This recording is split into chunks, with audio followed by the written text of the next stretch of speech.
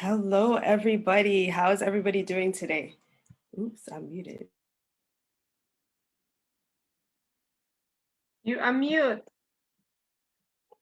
Ellie, Oh, eh. Good afternoon. How's everybody doing today? How are you, Esther?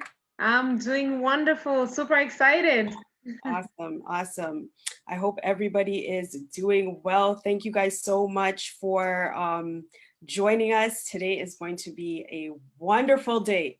A wonderful day. So talk to us, Esther. Tell us what we have in store. I see you have your Christmas tree up. You're in the holiday season.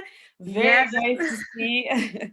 we have to get this going. It's at that time of the year. The holiday season is here. It's normally great, and it brings with it a warm feeling. 2020 has been a hard year, so just Right? having something to cheer you. Christmas trees and lights and songs, and everybody starts to feel merry. You don't even have to celebrate Christmas, but everybody just wants that moment. So today is super exciting. Of course, we have a great day ahead of us, a great panel.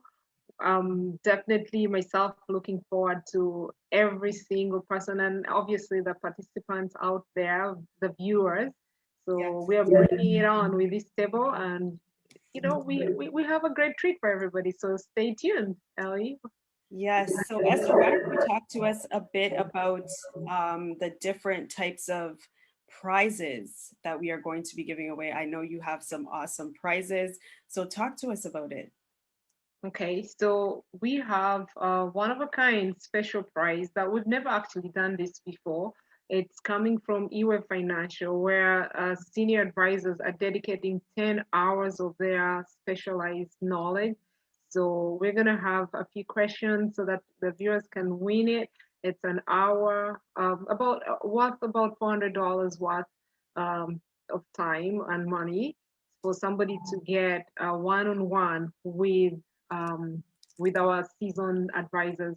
It's a complimentary financial needs analysis, and then if they have any specific questions, they can ask and get their finances together. It will be a great thing. So that's what eWeb Financial is offering so far. So Awesome. So talk to us about eWave.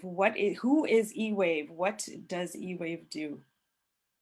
okay, so eWave is a financial company that is leading in financial literacy.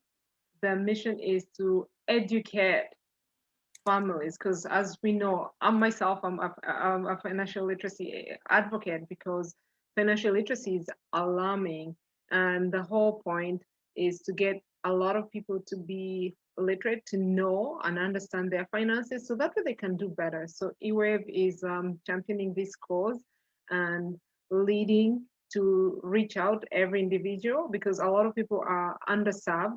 you know if you don't have the money, then nobody wants to talk to you. So EWEB is leading the cause and going on to talk to the underserved markets and help them learn and understand the fundamentals and teach them and hopefully get their finances in order. So yeah. Wonderful, wonderful. We are excited. We are excited. So make sure you guys drop your name in the chat for your chance to win. We're definitely going to be asking a bunch of questions, but we're also going to be picking some random winners for the prizes. I also have my book, Figure It Out.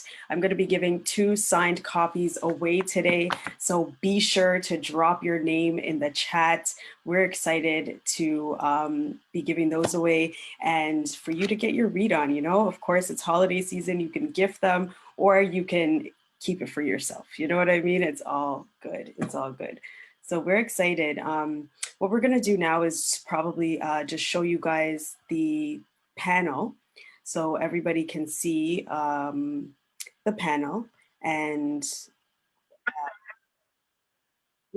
sorry, just so that we can see the panel and you guys can be introduced to who we have on the panel. So are you ready for that, Esther? Yes. Awesome.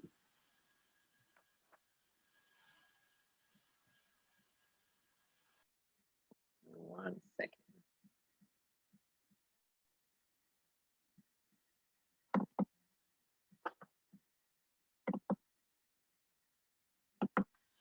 very excited and honored to have all of these individuals on the panel with us. We put the message out there after we had had amazing success with our summer edition. So when we had that success, we decided that, you know what, we're going to take it and we're going to run with this. So of course, we definitely want to thank everybody who participated in our summer event to make this possible and happen. And then everybody who is participating in this fall event, because it is definitely has been a wonderful ride getting to know everybody and also getting to see the different expertise and the different information and knowledge that everybody is going to be bringing to the table. So we're very, very excited and honored to have everybody here and sharing with us today. Right, that's exciting, Ellie. Thank you. I'm gonna go ahead and show you our participants.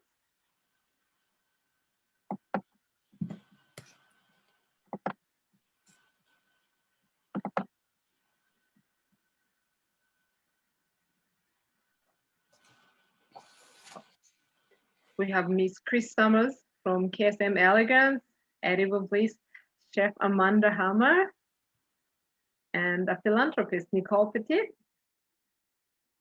Irie Hubs Apothecary with Jessica Michaud, and IJ from Get Drip.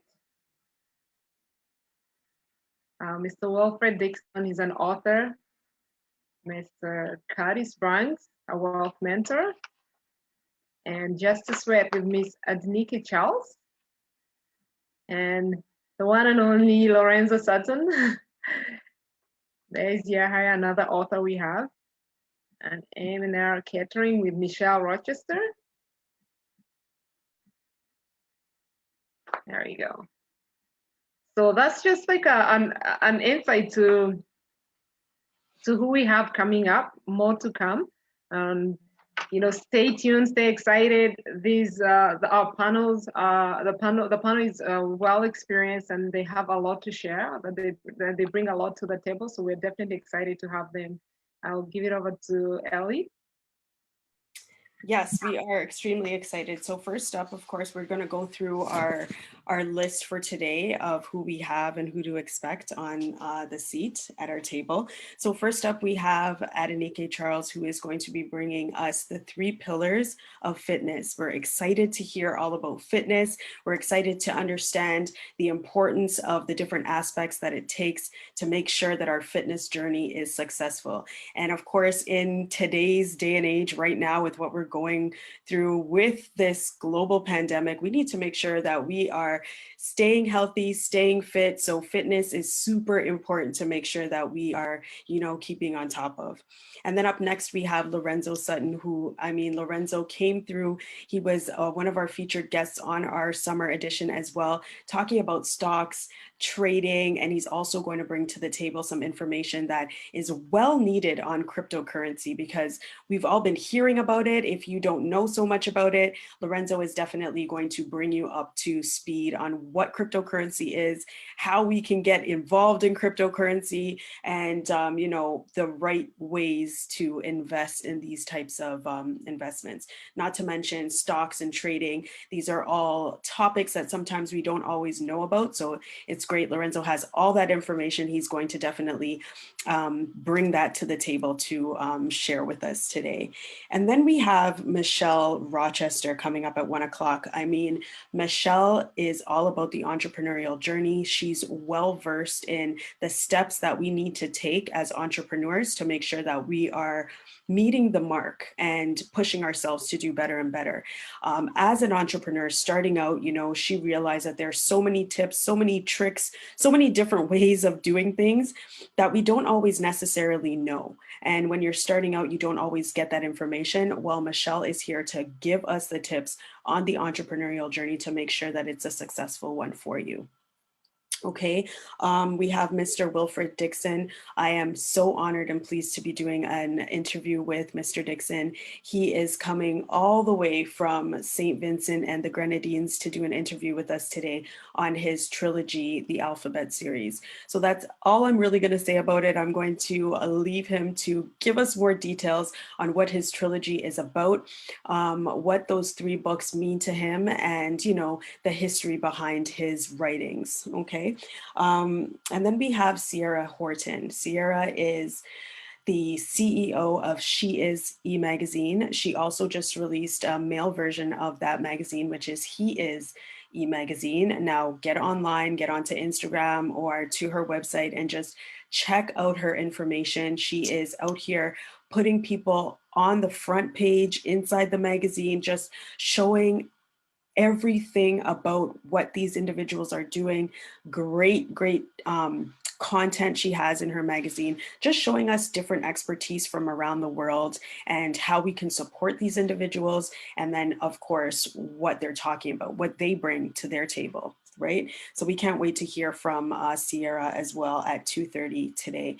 And then we have Mr. Curtis Banks, who is, of course, the wealth mentor. He is going to bring us to the table, speak about his expertise on your wealth potential. We cannot wait to hear the gems that he's going to be dropping on how we can be wealthy, what our actual wealth potential is, the keys to remembering certain things about finances. So we can't wait to hear from Mr. Curtis Banks today as well. And that is 3:00 p.m. today.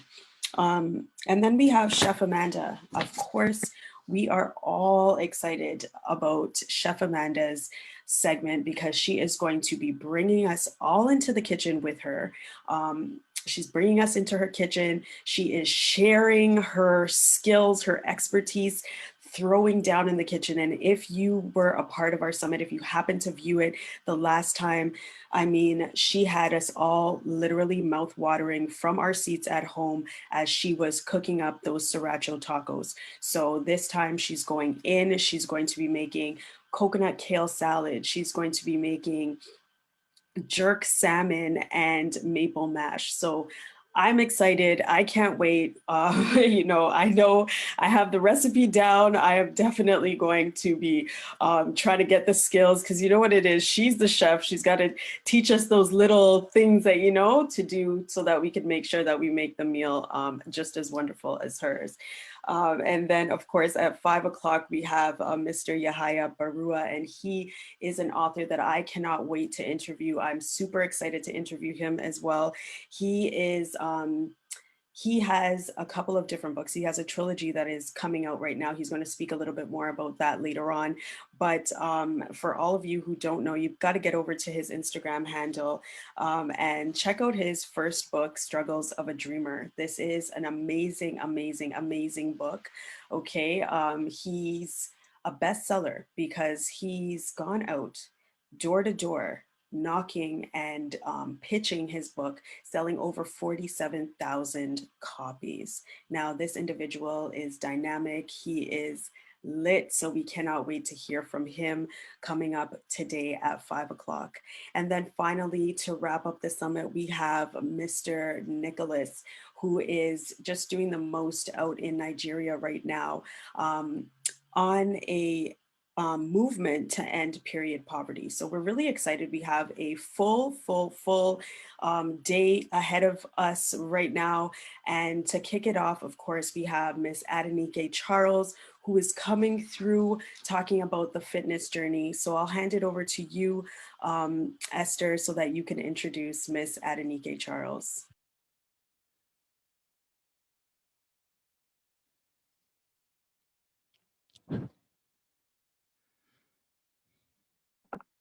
Thank you, Ellie, for that great intro on all our. Just want to stop this. Oh God, excuse me for a moment. Definitely didn't get this going. Let me just stop that for a moment. Thank you for that intro on our panelists. And right now, I don't want to waste any more time because Miss Charles is in the house. I'm super excited to have her on the panel. Miss Adeniki Charles works full time as an insurance claims manager and also is also the owner of Justice where fitness and faith transforms lives.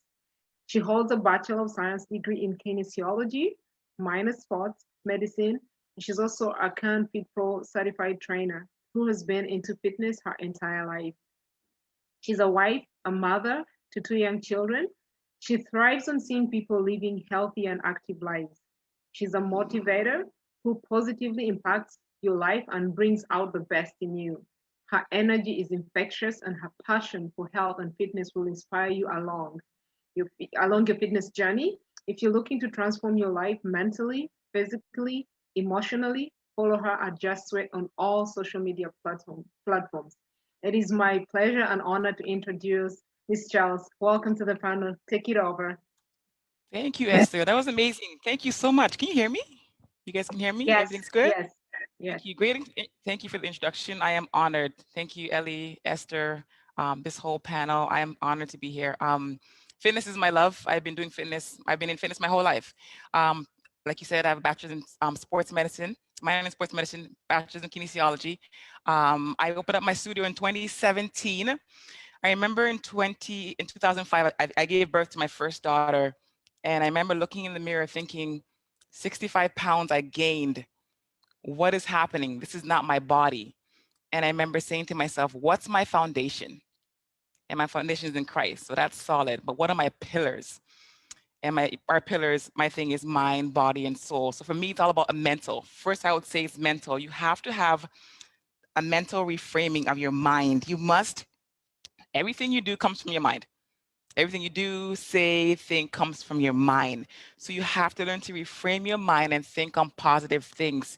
And once you have that mind frame and that mindset that, what I do, what I say, and fix your focus, that's where things start to thrive and things get better because we can only control what we put in our minds. So I tell my clients all the time, our mind is a battlefield.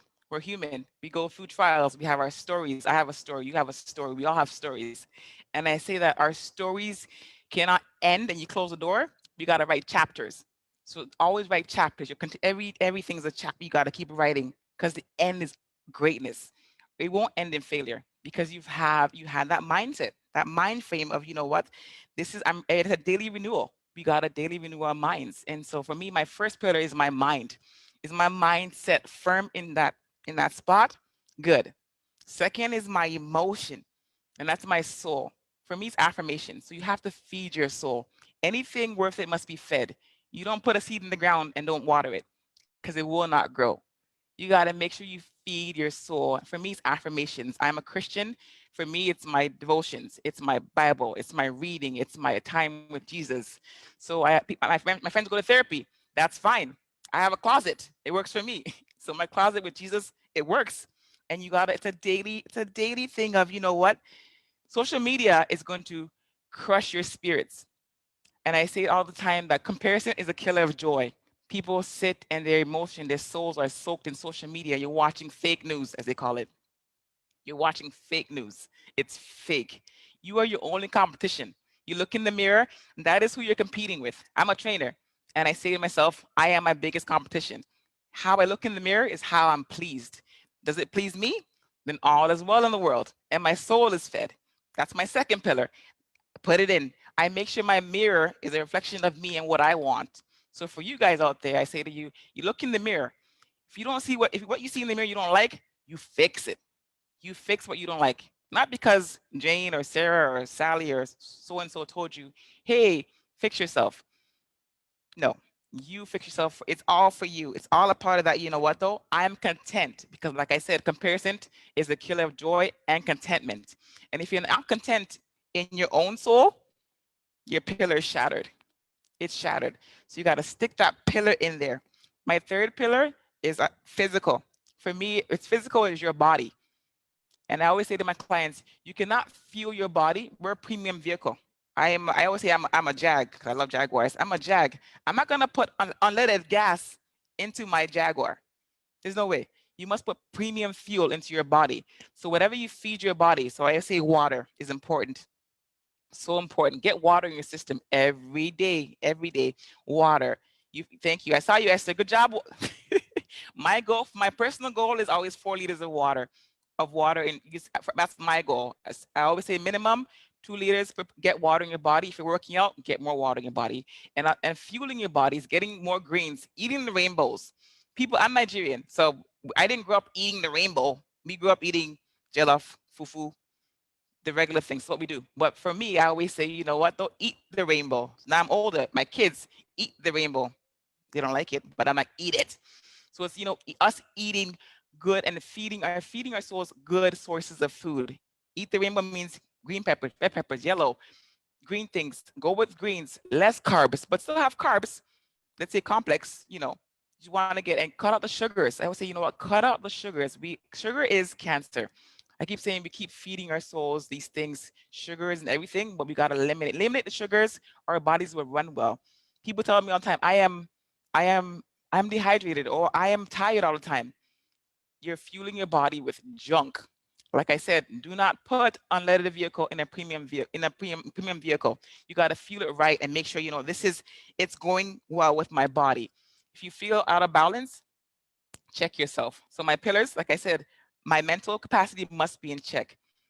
My soul, emotional, right? And my physical must be in check. And I put them all three. It's all three must be in alignment. And like you think about your vehicle, if your car is not in alignment, what happens? We roll off. So everything you do in life must be in alignment as to your purpose and your plans, not social media's plans, what you are. So as a trainer, I say to people, are your pillars in place? And how are they in place? And I ask the questions, what are they? How are they in place? And how are we daily renewing our pillars? How are we daily sourcing those things? And are you plugged into your source? My source is Jesus. I'm always plugged in. We all have phones. When the battery's dying, we run. Oh, I gotta plug it in. It's dying. It's 1%. It's 1%.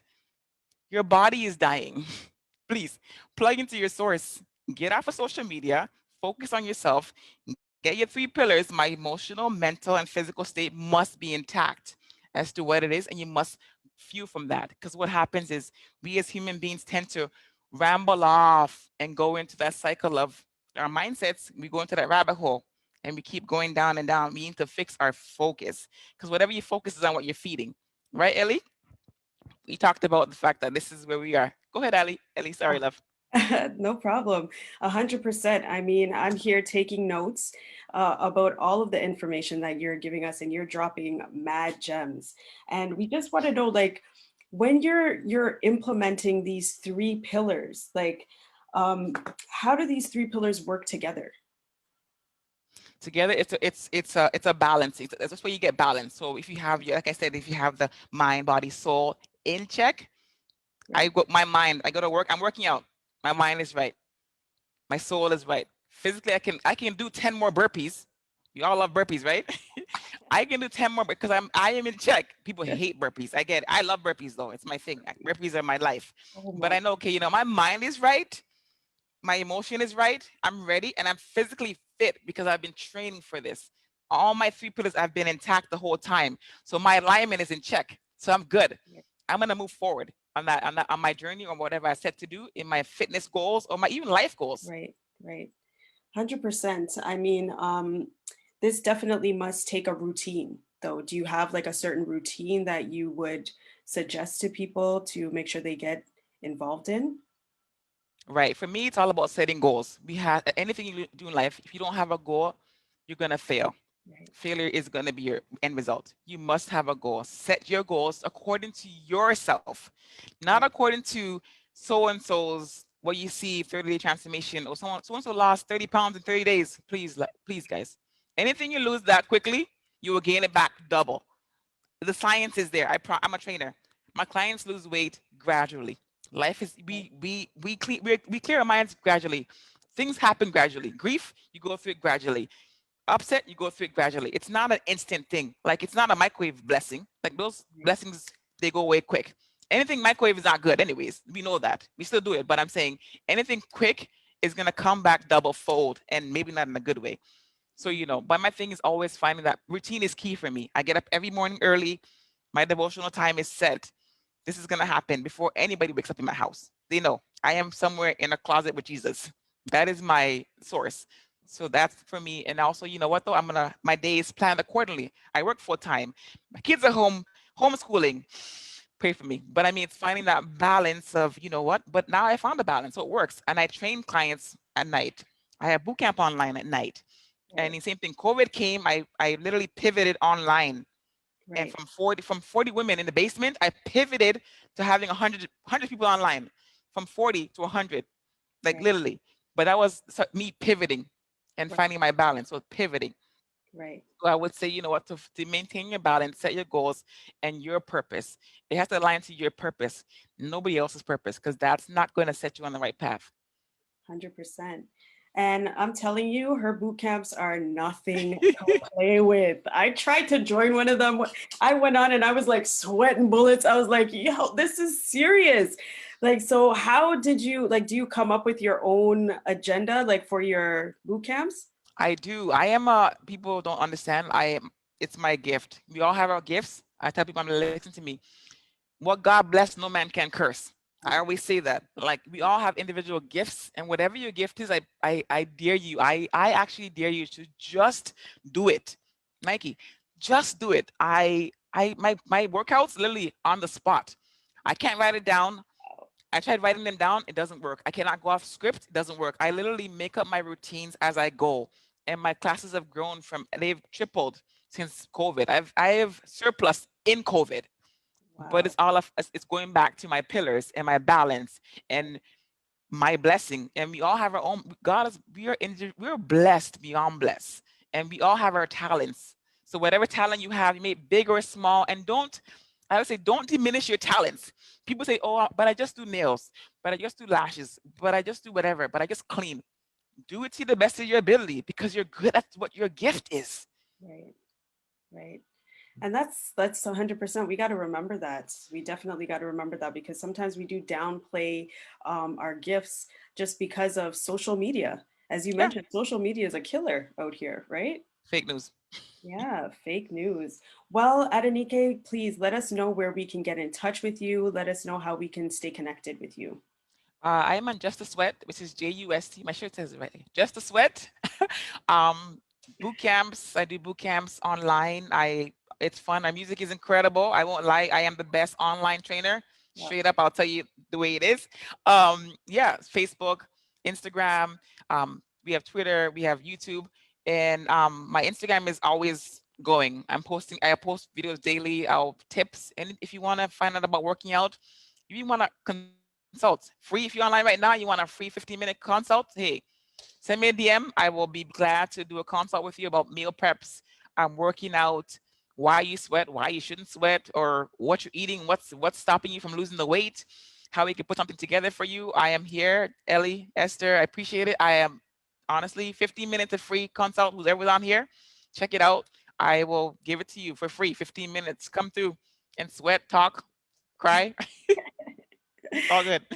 Yes. Thank you so much, Adenike. I appreciate you. Thank We you. appreciate you for coming in and dropping all of this great information on us. Thank you so Thank you. much. Thank you guys. Bless you. Have a great day today and good table talk. Bless you guys. Thank you. Thank you. All right. Take care. Yes, you too. All right, guys. I mean, Adenike just came through with so many gems, right? I mean, there is just too much to talk about here. Like, you guys, I hope you have brought your pen and your notepad because there's going to be a lot of information coming through today on the panel. There's just so much expertise, and she's here talking about. She set the standard for our day today. She's basically telling us what it is that we need to set in our lives. We have to have a balance. And it starts with your mindset because your mindset is honestly everything. Once you set that mindset, you set your goals, you're good to go. And always remember what she said too, never downplay your gifts. We are all blessed. We all have a surmount, like a huge amount of blessing in our own special, unique way. And I always say we all have this fingerprint. It's different. Nobody has your fingerprint. You can't go anywhere and find anybody like you on this earth. So you have something special to bring to the table. And we are grateful to have Adenike talk to us and just remind us about these important things. Okay, guys, so up next we have Mr. Lorenzo Sutton. Of course, we're all excited about Lorenzo coming in to talk to us about stocks, trading, cryptocurrency. You definitely want to make sure you open up a fresh page on your notepad to get this information down. Okay, so Lorenzo was born and raised in Chicago.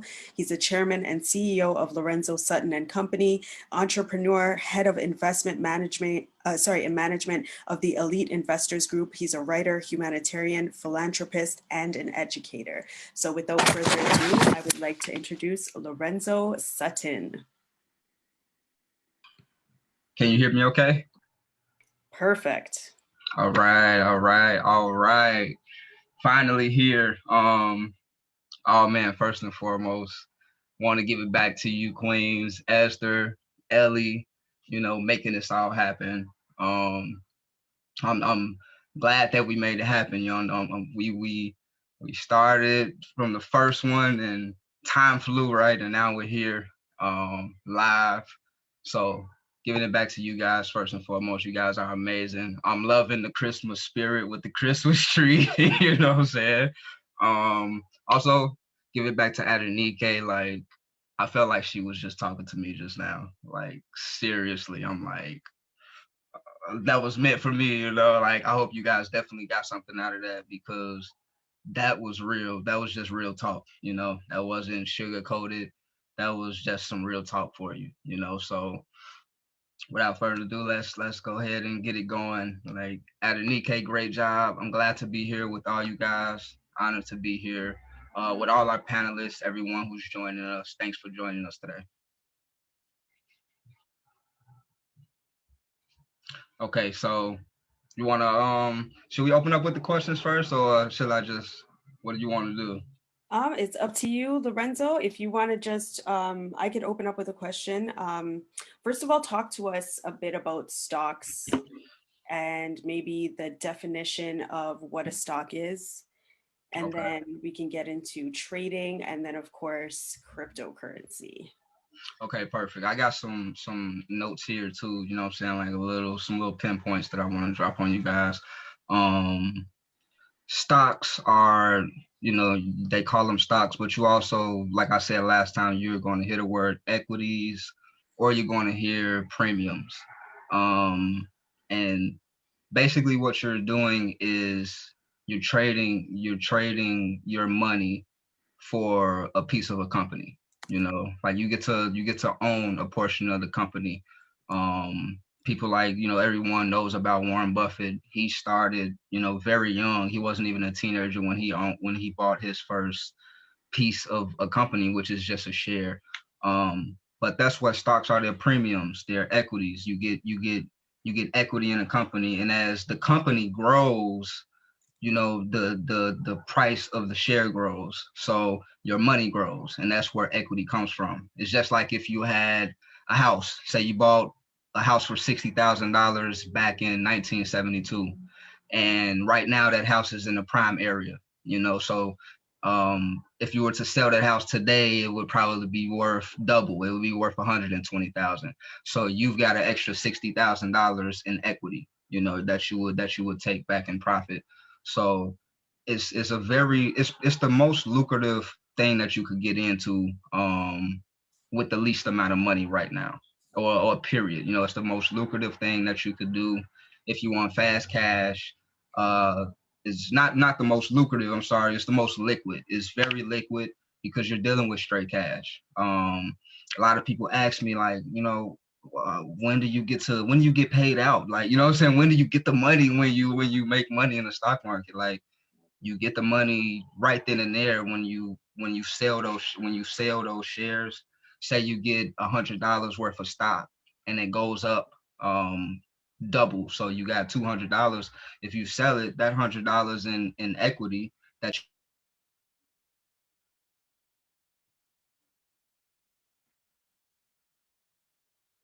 is not a big amount of money, but after a while you do have to start paying taxes. But you get the money, like a lot of people are like, do you have to wait 2 weeks? Do you have to wait a week? And that's where, people mindset that they want that fast money. And it is something that you can make fast money in, but it's also very, very risky. So um in a nutshell, that's what a stock is. All right, that's good to know. So when we go onto the stock market now we know what a stock is. We want to trade. Is that what we're doing with stocks, or what exactly is trading? Well, trading is different from, it's just like with real estate. Some people buy and hold. You got people, the like, how trends are set. You got people who are like fanatics with Apple, right? People have been holding Apple stock since it started, you know, and that's something that you could do, because the longer you hold it, the more it grows, the more equity, the more profit. You only get the profit if you actually sell it, but it's a way to put money, like let's say um savings account, right? They give you like 2-3% interest, something like that, a very small number. With the stock market, if you buy a share and hold it long term, you're going to make a lot more than a 2% return or a 3% return. You'll make a double digit or a triple digit return. So buying, there's different strategies that you could do. You could buy and hold. You could trade, which is like a lot of people like to say buying low and selling high, but you also can make money when the stock goes down, so that's the trading side of it. So you don't have to necessarily sell your stocks. A lot of people sell out of fear, or a lot of people just want to cash out. Hmm, okay. And then, of course, I feel like the stock market is just full of language we do not understand. Like, there's a whole bunch of terms that, I don't know, I just feel lost when I get, when I hear people talking about it. Could you Right. tell us maybe some terms that we may hear a lot of the time, and maybe you could define them for us so that we're not so overwhelmed with the language? Okay, yeah. So um a lot of people like I got a notification right now because I get all the news to my phone, and it says right here, stocks are expected to keep climbing. So climb, surge, you might hear those words. That just means that they're expected to go up, and they're saying already that we're going to have a bright 2021 in the markets, that is just going to blow next year. So you hear those words like a bull market. Like this month of November, they said it's going to be a bull market, and there's no way that there could be a bear market. And a regular person will hear that and they're like, I don't know what is that like. So you ever seen the running of the bulls? The running of the bulls is like where things are just surging. That's what a bull market is. It means that the stocks are growing. Um, a bear market is when things are slow. The market's either not moving. A bear isn't gonna run fast. The bears, like, they take their time. They're sluggish. They're cool, calm, and collected. They're not running like a bull. Um, so that's the difference between when something is going up or down.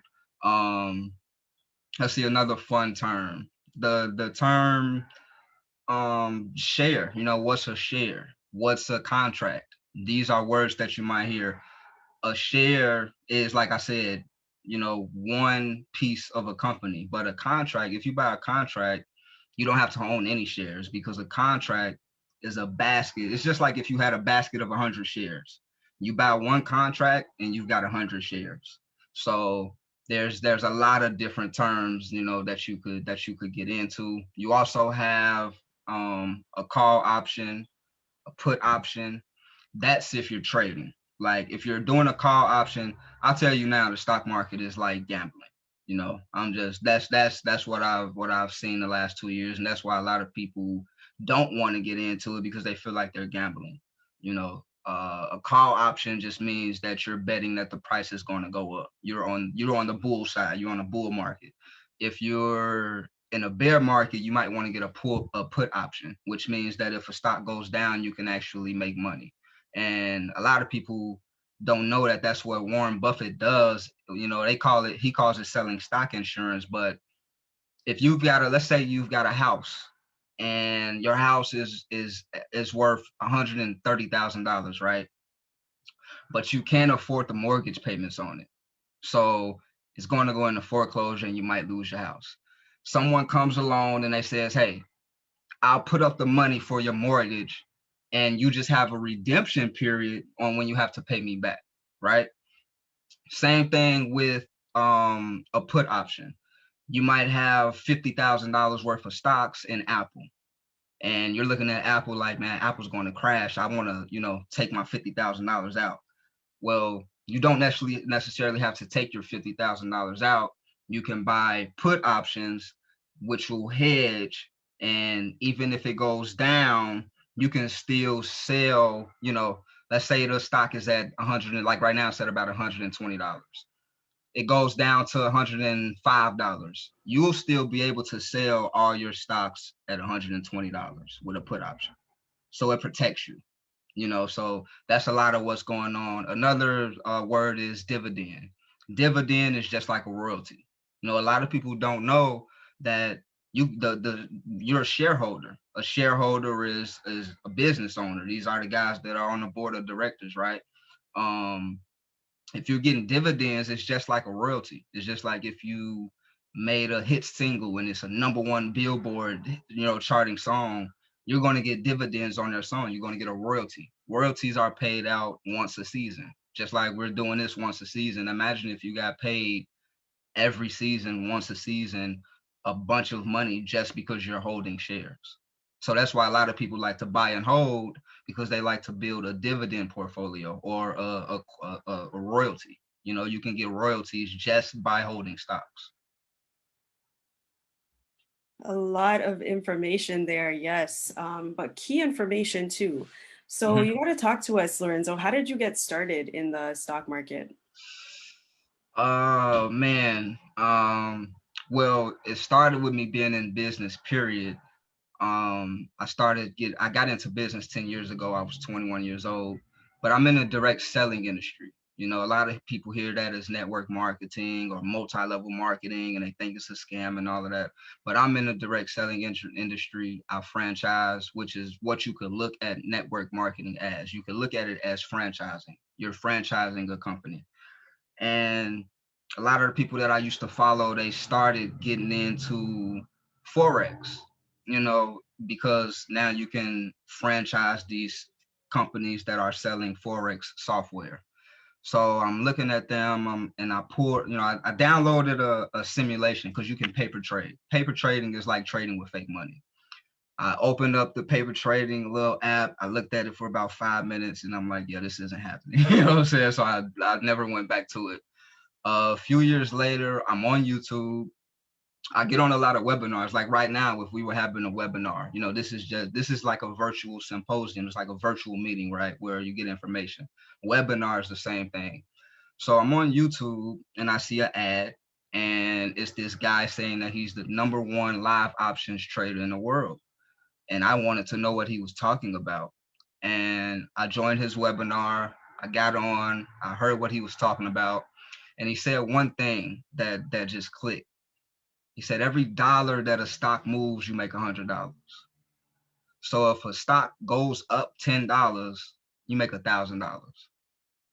And it was like a too good to be true moment. I don't have a lot of moments like that. Like a lot of things I know are true. People just, still confused about money. That's what scam stands for. SCAM, you're still confused about money. But, I didn't feel like he was scamming people. I wanted to see if he was, telling the truth or not. So I placed my first call option.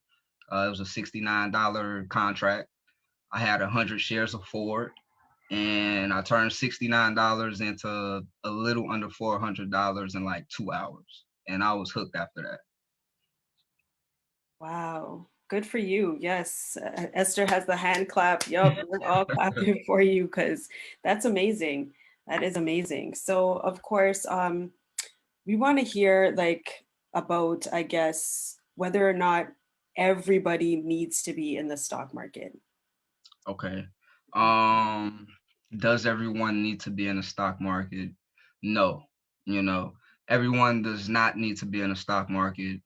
um it's not for everybody, just like direct selling isn't for everybody. Writing a book isn't for everybody, right? Going to the gym isn't for everybody. You know what I'm saying? They might make you feel like everyone should be doing this. That's because they probably want to make money off you, and if everyone gets in, they are going to make money. But you can lose a lot of money, and it's not even about that. um Sometimes you want to start something of your own. Even if you do have a lot of shares, it's still someone else's company. You know what I'm saying? So a lot of people should start their own business maybe, but everyone doesn't need to be in the stock market. It's not going to make or break you if you don't get in the stock market in your lifetime. um is it something that I feel everyone should at least learn or be aware of?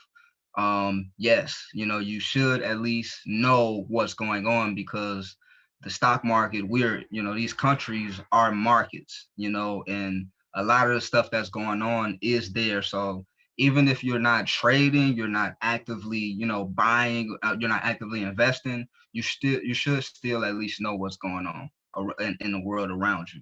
So that's what I would say. Like, you should at least know what's going on. Right. And then, so how easy is it for people to learn the stock market? From what I understand, you can teach a young individual, the rules of the market. So talk to us a bit about that. Um, it's very easy. It's super easy, and that's what blew my mind. Is like, I got it when I got into it. I was 30 years old. I was, going on my 30th birthday, and I'm like, 30 years and no one taught me this, and it's super easy. Like, why doesn't even anybody even notice it's that easy? It's very easy. Like I said, all he said was, if it moves $1, you make $100. That's all. I didn't learn anything else. You know what I'm saying? That was literally it.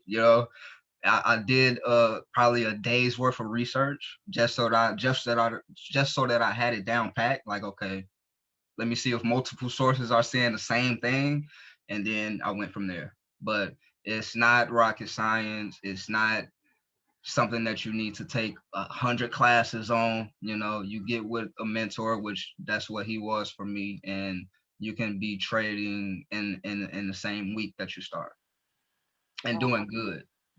Wow. Okay, so we of course want to know about this cryptocurrency.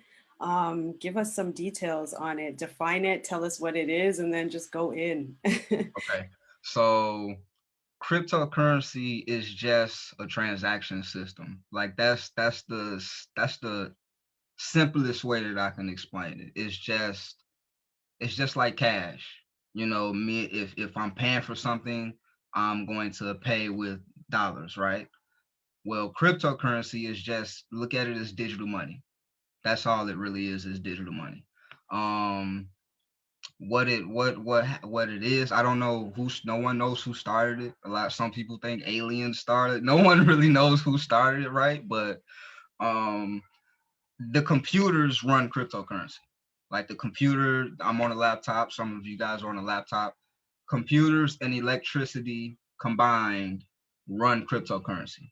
It's decentralized. No bank or government owns it. Like, it's literally like your own thing. Like, I know a lady started her own crypto coin. She's got her own coin, literally. It's called the guap coin. No, it's called the guap coin. And it's like, I don't know if I want to start my own coin. I got my own currency, but basically what it is, these computers are doing real hard math problems that a person could never solve. And every time the computers solve a math problem, it goes on to what's called the blockchain. And when you get into cryptocurrency, you're going to hear about the blockchain a lot.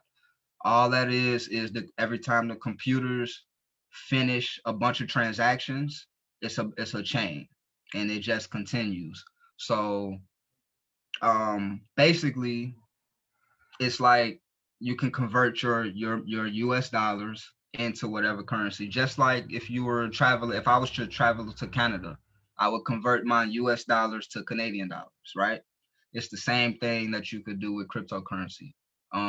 It's just like I said, it's just another form of payment though. And in the future, like in the future, I don't know if it's going to be the near future, but in the future, a lot of people are going to start shifting to cryptocurrency because they're thinking that the dollar is going to crash and stuff like that. So a lot of people run, just like before cryptocurrency, everybody will run to silver and gold. You know what I'm saying? When they think that the dollar is going to crash or the stock market crashes. Now everyone's running to cryptocurrency, but it's really just another currency. It's not nothing major, you know what I'm saying, or super scientific. It's just another currency. So is, I guess, Bitcoin the same as cryptocurrency? Yeah, so there are over 100 coins. You got Bitcoin, Litecoin, Ethereum. Like I said, a lady made her own coin called WAP coin. You've got so many different coins. I actually checked last night. I'm my coin that I am invested in is up about 10%. And if you are going to get into cryptocurrency, I would advise all of you right now to, if you don't have Coinbase, you know, take a few $100s and buy Ripple or XRP, because Ripple is the next Bitcoin.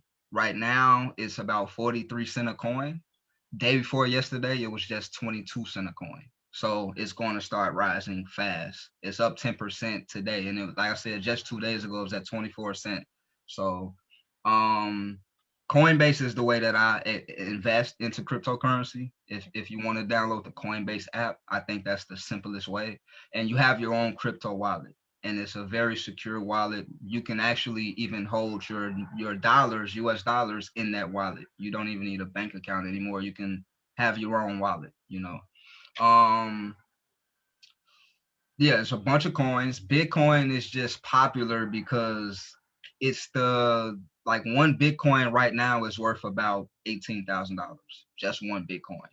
So Bitcoin is just the one that's exploding. Actually, like how it's at 18,000 right now, back in 2015 it did this. Like it literally just went from 9,900 to 18,000 in a matter of days again. And I watched it back in 2015 do that in a matter of minutes. It went from like 11,000 to 19,000, but it crashed and now it's back up to 18,000.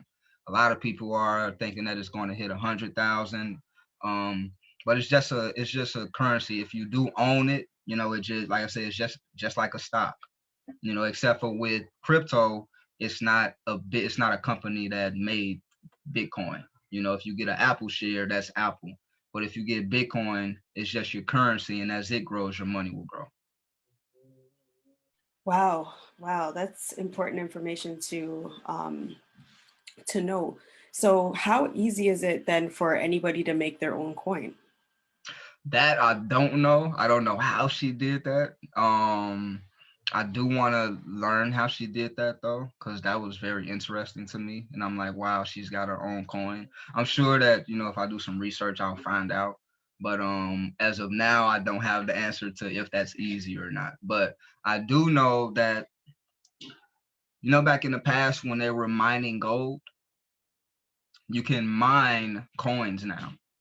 See what I'm saying? So that's why I say that's what the computers do. If you were to set up a bunch of computers in your house right now and you set them up with a mining software, those computers will actually help create the Bitcoins or whatever coin you want to mine. And you will make money as those computers help mine coins. So that's what's going on right now. If a lot of people don't know, like they're mining these coins. Awesome, awesome. And so you have a lot of information. There's a lot of things that we need to know when we're getting started on, investing into the stock market, investing into these Bitcoin or this coin or that coin, right? So how can we like get more information from you? Do you do any classes? Um, I like to do one-on-ones mainly. I'm working on a stock booklet. It's not ready yet because I keep filling it with new information. Same thing with the credit book. I help people build their credit as well. But with getting in touch with me as far as wanting to learn more about the stock market, you could just reach out to me by email. You could DM me on Instagram, Facebook. Um, my Instagram is Lorenzo S Official. That's all one word. My email is the number two GI biz. So that's two GI biz at gmail.com. And I like to do one-on-one classes mainly. Okay, one on one. And then, so let's say, I have my kids, I'm interested in getting them organized and learning about the stock market. Do you do one on ones with the kids as well? As far as with the kids, first thing with them is teaching them the terms. Right. Once they understand the terms, then I'll go to the next step with them. But the first thing would definitely be teaching them the terms, teaching them what a company is. Um, those small things. Once they understand those things, then have they'll be able to see a little broader, and then you can bring charting in. Like with my daughter and my nephew, they just sit and they literally watch the chart. They see it going up or down. The kids are quick to learn. They understand, oh, it's going up. Oh, look, it's going up. Oh, it's going down. Like that's simple up and down, So first thing would be teaching them about money because it's all money at the end of the day. Um, Once they know about money, then you teach them about how, as a company grows, you make money. So once they have that understanding, you know what I'm saying? They understand that's the stock market. You can invest in something, you keep putting money into it, it grows and it makes more money. So that's like a simple way of breaking it down to kids. But I really like to show them the chart, and once they see that it's going up and down, that fascinates them. You know what I'm saying? Like for some reason, it's very fascinating to them. So learning the terms, learning about what money is and what a company is, what a business is, and why you want to grow a business.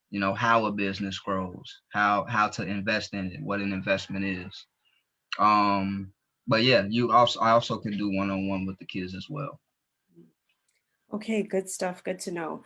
And of course, it's really important for our kids to learn financial literacy. Right. So that's important. And then as adults, it's important for us to know financial literacy as well, because it's not really something that's taught in the school when we're growing up. Sometimes, just as you said, you were taught about it. You kind of self-taught yourself. You know what I mean about the financial literacy. So it's really something that. As individuals, we need to make sure that we are aware of. So, Yeah. I, mhm, I I talk to some people and they're like, you're speaking another language to me right right, now. Like, and we just, and that's another, the people who do get into the stock market, I feel like those are going to be the people to not just getting into the stock market, but starting a business and getting it on the stock market so that other people can invest in it. Because that's basically what you're doing. Like if you started a small business and you were looking for investors, right? Hey, I need 10 people to loan me $500 to start a business. As that grows, you're going to give them their money back plus more, right? right, And then they might want to invest back in. So it's the same thing with the stock market. That's what these companies are doing. Like Airbnb is about to get on the stock market. Robinhood, where a lot of people learn are trading. A lot of people are at home. They're on a Robinhood app right now. Robinhood is about to go public. So you can start a company, a real company right now. And as it grows, you can file to get your company on the stock market. You can file for IPO to go public. And then people will see your company and they can start giving you money to grow your business. So those people in the future, those of us who do that, that's where the wealth gap will change, because when you've got something that the people can invest in and it's a service, it's something that's really helping people, they won't have a problem investing in you and supporting you. It's just like people are investing in Apple right now just because they love the technology, but um owning a business that's ours and getting it on a stock market, like I feel like that's the next. Whoever does that you know, in the Black community, like that's going to be a big move. For sure, for sure. Well, I just want to thank you, Lorenzo, for hopping on. You are full of knowledge and information, so that was great. We definitely appreciate you coming to the table. And for all of you out there who are interested in getting in touch with Lorenzo, make sure you check the chat, hit him up on Instagram, send him a private message, let him know you've seen him dropping some gems over here on a seat at our table and you're interested in that one-on-one. All right, I'll hand it over to you. Thank you so much, Lorenzo. We I appreciate you. appreciate it. I appreciate it as well. You're very welcome. All right. Okay, Esther, go ahead. Wow, I am blown away. Lorenzo, I need a one-on-one. This is exciting. Thank you so much. We You're really welcome. appreciate you for being at the table, not the first time, but the second time. And definitely looking forward to having you again. This is something that everybody needs to know. And one key point that I really want to point out, and Ellie said it too, financial literacy starts as a child. It's very important. Once we educate the kids, then you know that you're not going to have trouble with the adults. So Right. financial literacy is for everybody. And this is one movement that I know a lot of advisors out there and a lot of companies, like one of the companies that is giving away 10 hours of financial advice with any of our participants today. Mm-hmm. Financial literacy is a huge thing. eWeb Financial that really is cheerleading and spearheading this movement of financial literacy. So I'm so happy that you are also on this movement of financial literacy, not Right. on especially in the Black community because we need it. So I'm looking forward to having more talks specifically designed to financial literacy, not only for kids, but for adults. So thank you so much. We have Michelle Rochester in the building, and it's a privilege and honor to introduce this queen. I know we missed the last time we had the summer summit, but let me take a moment here to introduce Michelle Rochester. She's a serial mompreneur. And can you imagine a mompreneur? So mothers, if you're out there, you know this is hot. So a serial mompreneur who resides in Toronto, Michelle was able to make ends meet by becoming an entrepreneur. I don't know how she did that being a mother. She's going to tell us, on top of juggling being a parent on what life throws her way. She's the founder of the M&R Catering and the Hustle Hard Foundation. Please welcome to the stage, Michelle Rochester. Please go ahead, take it away. Thank you so much, Esther. Thank you for having me. Thank you, Ellie. I just want to reintroduce myself. My name is Michelle Rochester. If everyone can hear me, please drop some 111s in the chat box so I know that everyone can hear me, that you guys are all paying attention, that you guys are alert. Drop some 111s in the chat room. Okay, you guys can hear me. That's great. So as Esther introduced me already, I'm just gonna elaborate a little bit more. I am a serial entrepreneur. I decided to start my journey last January of 2019, and I don't regret it at all. I usually say to myself, why didn't I start earlier? But nothing happens before the time.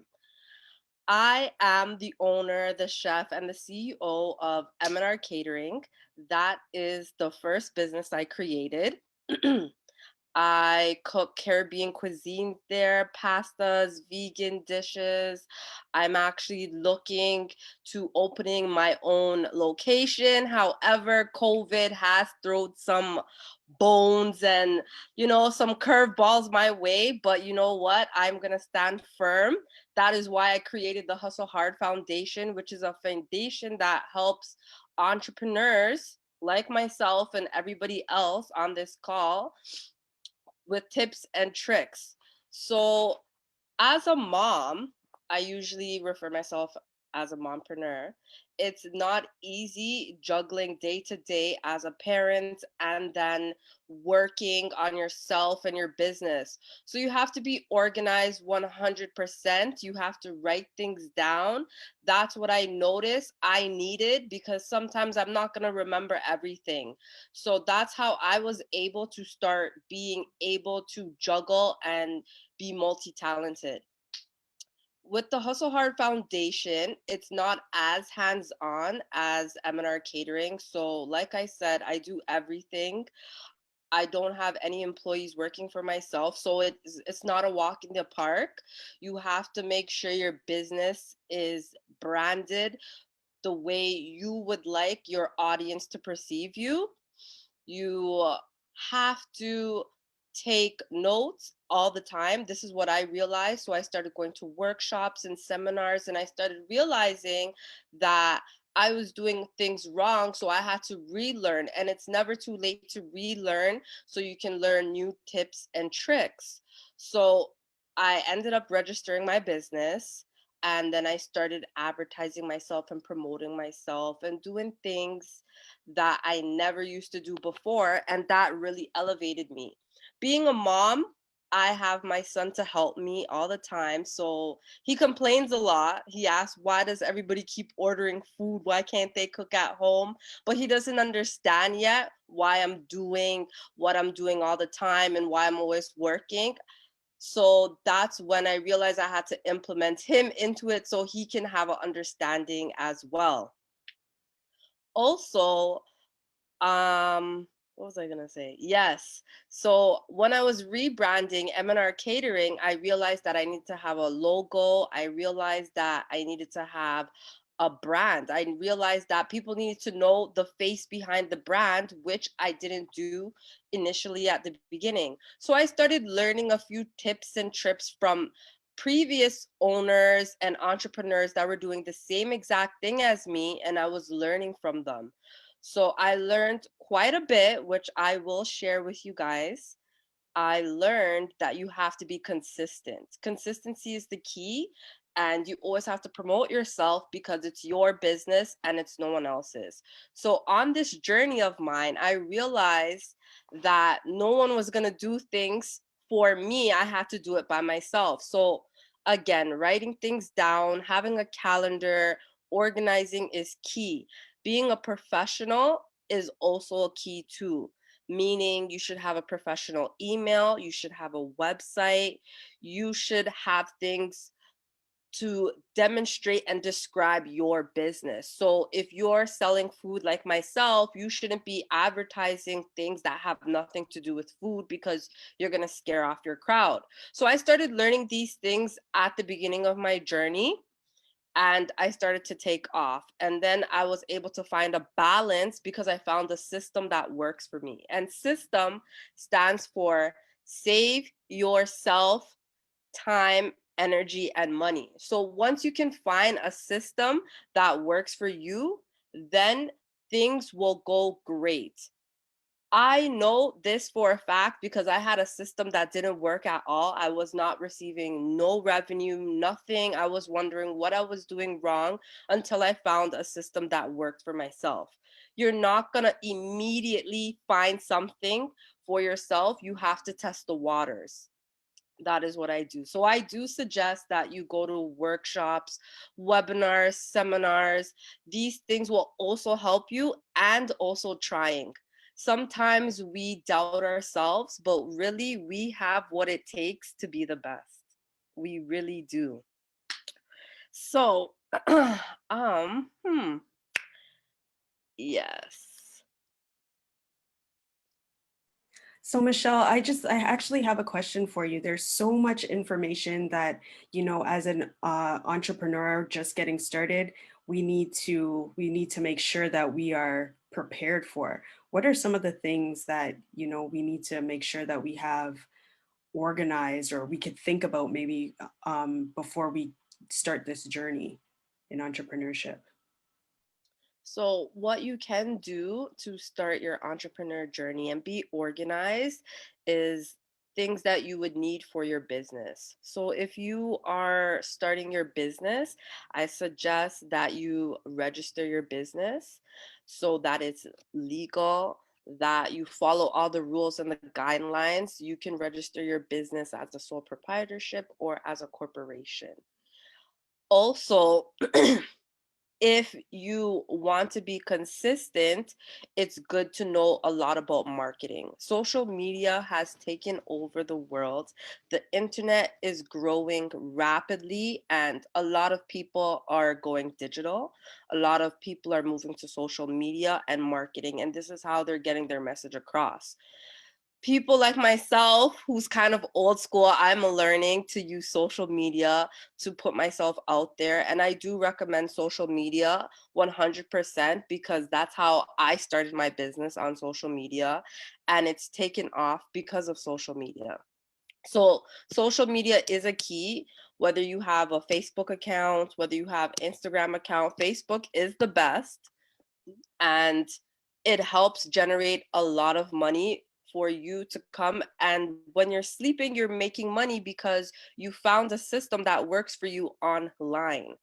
Also, you need to realize what colors you're using for your logo, because these colors rec- they they have an instinct to the eye. So when you see a color like red, it's an alert color. There's different colors that entrepreneur use to attract people's attention to their pages. So these are important. If you go on Google, they have all the definitions of each color when you're promoting things. So I strictly use certain bold colors like black because it gets my message across, and red because it's reminds certain individuals as a stop sign.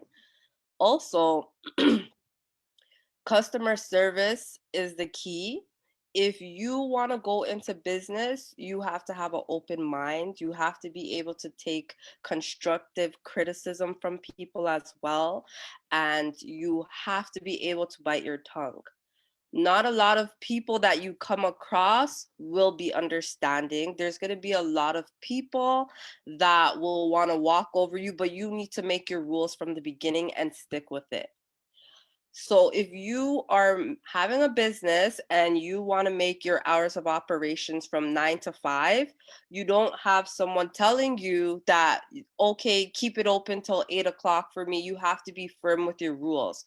So write down your rules, your code of conduct for your business. I'm in the catering business and I get a lot of strangers come to me, give me free delivery, give me free this. You have to be strong and stern, because if you give discounts and you give free deliveries to these people, word of mouth spread, just like advertisement. That's the best advertisement. And then they would be like, Michelle gave me discount on this. Oh, she didn't charge me delivery, she probably won't charge you. And then that's how things can get, you know, the wires crossed and everything. So this is why you have to be firm when you're an entrepreneur. And it's really hard to say no when you weren't always used to doing something like that, which I'm learning, and I'm always saying no, which is great because you don't want anybody to come and ruin your brand. Also, you have to learn everything that you need to know. So once anybody asks you a question, you're able to answer it and be confident.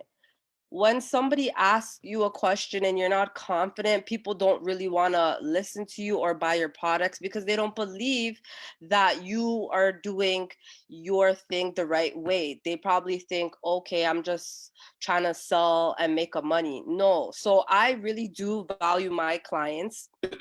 I listen to what they say, but as again, I do stick with my words firmly. Um, And for my mompreneur journey, I've just realized going through my journey that you just have to literally go with the flow, because there's high days and there's low days. There's days where I'm getting orders every single day, and there's days where I'm not getting orders every single day. And sometimes this can be very discouraging. What you need to do during these times on your low times is go back to the drawing board. try to think of new solutions to your problems. Try to figure out what you're doing. Figure out if there's an upcoming sale coming. There is a calendar on the internet that has every new holiday, which is entitled to social media, like Black Friday, Sister Holiday, Brother.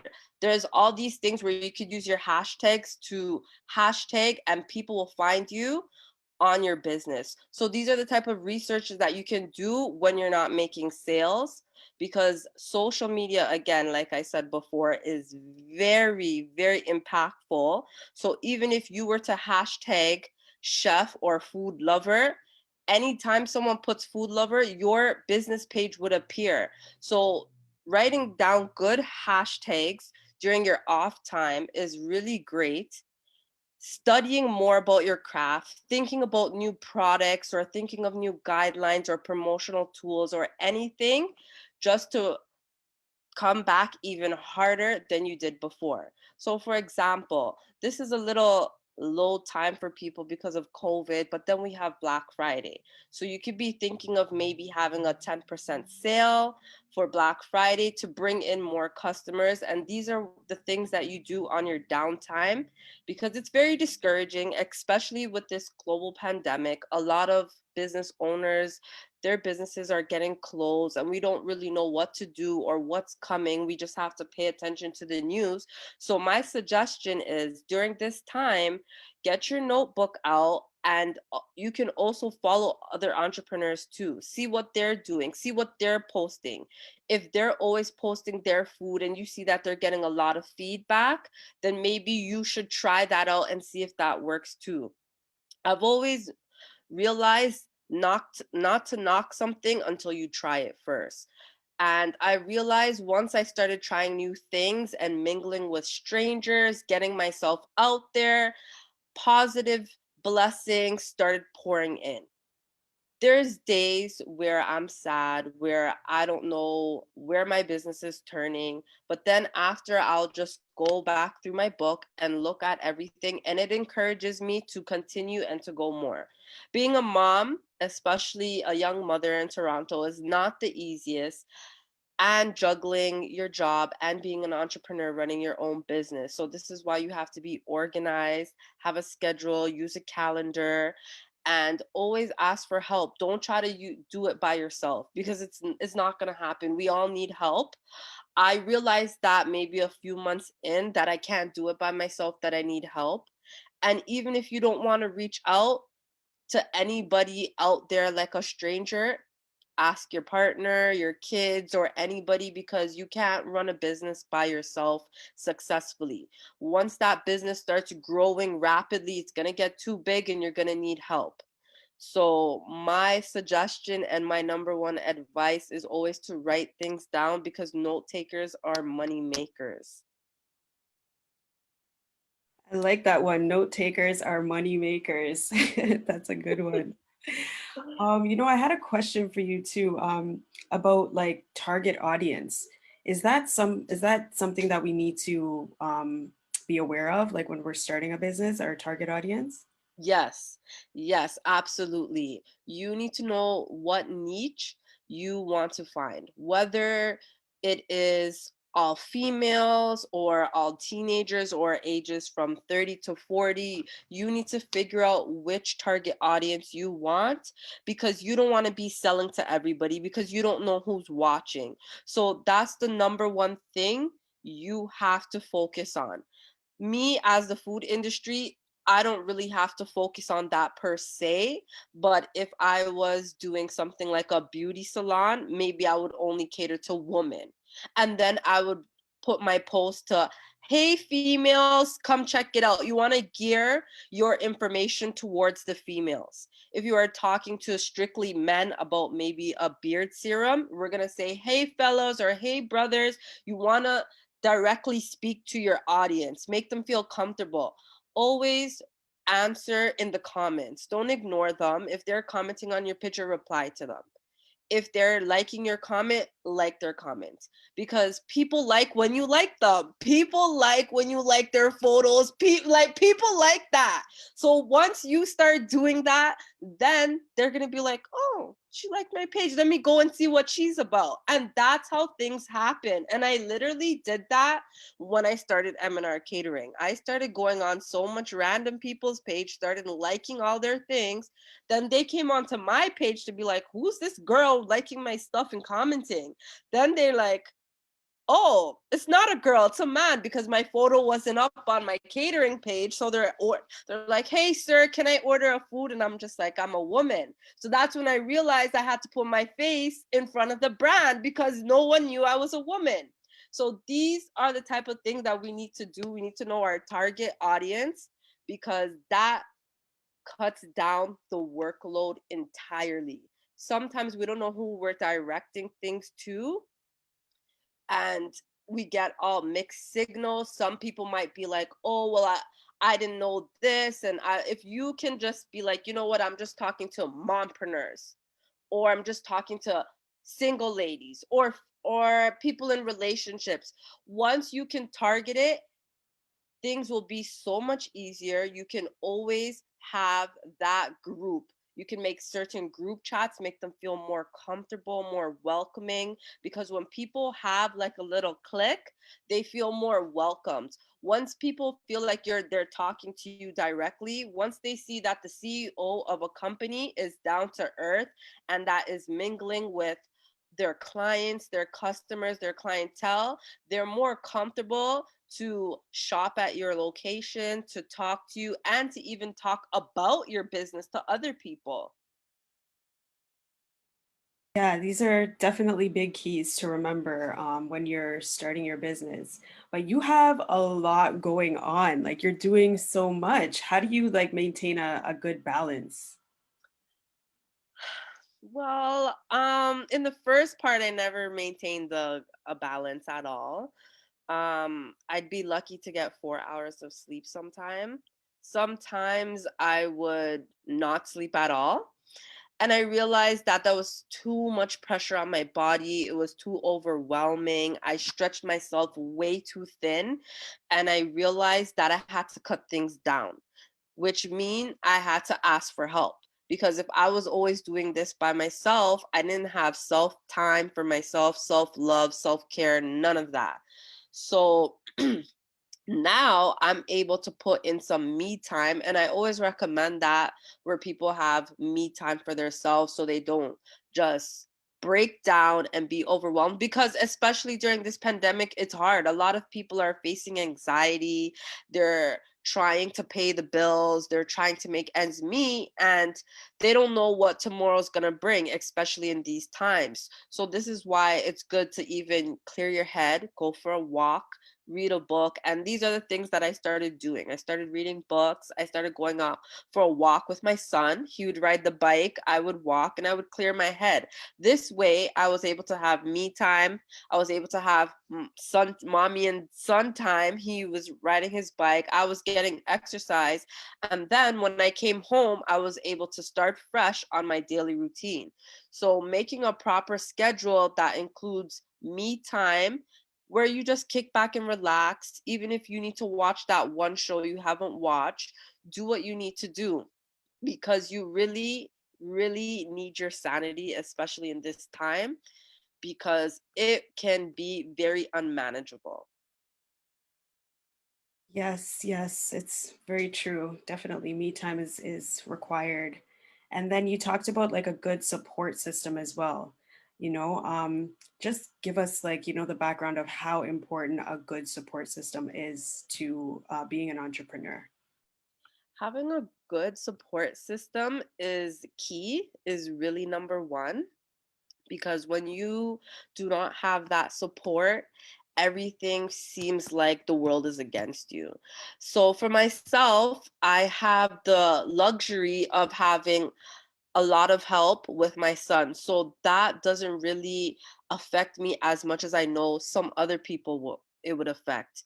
So I try not to burn my bridges, especially with family members, friends, because I never know when I'm going to need them in the long run. And I have them now and they're great. I have some of them supporting my business, reposting my flyers. If I have to make deliveries or do a long distance show or anything, I have someone to watch my son. So this is very helpful. It gives me that peace of mind that I have that time to just focus on myself and my work and do it instead of, worrying about who's going to watch my son and worrying about those things. So I have that in place, having a great support system that tells you you did a great job, that you did good. Those things go a long way, especially when you don't hear it often. And then you have the people in your corner to tell you did a great job or you're doing amazing. Those things help. Even if you probably feel like you're not doing it, it goes a long way once you have a great support system. Yeah, great support is definitely required and needed when we are doing, these business ventures, especially you, because you're a serial entrepreneur. You've got a lot on your plate. I mean, you are only talking about M&R, but you have a lot going on. So talk to us about where we could find you and how we can get in contact with you. And if we are looking to, reach out for some food, where we can get some. Okay, no problem. Well, you guys can find me www.mnrcatering.ca, or you can just put MNR Catering in the Google engine. I'm also on social media, Instagram, Facebook as MNR Catering. I'm on Twitter, but I haven't been keeping up with Twitter. It's just a lot. But I am on Twitter with Michelle Rochester, and you guys can get in contact with me. I do catering and meal preps only because I'm working on a location, so I can offer single dinners from a location. So I'm crossing my fingers and hoping that sometime next year I'll be able to open to the public. Awesome, awesome. And just quickly give us a little bit of information on what else you do. What else I do? So I help entrepreneurs and I promote them. I give them information about their businesses and e-commerce and how they can navigate their business and grow their following base. I also do forex trading, that's investing in currencies. Um, and it's a MLM, which is like an internet-based company who teaches you how to trade forex currency. I am a parent as well. I'm a mompreneur. So I'm doing a lot of things. I have different projects I'm doing. Awesome, awesome. Yeah. So I just want to thank you so much, Michelle, for coming on to A Seat at Our Table, for joining us and dropping all these gems, super important information that we need to make sure that we are aware of when we are embarking on this crazy entrepreneurial journey, right? It's, Yes. yeah. Yes. It's crazy. 100%. But thank you so much, Ellie and Esther, for having me. I really appreciate it. This is a great platform. I am so honored that you guys found me and allowed me to be a part of this experience. Wonderful. And we were glad to have you. We appreciate you. So thank you so much. And we'll definitely keep in touch. Make sure you guys head over to Michelle's page on Instagram. You're definitely going to just get instantly hungry because the food just looks amazing. Definitely want to order some meals and then support her. She's got a whole bunch of other things going on that we definitely can support. So thank you so much again. All right. Thank you. Thank you. All right.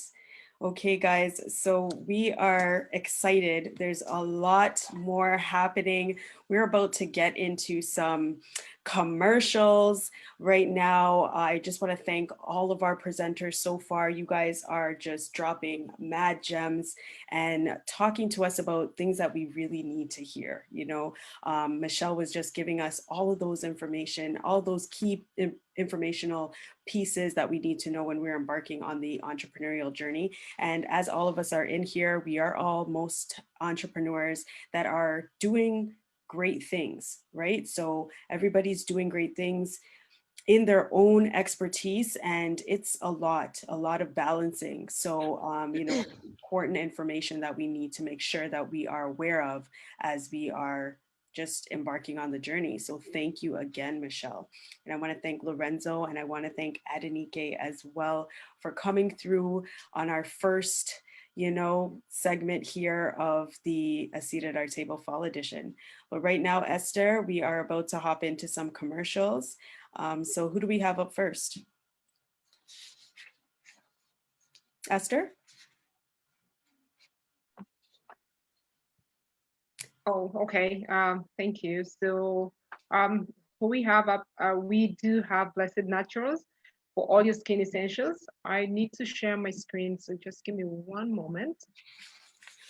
Yes, so Blessed Naturals, we have Blessed Natural here to serve you with all of your natural supply for the entire family. So they do 100% natural skincare products for everybody. Okay, so your entire family is covered from head to toe, lips, body, face. They even have beard oil for the men. So we've got mom, dad, kids, grandma, grandpa, everybody covered. The company provides superior quality products using 100% all natural ingredients for your benefit and pleasure. So make sure you guys head over to their Instagram and check them out, Blessed Natural Products. So we're really excited to see what they have going on. Head over to them. They have a whole bunch of different products, bunch of greatness that they have to offer. So we're about to see their flyer. Okay, so yes, this is Blessed Natural Products. As you can see, they do hair, body, face, and lip care. And as I mentioned, they also have that beard oil for the men. So if you are interested in any 100% natural skin products, make sure you head over to Blessed Natural Products for their 100% natural skincare supply for the entire family. All right, Esther, who do we have up next? Okay, coming up next is eWare Financial. So eWave Financial, we can, I guess, show their flyer, and then maybe you want to introduce eWave and tell us a bit about their company and what they do. Sure. Okay, here we go. All right, so eWave Financial, one moment, I have my notes here. So eWave Financial is a leading financial literacy revolution and redefining and creating preservation of wealth. So their focus is financial literacy, and as by the company, they've identified that financial literacy is one of the largest. Look at it as a disease that is affecting us on the planet. Over 11 billion people are financially illiterate. So that's one of their motives, is to make sure that they educate starting locally. eWare Financial is based in Toronto, and it is at 20 DuBois Drive, Suite 305. They're providing solutions for clients and their associates to enable them build and protect wealth. So you want to go to ewavefinancial.com, ewavefinancial.ca. You can find them on social media, Instagram at ewave.ca, on Facebook, on LinkedIn. So they are giving away today, as you can see on the flyer, they're giving away 10 hours of a complimentary financial needs analysis or consultation to winners from A Seat at Our Table. And this is 1 hour per lucky winner. So drop your name in the chat box. We'll be choosing a winner from there, and there'll be some questions later on.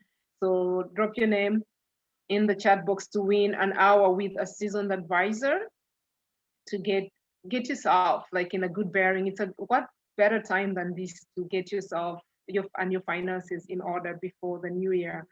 So that's eWave Financial. They definitely reach out to them on social media, coordinate, and I'm happy to help anybody with extra information on eWave. But ewavefinancial.com or ewavefinancial.ca. So today, make sure you take advantage of that. So coming up next is iRehabs. iRehabs Apothecary with Jamie Shaw. You getting that, Ellie? Oh, for sure. Yeah, we have iReherb coming up next. So you guys Yes. just stay posted for the video on iReherbs.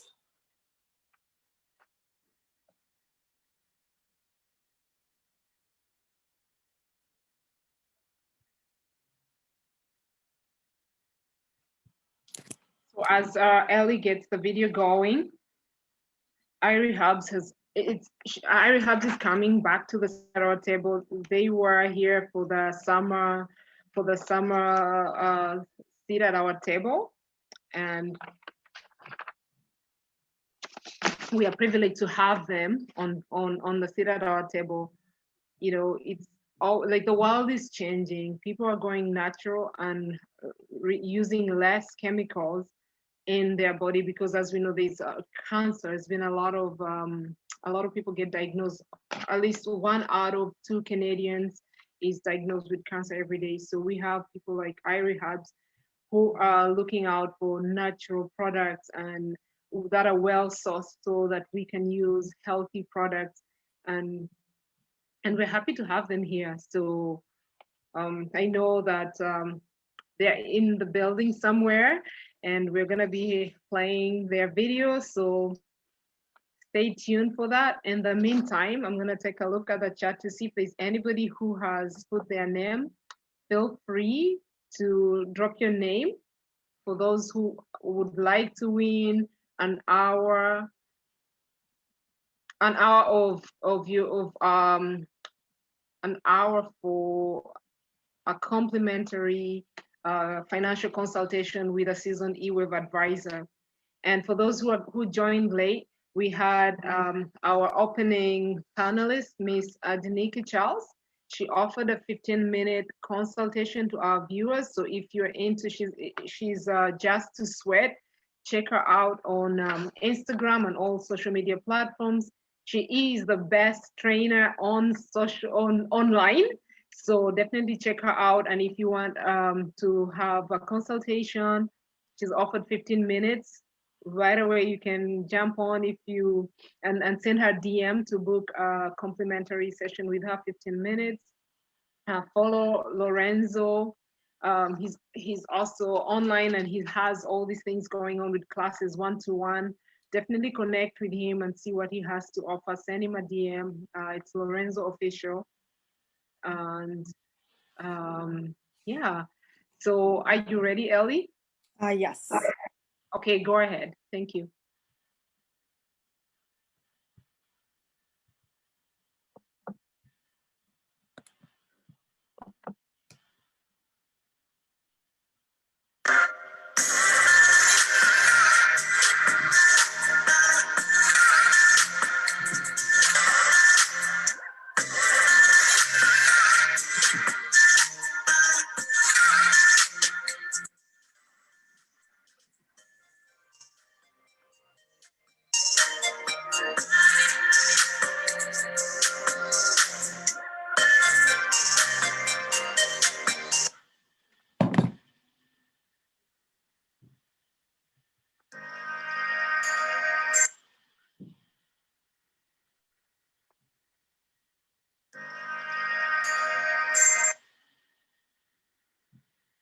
Okay, so that is iReherbs.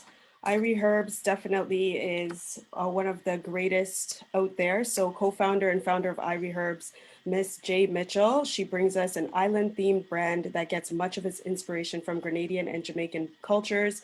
This self-made business was built to provide holistic and nutritional products matched with cruel-free luxury cosmetics that cater to Black women. So she definitely was a part of our summer summit, as Esther had mentioned, and she great individual coming through, also making sure that that information was shared the last time. So you guys definitely want to get in touch with her and get in touch with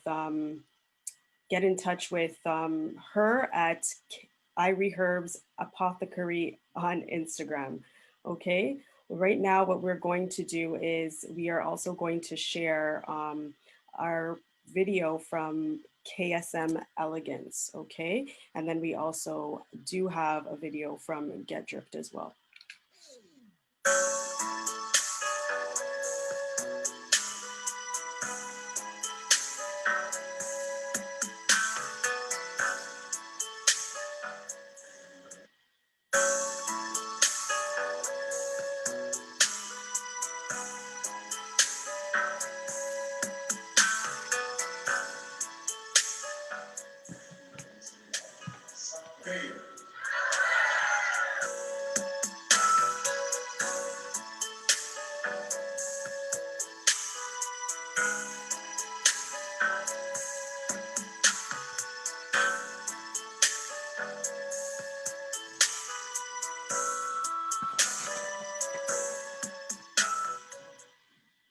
Okay, so KSM Elegance, of course, we have Chris Summers, who is the CEO of this awesome event planning company. The party doesn't start until Chris is there. So she has over 8 years of experience in the event planning industry. She knows which I's to dot and which T's to cross for all of her clients. So she uses any space as her canvas, and she creates magical moments for all to enjoy. So if you are looking for help on any of your event planning needs, make sure you get over to KSM Elegance on Instagram. Hit her up, send her a DM. She is out here doing and meeting all of your needs. So as of right now, we're going to hop into the next advertisement for Get Dripped. Begin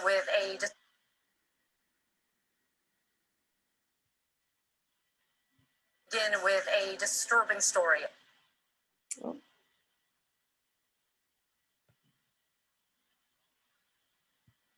Sorry, guys, just 1 second. Esther, if you would just read Get Drip's bio so that we can get the video started. Just 1 second. Okay. Coming up, everybody who hasn't gotten a chance to see or hear or know about Get Dripped. Get Dripped is created by a young man, hardworking, innovative, and only 14 years old. IJ, named IJ as he prefers to be called. With the assistance of his parents, IJ is making waves out here on the Toronto scene and globally with his Saucy label, curating designs of his own and offering custom services of other business owners. Get Dripped has been rapidly growing since its jump off in 2019. And you can check Get Dripped out on IG. Yes, Get Dripped has everybody out here looking extremely saucy. With a disturbing story. I'm not sure why this video isn't working for us today. Begin with a disturbing story. I am sorry, this video is not working for us today, guys. I'm not sure what the issue Begin is. with a disturbing story. But we will. As Ellie figures that out, I'm just going to show you some of the gear from Get Dripped. This is a beautiful jersey. As you can see, it has my business logo, and you're gonna see something like this. Get Dripped. You're gonna see these somewhere out there on social media, but definitely Get Dripped. So I'll type in the chat. I'll give you the link for Get Dripped. Beautiful quality jersey and so much more. So this is a 14-year-old. Talk about financial literacy for kids and starting as a young entrepreneur. So IJ is definitely popular out there and making it happen. And he has a big cause. Follow him and know this started not just to sell jerseys, but for a cause that is worthy. And what else can a parent ask when you have a child who is determined to leave his footprint in the world? So definitely check out Get Drip. We will we'll troubleshoot with the video and see if we can bring it out later on, because sometimes all these technical things happen. But definitely check out Get Drip, follow him or follow Get Drip on Instagram and all other social platforms and get to know him. So yeah, thank you. Ellie, you wanna take it again? Yes, for sure. We're definitely going to just show you guys the panel that we have for today's summit. We want to thank each and every one of our panelists for sharing their story with us, sharing their journey with us, coming through. Of course, just believing in the vision that was created here, a seat at our table. So we just want to definitely thank everybody for that. So right now, what we are going to do is we're going to take a little commercial break before we get back online here at 1:30. Sorry, 2 o'clock, where we have an interview with Mr. Wilfred Dixon. We're extremely excited about this interview and can't wait. So make sure you guys keep it locked right here, and we will definitely be right back.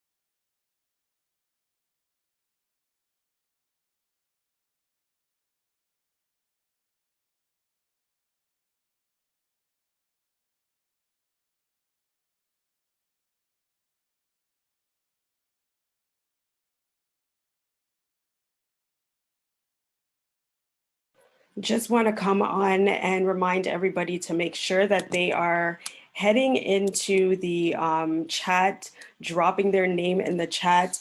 Esther had mentioned that you guys are able to win a 1 hour free session with eWave, but you also have the opportunity to win one of 2 copies of my book, Figure It Out. Okay, this is a signed and copy by me personally, authentic, original book, what my very first book published. So I'm proud to have it out here, and I am really, really excited to have you guys get a copy. So make sure you drop your name in the chat for your chance to win.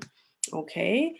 We are also just about to get started with some more advertising. Sorry about the confusion there with some of the videos. We are, of course, working through our technical difficulties at this time, but we appreciate your patience. I just want to really thank everybody that is sitting at the table with us today, not only our participants that are on the panel with us, but all of the viewers that are here viewing everything with us. We appreciate you guys. This is definitely something that I will give you the background on it.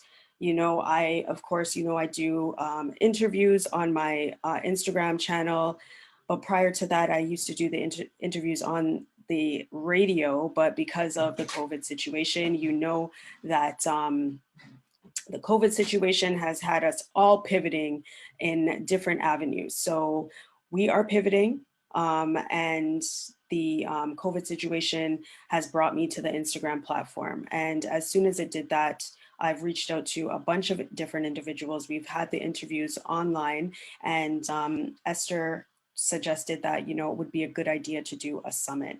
And so, of course, we went out there trying to figure out how we can establish this, how we can figure this summit out, and what it would take to put this summit together. So this is the very second summit. The first one was whipped together in a few weeks, and that was our summer edition, August 21st, I believe, and or August 22nd.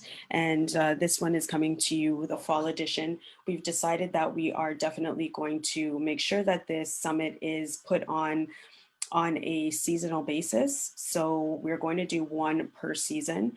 We do have a summit prepared and ready for February 20th, which is going to be our winter edition.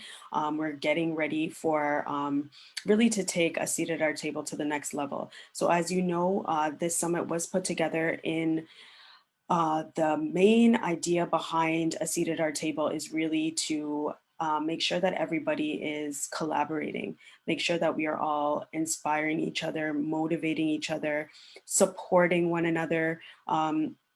Adenike set the tone for our day to day, and it's all about the mindset. And we are basically in competition with ourselves. So as you put that to the forefront of your business, coming to the table and sharing with the masses, you're showing us who you are, what you do, and how we can support you.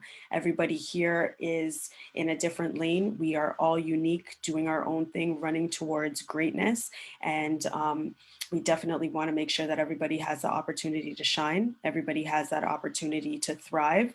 And we are supporting you in any which way that we possibly can. So I just, again, want to appreciate every single one of you, all of the participants, all of the commercials, advertisements, everybody that has supported us in any way, not only at this summit, but at the previous summit. And then, of course, for future summits, we just want to thank you. We want to appreciate you as we embark upon this journey that we really, as you can see, are working every single day towards making it better and better. So it's really a challenge at the same time, but it's great. It's great to see that so many people are supporting what we're doing, and so many people are coming out to show up at the table as a participant or even as a viewer just to support. So we appreciate it big time.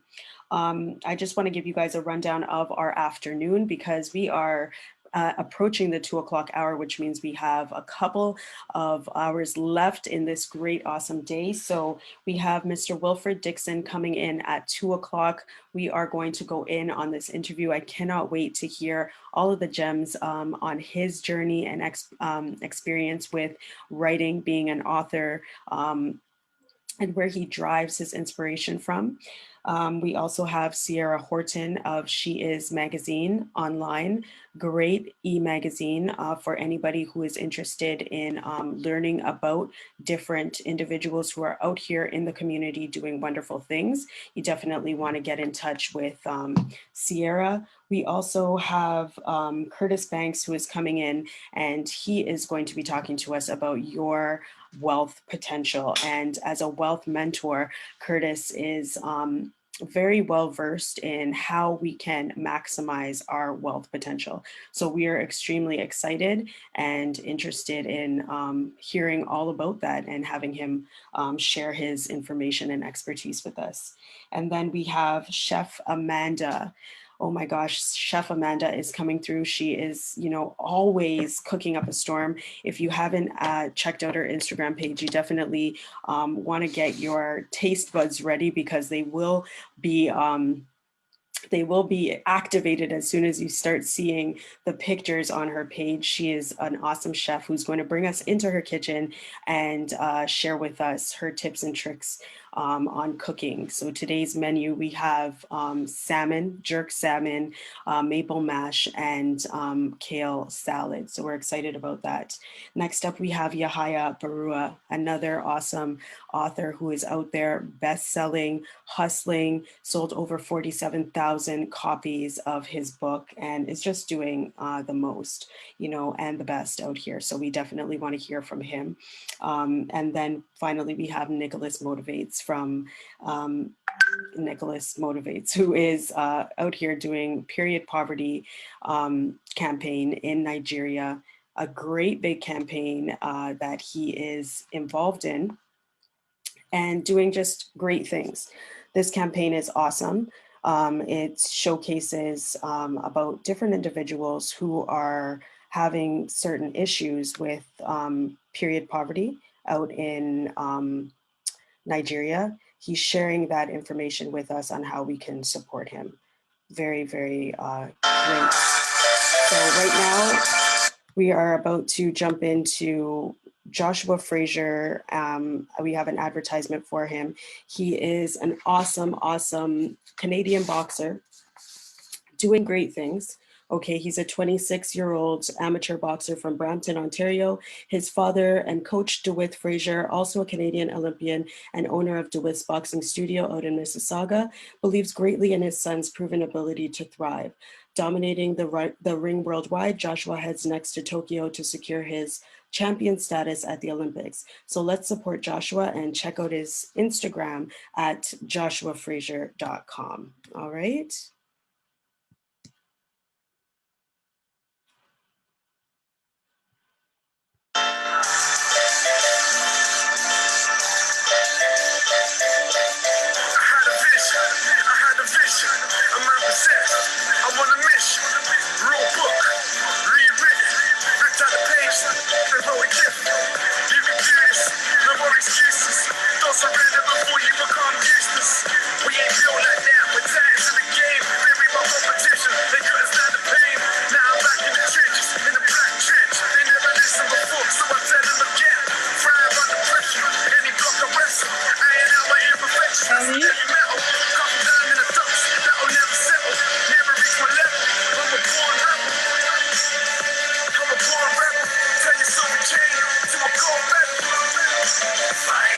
Sorry about that, guys.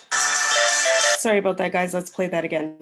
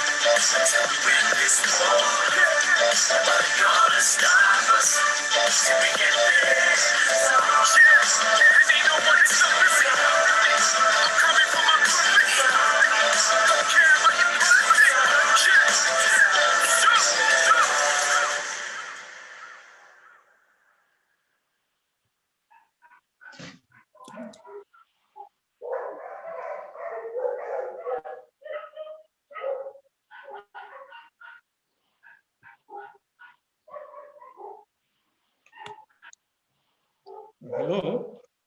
Hi, how are you? I'm fine, Ellie. How are you? I'm doing very good. Doing very good. Just give me 1 second. Yes. So we are super excited to have you online. I appreciate you for coming all the way through. You are all the way in St. Vincent, right? Yes, that's correct. Great, great. So I'm going to introduce you. Just give me 1 second. Let me get my notes together here. Born in St. Vincent and the Grenadines, this retired snowbird enjoys flying back home for the winter, where he gets most of his inspiration to do the majority of his writing. With the loving support of a wife, 2 children, and 3 grands, Mr. Dixon enjoys spending time with his family, helping out local church. Interested in ordering the alphabet series, make sure that you guys check out his alphabet series and send him an email at wfdixon@rogers.com. So thank you so much for being here. Well, thank you, Ellie, and thank you to Esther as well for having me and for giving me a seat at the table. Yes. It's a pleasure to be with you. Yes, we appreciate you. We appreciate you. So talk to us about your business. How did you get started, or what inspired the alphabet series? Well, the alphabet series started after I started spending winters here in St. Vincent. Normally, the local church would have the Christmas cantatas, and normally they would ask me to do the narration, whether it's the you know, cantata by Oscar Peterson or something like The Messiah. I will do the voiceovers for that program. So one year they asked me to contribute something, and that's how I came up with the first alphabet series, my Alphabet Christmas. Awesome, awesome. So when did you first realize that you wanted to write?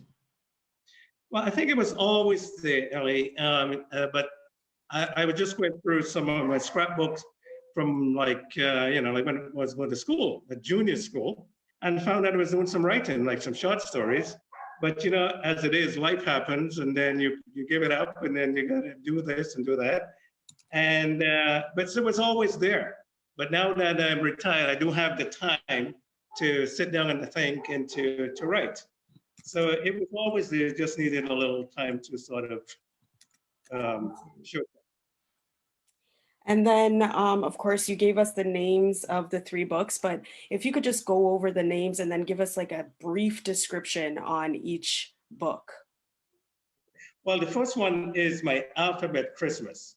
And as the title indicates, it's all letters, the letters of the alphabet from A to Z.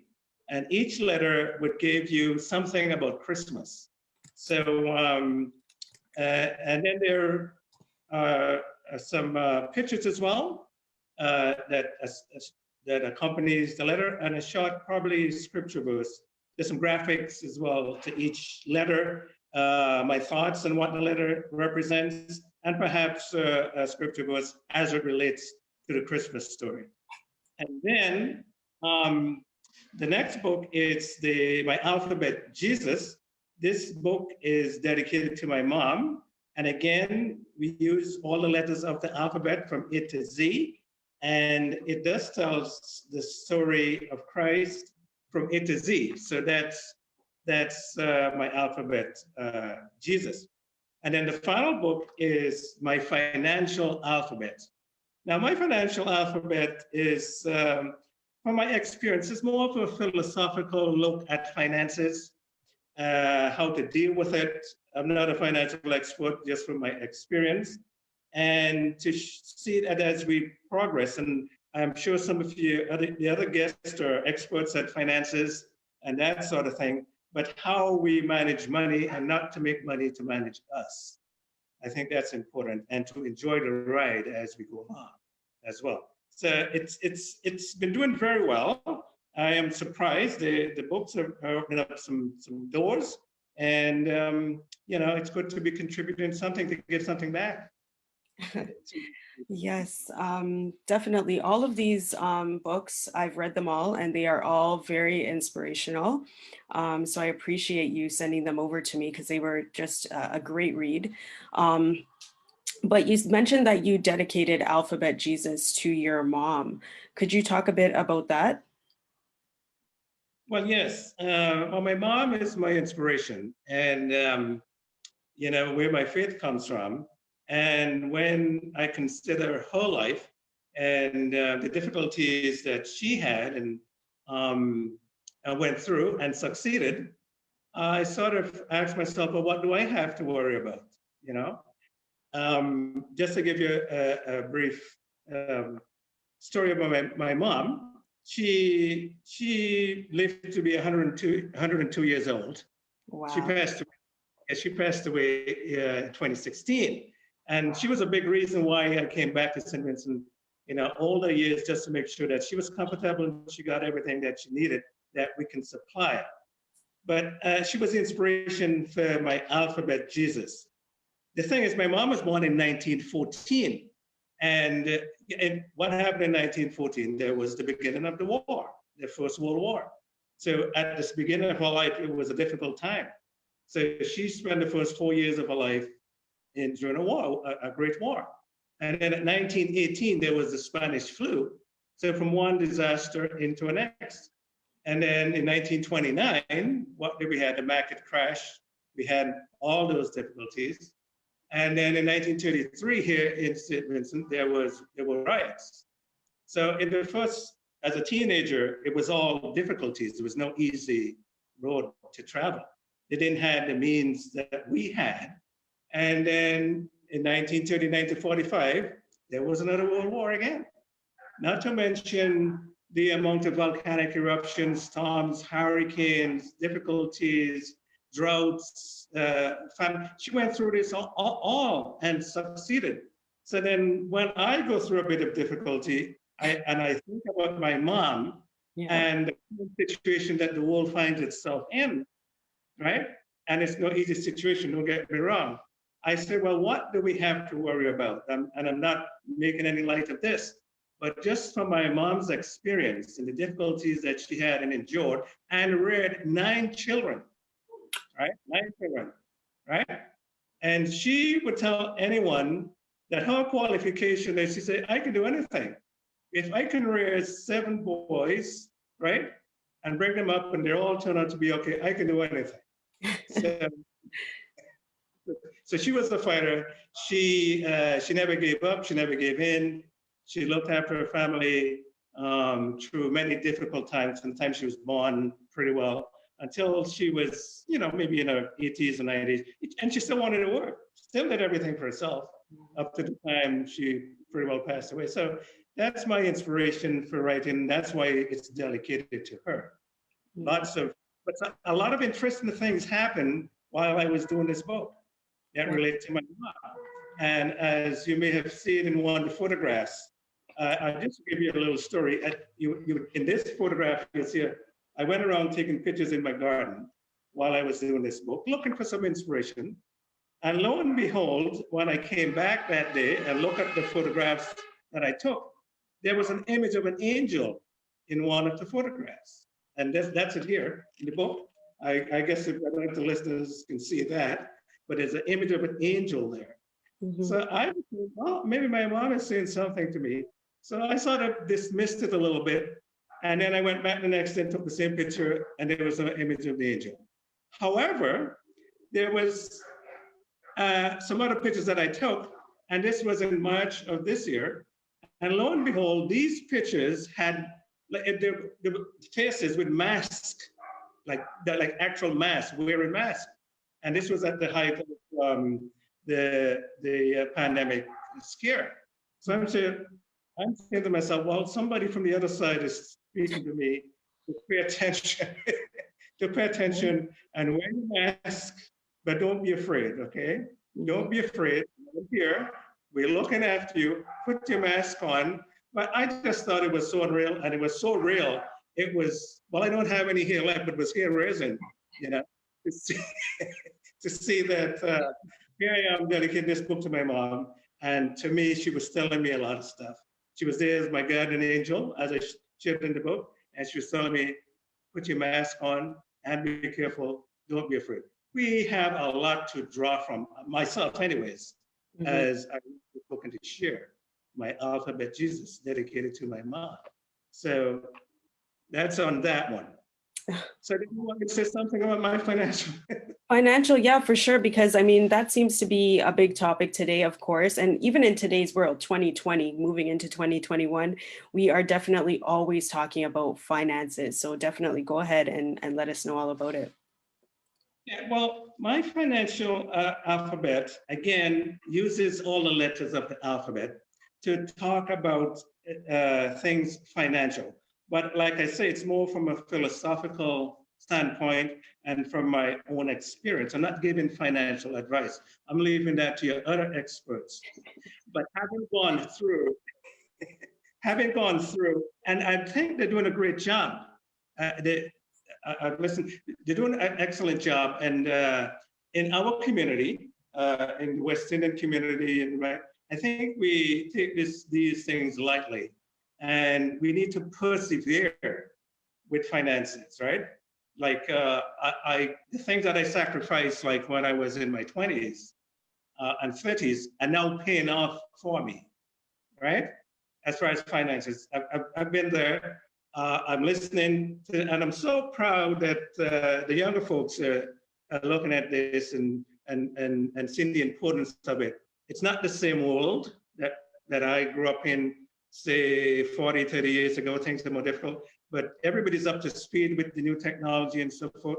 But we have to take it seriously, but not to have it sort of control us and to be our masters, for instance. You know, like in one of my, if someone asked me, well, what does the letter C stands for instance, or the letter E? There's always something there. But I think the goal here is to say to folks that money is a very good servant. And you may have heard this before, but it could be a very cruel master, right? And there is a period of time, like I talk to my son all the time, there's a period of time you just have to go out there and do it. You know, what I call your working years, the years that you put everything that you have into what you're doing, and be the best you can, give the best you can. And if a part of that is money, which it has to be, like we're all born with accounts in life, for instance, right? We have an educational aptitude, I call that account. We have a social account, the family we were born in with. We have an intellectual account, but we don't have a bank account, except we are born into a very special family that has everything and with a golden spoon. So it is the responsibility of everyone to create a financial account, right? And in creating that, it shouldn't control us. We should control it. And there's a time as we make the journey, this financial journey, and serving this financial account, that we realize that we need to take our foot off the gas a little bit and enjoy the fruits of your labor as you go along, and to share. And always, and I'm so proud of what you're doing, because you're sharing, you're caring, and your experience with others. And that's what I get my greatest joy, whether it was in my job or speaking to younger folks, is the reaction to get I can pass something on to them. And to see them prosper is a real joy. Right. And that's huge. That's huge. Definitely. We all need that information, you know, and we need to pass it on. That's the biggest key, making sure that we are getting that information and passing it on to others. Yes. Yeah. You talk a lot about your faith though. So how big of a factor is your faith? Well, faith is everything. You need to have more, like for instance, with the Christmas story, it's a question of faith. Um, Faith in God, faith in your fellow man, and faith in yourself. And your faith is everything, because irrespective of where you're in, you're doing that. Sometimes you don't even realize it by faith. We start a little business to be an entrepreneur. We don't know what tomorrow is going to bring forth, right? We don't know how we're going to do it. So we're stepping out in faith there to do something, or to give something, or to be something. You go to school and you learn, and you do that in faith, hoping that you're going to contribute to society, to be a productive person in society. So yeah, faith is in pretty well a lot of everything that we do, and that's important to me. And it's what grounds you. It's what grounds you. And my mom had the wherewithal to make sure that we were always in Sunday school and Sundays, and to have that foundation, because I often wonder, in today's world where things can be so difficult, if you don't have that foundation, that grounding. Is that why so many young people turn to drugs or to alcohol, to other destructive forces? Because probably they didn't have that foundation, the faith-based foundation, believe in something more than yourself, someone more than yourself. So yeah, that's huge. Yeah. Foundation is huge. That's what lays the base of who you are and your values, your ethics, and how you end up growing up, you know? So extremely Yeah. huge. But I'm so interested in finding out the base. Like you have these books and they start with the alphabet. How did you come up with that? Well, I'm just a simple guy, and when I went to school, the first thing I said I was taught was the ABCs, right? So I say, if I'm going to write a book, let's start at the very beginning. It's a very good place to start. You know, the Sound of Music teaches how to start. When you read, you begin with ABC. When you sing, it's do, re, mi. And a lot of artists have used that. Not that I was fashioned after them, because I didn't even know. I mean, I stepped out in faith. I didn't know what the letter Q would mean in my alphabet Christmas. I didn't know what letter Q would be in my alphabet Jesus. I didn't know what I was going to get for my financial alphabet. What letter R or Z or whatever would be. I had some ideas, but yes, it's but the foundations were there to come with it. Yeah, and so you just mentioned about stepping out in faith. Like talk about how you had to step out in faith to produce these three books and to then put them out there. Well, like to say, you know, every journey set with the first step. And the first book was I found the response was beyond anything I expected, beyond anything of my wildest dream that I expected. Not from a financial standpoint, but from the joy that it brought to folks. And it's being used in many ways that I could never anticipate, right?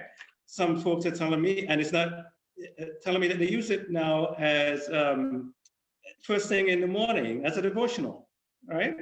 Or they will look at the letter of the day and let's see what W stands for.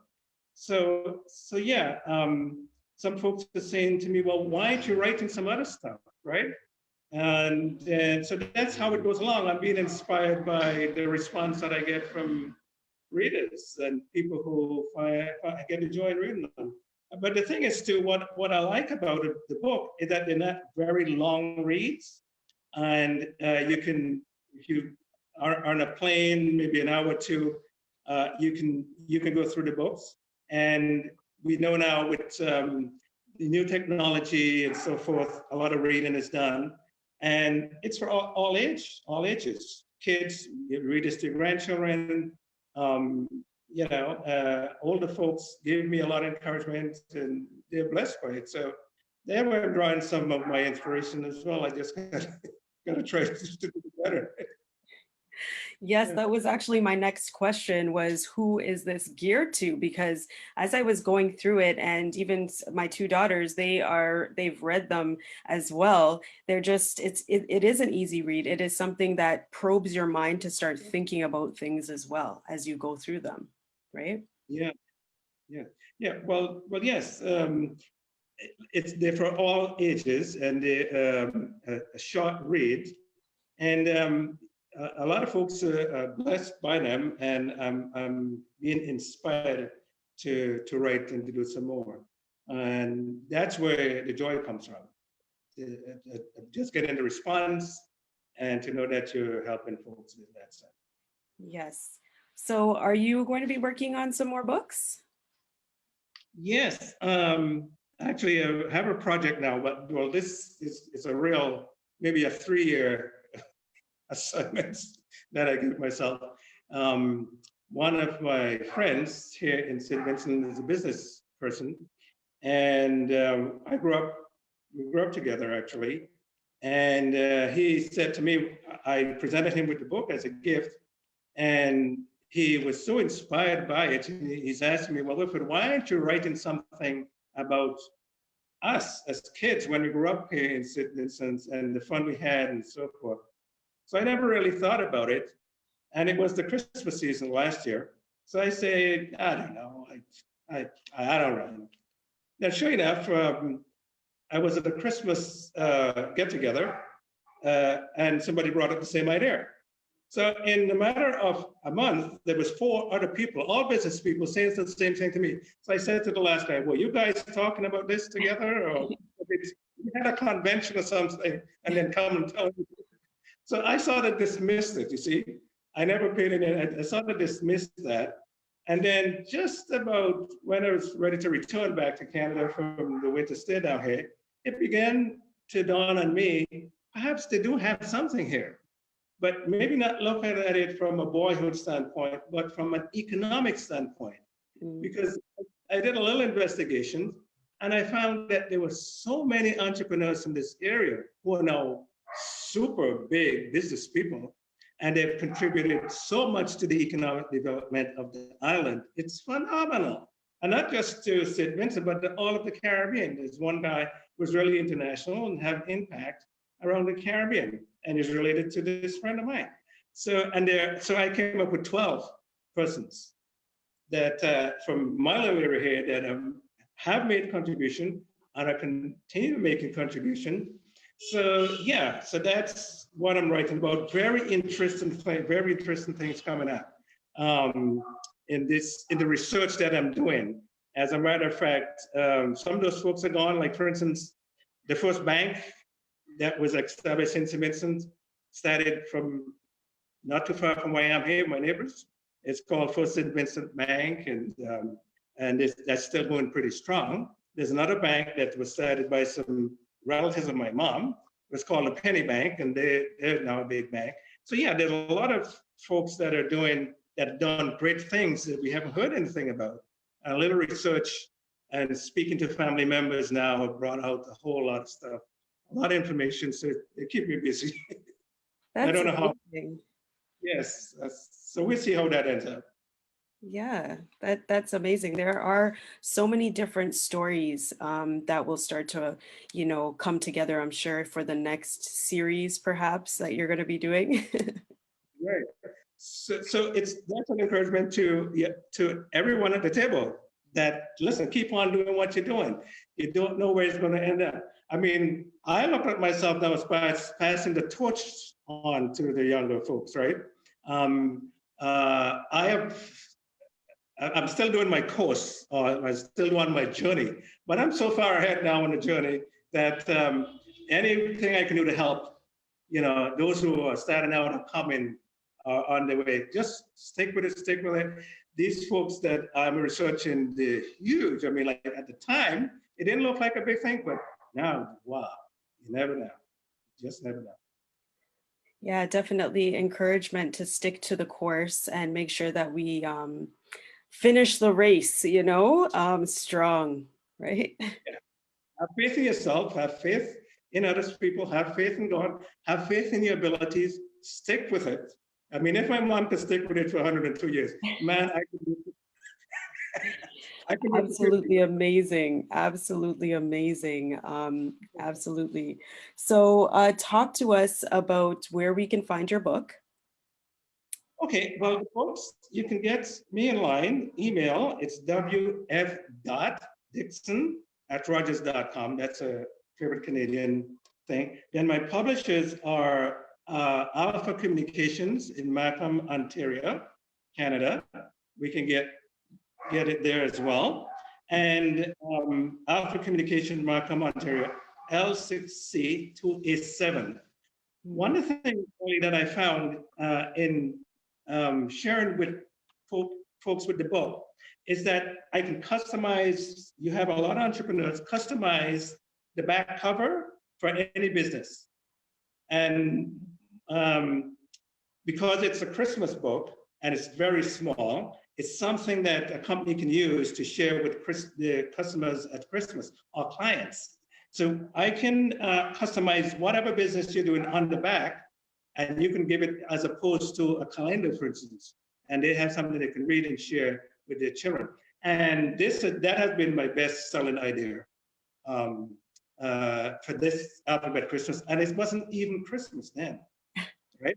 But because I'm so small and so, I don't know, well, you have to be nimble, really, but I can get lots of these done, customize the back with your business, telephone number, whatever you want to advertise at the back. My real estate agent wants to do it. I think my credit union wants to do that.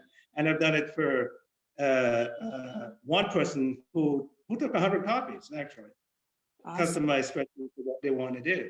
So that's, you know, and it's some, like I said, as opposed to giving if you, for instance, want to contribute to an anniversary or something, you just let me know. We can, anything, you just send me the information. I'll have the editors do it up for you, let you have a look at it. Is that what you want? You can have it done in a couple of days. No problem at all.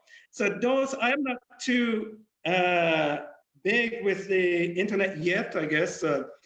Facebook and Twitter and all the great modern means out there. It's just word of mouth and friends telling friends, and we're doing okay. It's doing okay. So far, so good. As a matter of fact, we're into the second edition now of my Alphabet Christmas. That's how well it's been doing. So I'm really thankful and blessed, and to share with you and the audience a little bit about what I'm doing with the Alphabet series. Yeah. Awesome. We are so blessed to have you all the way from St. Vincent.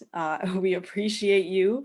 I mean, you're out there enjoying that wonderful weather. It's cold out here in Canada, but we're glad you brought some sunshine to us. Well, I hope the heat comes with the sunshine. Right? It's true. You got it right. You got it right. Sorry?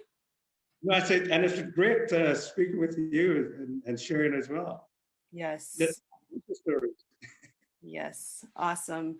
Thank you so much for participating in A Seat at Our Table. We appreciate you. And make sure everybody, you guys head over to wf.dixon@rogers.com. Order your trilogy today. And if you need them customed, as he said, customize them for your business, send them out. Alphabet Christmas is something that you can send out to your clients. Christmas is coming, so get on the ball. All right, guys. Thank you so much, Wilfred. Well, thank you. And I hope I'll continue to have a great evening. I'll be on here for a little while and listen to all the other great guests that you have. You're doing a fantastic job, phenomenal. And great to be on probably next year again. If you'd have me, perhaps. Of course, of course. Yeah. Yeah, thanks so much. No problem. Thank you. And again, make sure you guys put your name in the chat if you are interested in winning a prize. We've got some prizes going on. We've got a lot happening. So, you know, I'm going to head it over to Esther right now as she introduces our new guest, Sierra. Thank you so much, Ellie. Wow, it's great to hear from Mr. Wilfred Dixon. It's a wealth of knowledge. I'm privileged to hear you speak, and also cannot wait to read your books. I love reading. One of the things that I do, I read a book a month. So I'm definitely gonna put your trilogy on my book list to read, and I will give you feedback as well. So thank you, and enjoy the sun for all of us and the heat. It's a little warmer today in Toronto, but definitely Yeah. enjoy the time. So we thank you. Thank you. You're welcome. So I see that Ciara is in the building. You don't want to miss this lady. She is E-Magazine, and now he is E-Magazine. So Ciara is sorry. I'll start again. So led by a dynamic boss lady, Ciara Houghton. This amazing magazine features some awesome women who are all on making a huge impact in our communities in one way or the other. Do you happen to know anyone who would be perfect to be featured in the future? Get in touch with Ciara and send her a DM. She is E-Magazine, and now also she he is E-Magazine. So definitely she has a version of the female E-Magazine and the male E-Magazine. We are happy to have Ciara on a seat at our table, and we do appreciate her. I would like to hear a lot more about her, and definitely this is something that is in line with what is happening going digital. She's ahead of the curve, so amazing. So I am happy to have this on. All right, Ciara, welcome to the stage.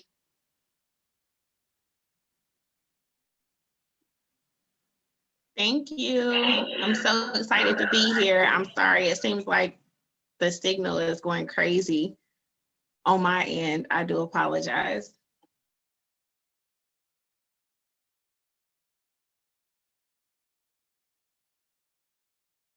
We see you, Sierra. We see you. What's up? How are you? Okay, I'm fine. I hope you guys are doing great. I think this is such an awesome summit that you guys are having. So I'm so excited to be a part of it. I do appreciate it. Oh, we appreciate you coming on and sharing your gems with us. Thank you for being here.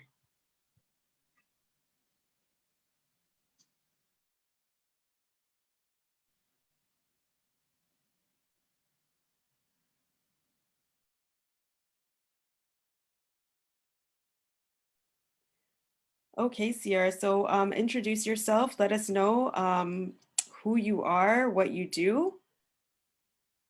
I think we may have some. Yes, so what I do is I create She Is E-Magazine. It is based on spotlighting women of color within our communities. They're boss babes. Some of them are celebrities, but we just spotlight those women. They're doing their CEOs, their mothers, their wives, their sisters, their friends, but definitely focusing on spotlighting them. Like I said, they're boss babes. I also have on the flip side, a magazine called He Is E-Magazine that spotlights our men of color who are boss men doing their thing, making an impact within their communities. And both of those platforms right now are strictly digital until next year, hoping to offer the print copies as well. So they're both e-magazines that empower, that uplift, give you some history about what's going on in our communities as well. You might get a poem, you might get, some financial literature from some contributing editors, but that's pretty much what both of my magazines are about. Awesome, awesome. So what inspired these magazines? I am a reader. Like, I love to read. My parents pretty much put me like inside of, the world of books. They always was like, hey, you need to read, So anyways, I fell in love with reading. I'm sorry, I love to like that as well.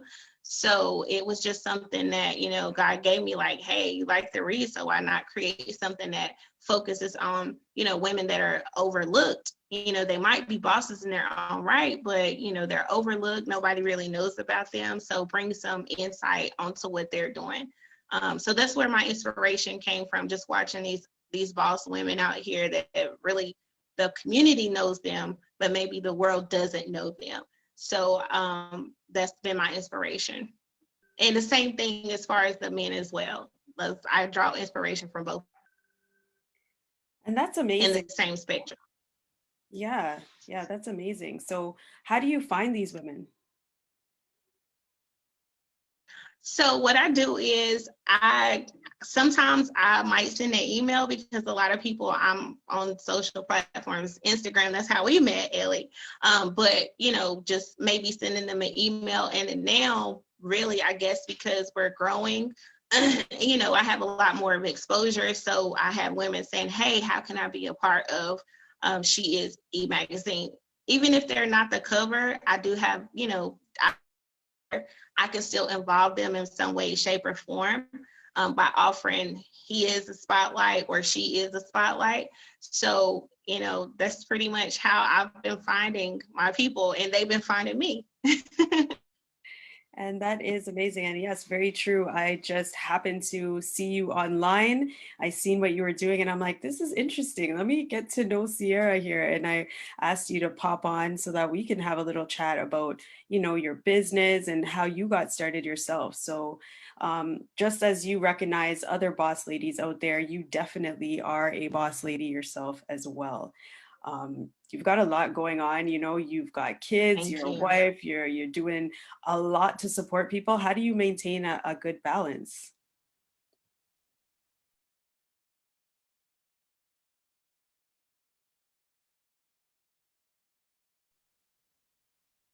I'm sorry, I might have missed it. I told you my signal seems like it's in and out for some reason today.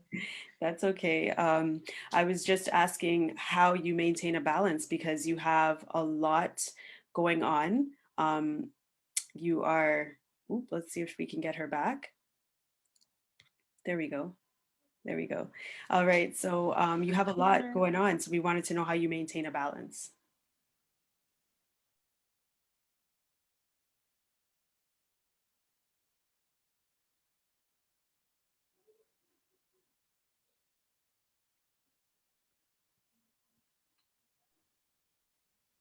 So we were just talking about how you maintain a balance. That was the question on how you have a lot going on, and we just wanted to know how you could maintain that balance. I think we are having technical difficulties, guys. We are having a bit of technical difficulties with Sierra. We're gonna hope that she reloads and pops back in and joins the conversation again. Make sure you guys head over to her Instagram. She is doing the most to support people out here with her online magazine. It's a great read. She's got pages and pages and pages of individuals who she does interviews with, and she puts out a great like read or a great article, sorry, on all of their information. It's awesome. So it is really something that you definitely want to get in touch with. Okay, guys, go on to Instagram and check her out. So in the meantime, Esther, are you ready to play her video? Great. Yes.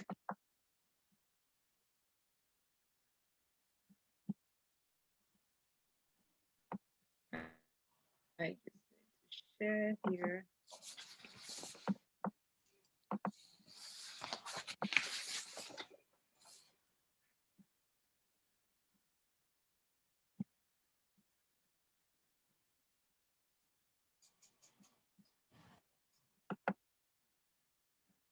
Ellie, can you hear anything? No, you have just press play.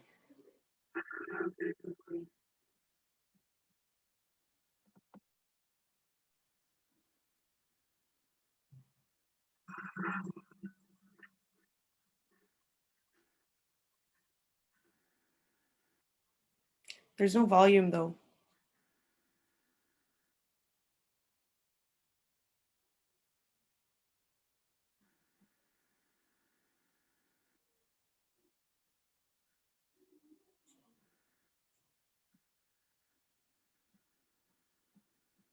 Yeah, so She Is Magazine is an awesome online magazine, and not only is She Is Magazine awesome, but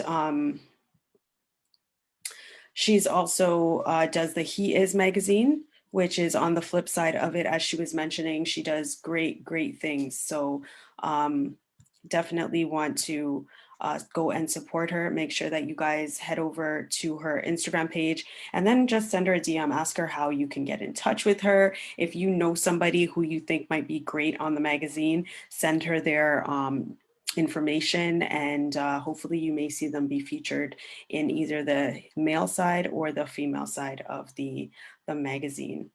So hi Sierra, are you there? Hi, I'm back. I'm sorry, I switched off. I had no idea. I'm like, what happened? Sorry about that, you guys. I decided to go ahead and log in from my phone, and it might be much better than it was coming from my laptop for whatever reason. Right. So apologize about that. That's okay. It's all good. Glad to have you back. Yeah, so we were talking about both your online magazines for the male side and the female Mhm. side.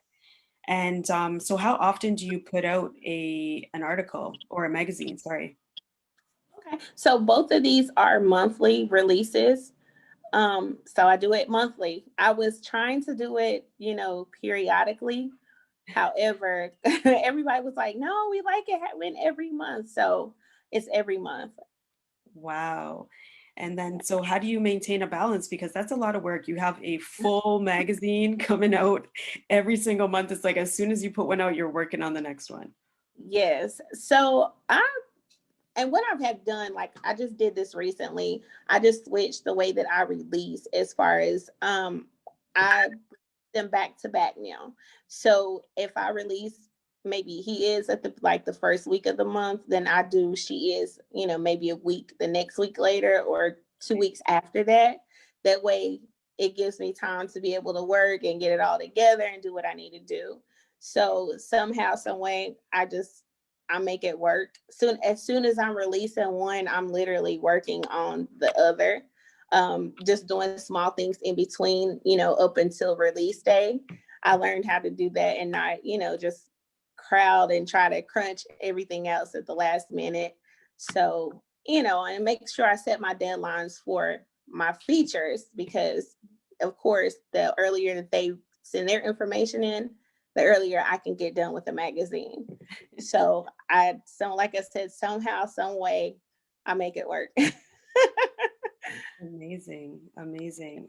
So do you have like a schedule? Like when do you put out the magazines for like the She Is and He Is? Do you have a specific date or do you just do them?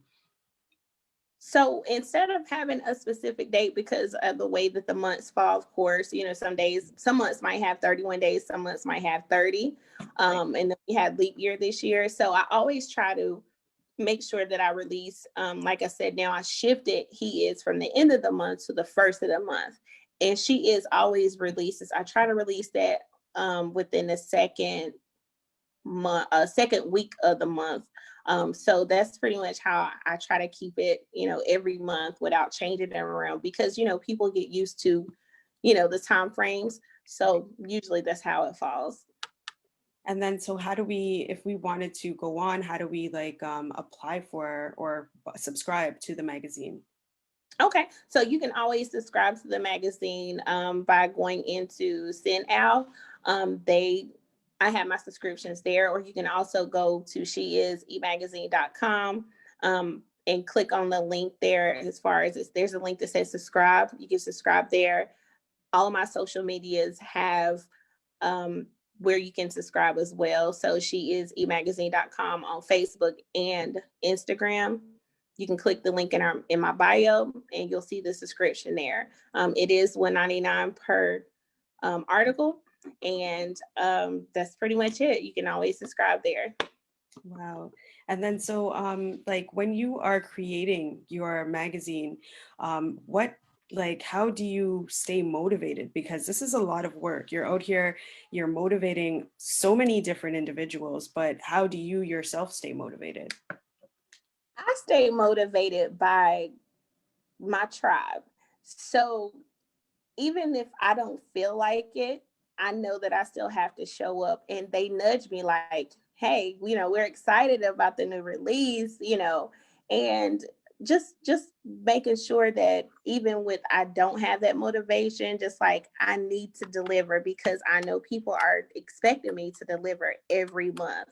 So I somehow, some way, like I told you guys once again, I just try to show up because I know if I show up for my tribe, they're going to show up for me. They're going to keep coming back, and then I'm going to get new people.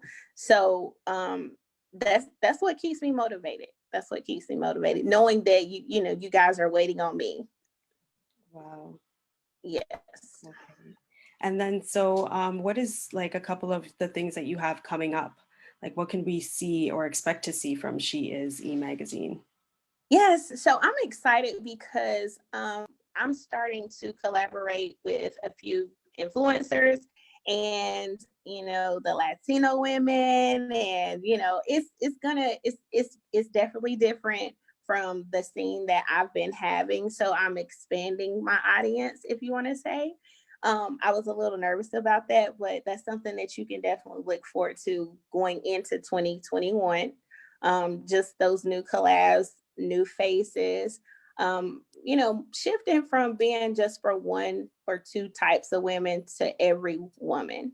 So, look forward to that on top of having my print copies come out too. So working hard to make sure that 2021 is it. But that's what you can look forward to. Definitely. We're excited about the print copies as well. I myself, I love to hold things in my hand. I mean, reading online is awesome as well, but holding it in your hand gives a different feel. So Yeah. that's exciting. Yes, very much so. Yeah. Because you started out online, you are ahead of the game when it came to this global pandemic. Have you seen like an influx in your sales online? I have. It's really crazy. When everything first started, I had so many people like, hey, we want to be in the magazine. Let's collab. And then, at the same time, I was also doing She Talks. So it was really crazy. And a lot of like my leads that came through doing She Talks, my subscriptions just shot up. I was like, oh my goodness.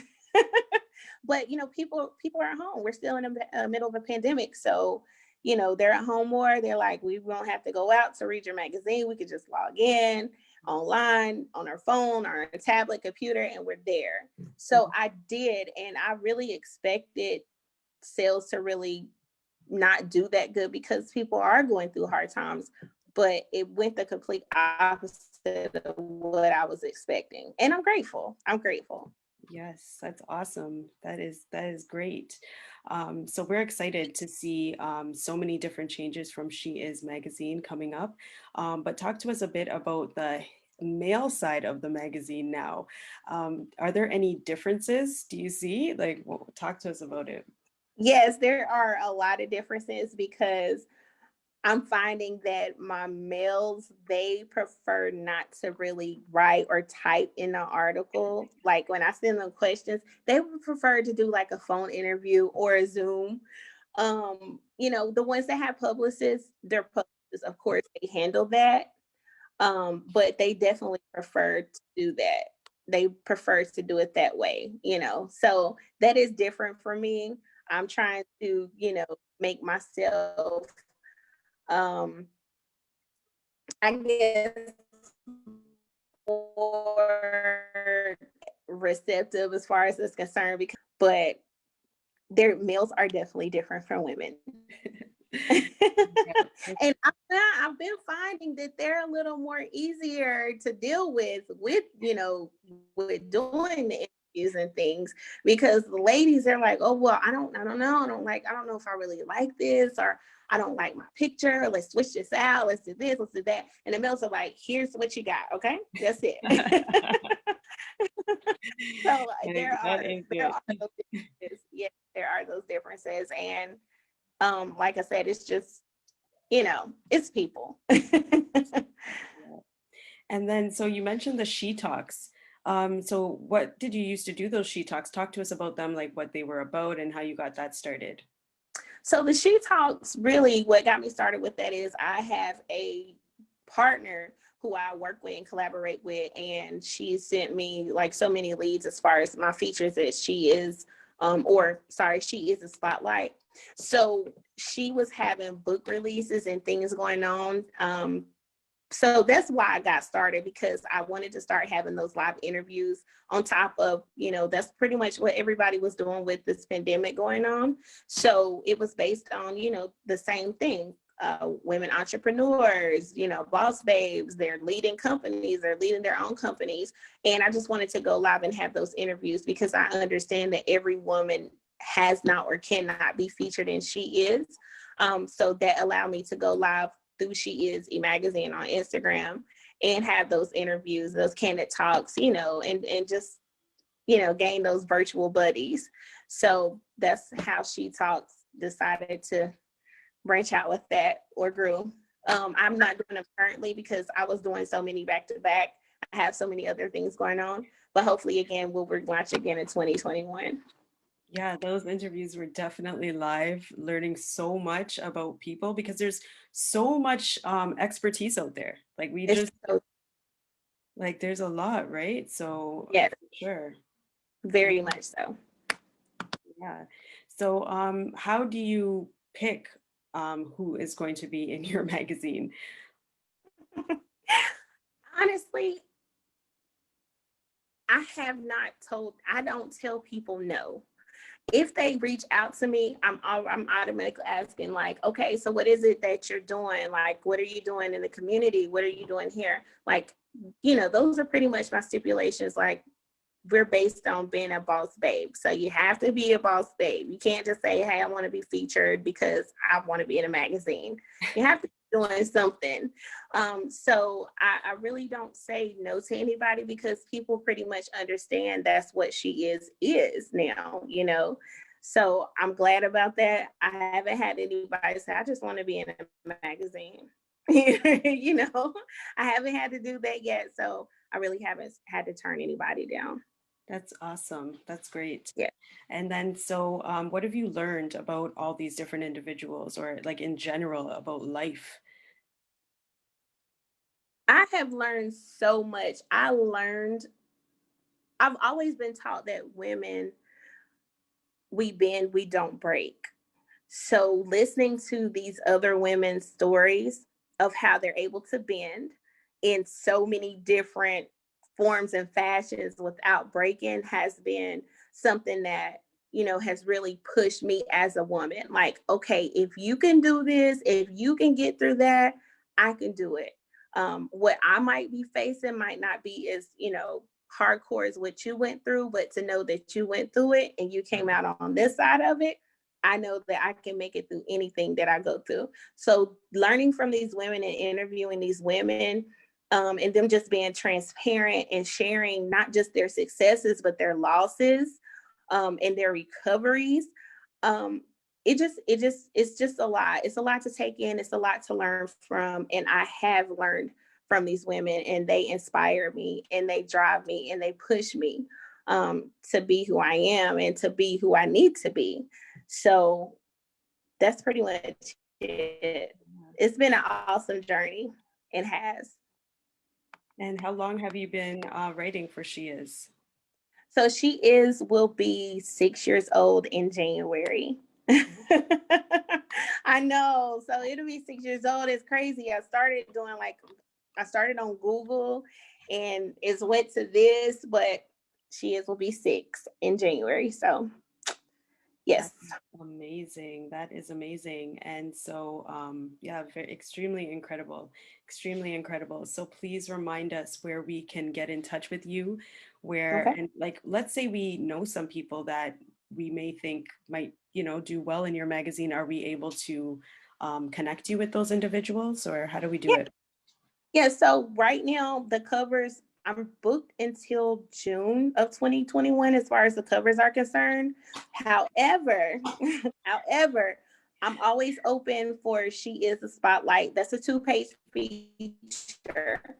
That 2-page feature is a short version of the actual cover. So any month of next year, if you want to be involved, please send me a DM on She Is a Magazine or even on Facebook. Also, you can get on my website on sheisEmagazine.com. There's a comment section or whatever, and you can go in there and say, hey, send me something through there and say, I'm interested in being in that magazine, in your magazine. Like I said, I'm always looking to fill She Is the Spotlight, and the same for He Is the Spotlight. So make sure that you reach out to me there.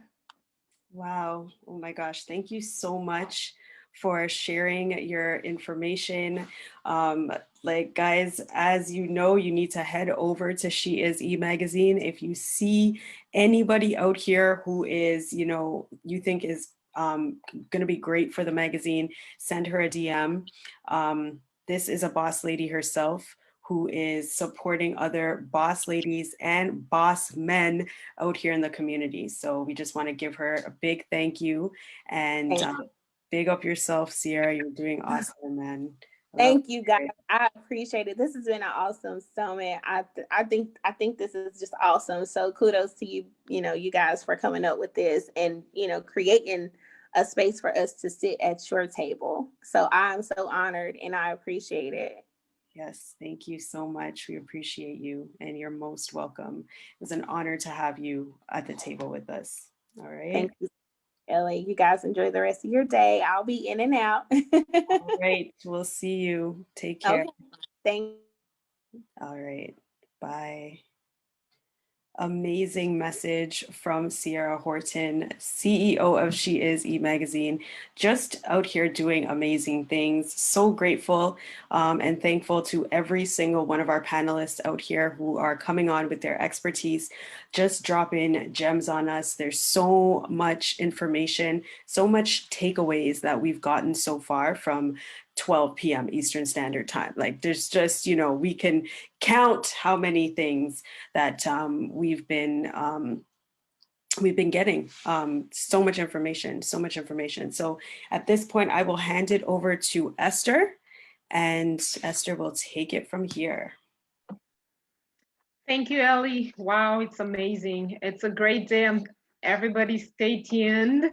If you have to go to the bathroom, I advise that you do it now because we still have great lineup. It's been amazing so far.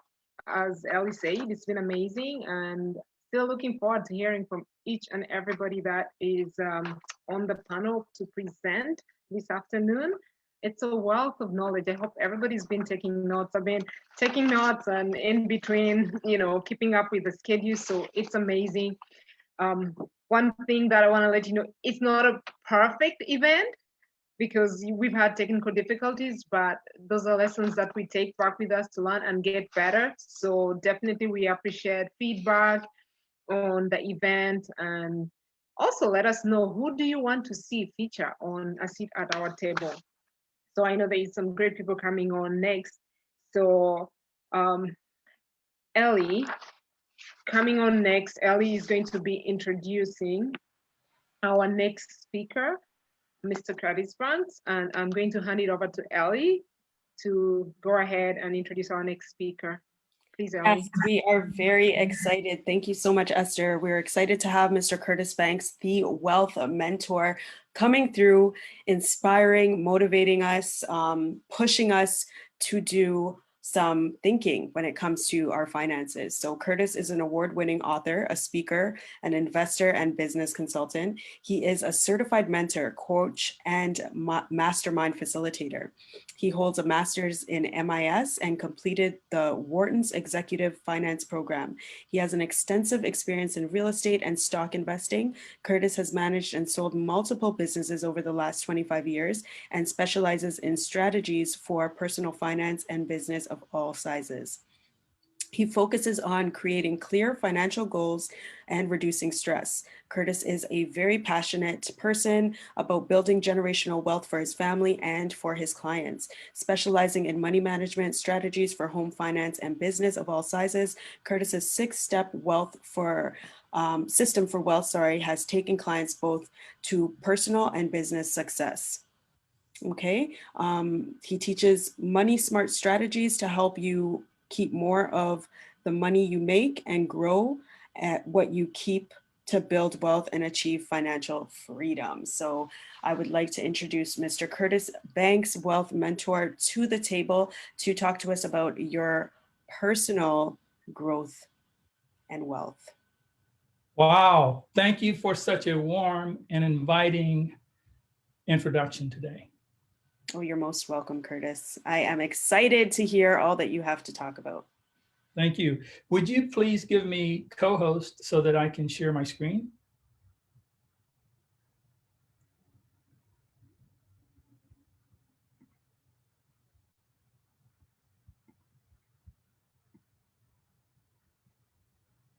Wonderful.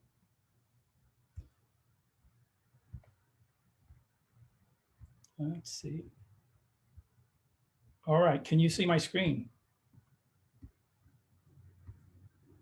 Yes, you are good to go. Wonderful, thank you.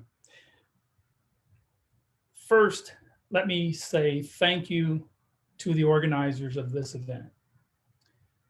You are doing a wonderful service for so many people, and some don't even know yet what they're going to get out of it. But if they're tuned in and paying attention, they'll get some learning that they didn't anticipate because they weren't aware of what to expect. When you're venturing into something new, oftentimes what you get isn't what you expect. And today, in my tuning in today, I have learned that there are some very, very powerful people on this call today who are living into their potential. They are stepping into their potential.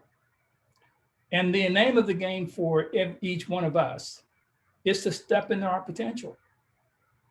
And today, I'm sharing with you some things that you should be aware of and things that you can do to be the best at harnessing wealth based on the money that you earn. In other words, we're not about being greedy. We're not about being rich. We're about creating wealth with the money that you make. Who could use a little more wealth in your life today? Yeah? Are you living to your potential right now? It's a question for you to ponder personally. Are you living and acting to your potential? And every person that I've heard here so far, they are offering you some guidance for how to step into your potential. They're giving you some really good concrete information that you can use. It is my intention here to continue to do that with this 30 minutes that I'm sharing with you. So I recommend that you tune in, have your pen, paper ready to take notes. In this next 30 minutes, my intention is to give you some concrete things you can do to step into your wealth potential. My name is Curtis Banks. I am a financial educator, wealth mentor, and award-winning author of the book on money management, How to Build a Foundation for Wealth. Key, how to build a foundation for wealth. And that's what I do. I teach people how to get out of debt, how to build wealth, and achieve financial freedom. Who's ready for some financial freedom? Yes. Have you ever wondered why some people seem to be able to have all the breaks, things just happen for them, and it seems like everything they touch turns to gold? Have you ever had friends around you, people around you that you've seen and wondered how they do it? You are about to discover why the rich tend to get richer and the poor tend to get poorer. There is a problem that we all face. And this problem has been around for thousands of years. Some people are aware of it and some aren't. Majority of the people are not aware of it, but it's happening to them. The problem is financial illiteracy. I call it a generational curse. Because this was foretold thousands of years ago, and yet it's playing out in our lives today, and most people don't even see it coming. So this is an awareness for you to recognize, one, that you have to do some work to live your potential. Why do you have to do some work? Because there are things that are working against you. You don't know they're working against you, but they are. And here's one of the most significant that's robbing you of your potential wealth. It's called the generational curse. And here's how it works.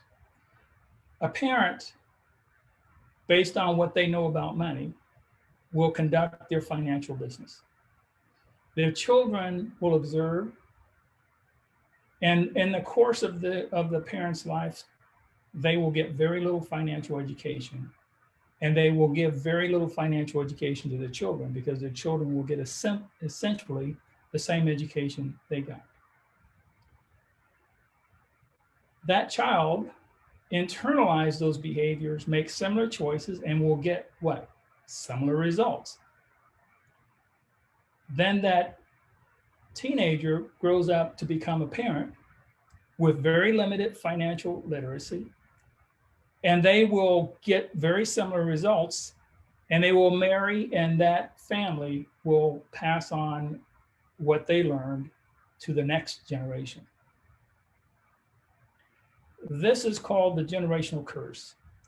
And if you grow up in a household that focus on bills and debt, it's highly likely that will be your experience. On the other hand, there are people that grow up in households where there are businesses being run. They are good money managers. They keep more of their money. They grow it. They invest. They build wealth, and they protect their wealth.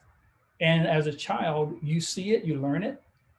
And then all of a sudden, when you're a young adult, you just know how to do it. You just do it. And I shared with you, this has been around for thousands of years. It was written in the Proverbs 22:6. Train up a child in the way he should go. And when he's old, he will not depart from it. And you find this to be true. You can listen to people that you've known for years, and when they get somewhere around 50, they start saying things like, well, I'm set in my ways now. Well, teaching an old dog new tricks, So they are telling you that they've learned some things and they're sticking with it. You have a choice, really. You can choose to learn something new and get a different result in your life experience. So what does this financial illiteracy do to your society and to you? I mean, sure enough, right? You may agree that the generational curse exists, but how does it show up? Well, around the world, there are some 7 billion people. Of the 7 billion, 5 billion are considered financially illiterate. 5 billion of 7. Now that's a big indication there that something is not quite working the way it could work. Let's go a little bit further. In the United States, 20% of the people have 87% of the wealth. Remaining 80% of the people have just 13% of the wealth. That's what financial illiteracy is doing for the 80%. The 20% understands how money works and they put it to work for them. The 20% is still out working for money and don't know what to do with it when they make it. Canada is doing a little bit better whereas 20% of the people have 67% of the wealth, and 80% of the people have 33% of the wealth. You're doing a little bit better, but you know, when you think about it, 33% of the wealth being split among 80% of the people, you know, it's still not a good even distribution, right? You can do better. How do you do better? You do better one person at a time. And I recommend that you invest in yourself. Learn to set aside a portion of what you make to invest in yourself. And then learn how money works.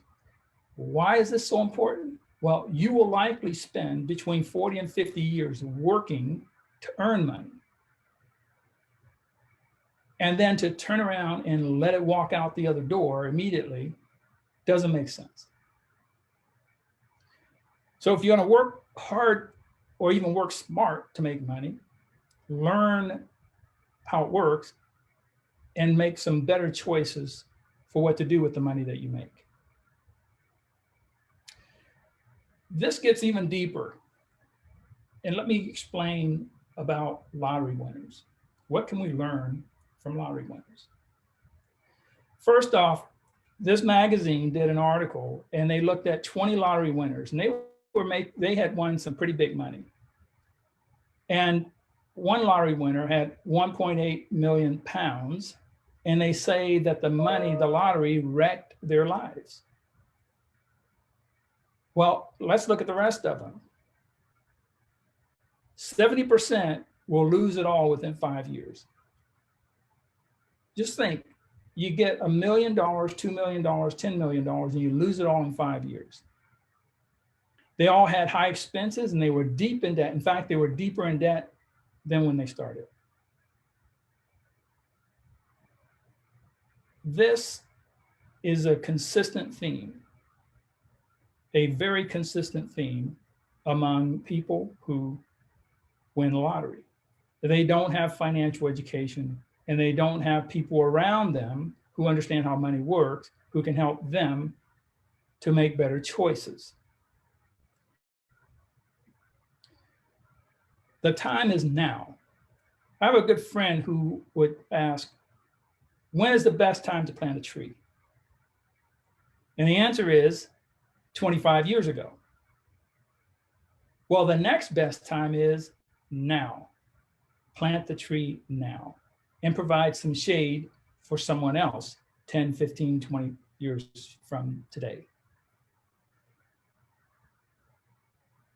What is wealth anyway? You know, people are chasing after riches and they're chasing after wealth. And what's really interesting is that I find that a lot of people don't really know what it is. So I have a definition. It's a very simple, straightforward definition. And I encourage you to write this down. Wealth can be measured in time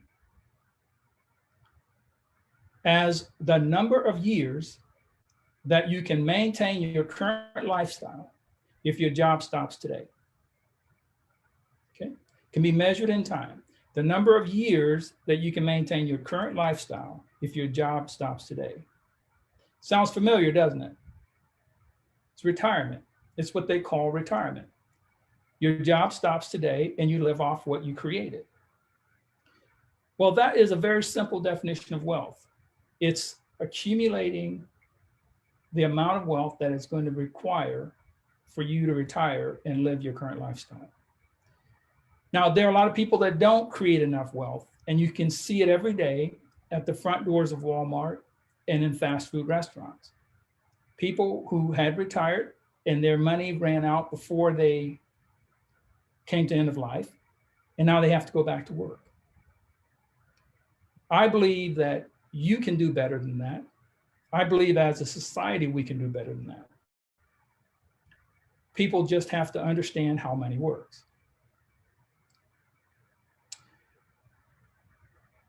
I'd like to share with you a little bit more about me and why you should listen to me. And when I began to tell my story, I like to start with what's important to me. It's my family. I am married. I have 5 children, 8 grandchildren, and 4 greats. They are the reason I get up every day and to continue what I do and to do what I do every day. This is for me, my reason for getting up. I am a financial educator, wealth mentor, and award-winning author of the book on money management. I wrote this book so that I can share this powerful message with more and more people so that we can all begin to live to our potential, create the wealth that's necessary to support our next generation. I have a bachelor's degree in computer science with a minor in mathematics. I have a master's degree in management information systems. I attended Wharton Executive Financial Program, which is one of the best business schools in the world. I also have a 37-year career with the Boeing Company in information technology, in positions of software engineering, technical positions, managerial positions, and executive positions with teams of over 500 employees and multi-million-dollar budget responsibility. In my last 5 years with the Boeing Company, I saved the company over $200 million. Let me hear you say, that's a lot of money. That's a lot of money. That's a lot of money. And they greatly appreciate it because I share with them my money strategies and put it into practice where other people could do it. I also have invested in real estate and the stock market for over 25 years. And I still have those portfolios today and in various forms, and they've continued to grow and build wealth. I've found multiple businesses, and most recently, Money Smart Education, as a platform to get this powerful message out to people around the world. Today, I am living my dream lifestyle. This is my beautiful wife, Elaine, who lights up the room with her smile every day. Here are my 5 beautiful, wonderful children. And unfortunately, Jayla on the far left side, we lost her in 2009, but she is still with me every day. And here I am at my book launch in 2017 with Raymond Aaron, who is one of my mentors. And here I am with TD Jakes and my wife, Elaine. We're at an event that he hosted. Really wonderful. We've had a number of events with him and his team. And then here I am with Jack Canfield and with Ice-T at events where we were co-speaking on the same stage. Here's another one of my mentors, Paul Fink. He's the Maverick Millionaire. And I also get to speak on his stages. And then here I am with a picture with Boeing, with the then CIO of the company at an award ceremony where he was being awarded with other national celebrities. He is now the CEO of one of the major Boeing business units. So I have done what I'm going to suggest you do. Surround yourself with people that can enable you to learn the things that are important to you in your business, and hanging out with these people who have already done it. See, a person who has done it, who knows how to do it, is more equipped to teach you. And that's what I've worked to do. And I continue to surround myself with the right people. And wow, there are some wonderful people on this call to surround yourself with. My story didn't start with my lifestyle today. And if it's okay, I'll share a little bit more about my story. My life began on my grandparents' farm. My grandparents were sharecroppers. They had a 3rd grade education. They had 17 children, and guess what they did for a living? Yes, they worked on the farm. And my mom, my mom was 16 years old. I was born on the farm, in the farmhouse. And that began my journey. This house, by the way, had no running water, no electricity, and the windows were made of wood. That was my beginning. And from that beginning, launched a tremendous number of pivots. So one of them, my parents moved to Ohio for better opportunity. And that exposed me to a much broader world and more opportunity. My parents shared with me and my siblings that we should get a good education, get a good job, and do better than they did. And I took on that pursuit. And I did exactly that. I graduated high school at age 16, joined the Air Force, and I began my college education immediately. After the Air Force, I went to work for the Boeing company. And at this point, I'm doing what I love to do. I'm in IT, doing what I love to do, had a great income. And then over the course of the next 5 years or so, they were telling. Because at the end of the first 10 years of my career, including the Air Force and Boeing, I had made a lot of money. I was doing what I love to do, and life was appearing to be really good. Notice I said appearing. Because as I neared the end of the 10 years, I all of a sudden one day woke up and realized I was working a part-time job. Why was I working a part-time job? Well, I was spending more than I was making, and I was creating debt as fast as I could. I mean, I was on a race to create debt and more expenses. And all of a sudden, I just realized that one day. And then I began to think about it and to really understand and become aware of what I was in. And it got so bad that my relationship with my family degraded. I had bill collectors calling me. I was working a part-time job and still not making ends meet. I was in a situation where I didn't see a way out. And the only thing I could think to do was to pray. And I prayed for a better way to manage my money. And at that moment, I committed to finding a way. I committed to finding a way to be a better steward of the money that I make. Over the next 25 years or so, I built wealth far greater than I could have imagined in the first 10 years. And over that 25 years, I learned a few things, and I want to share this with you because this is another nugget. I want you to write this down. There were 3 things missing in my experience in the first 10 years. The first is financial education.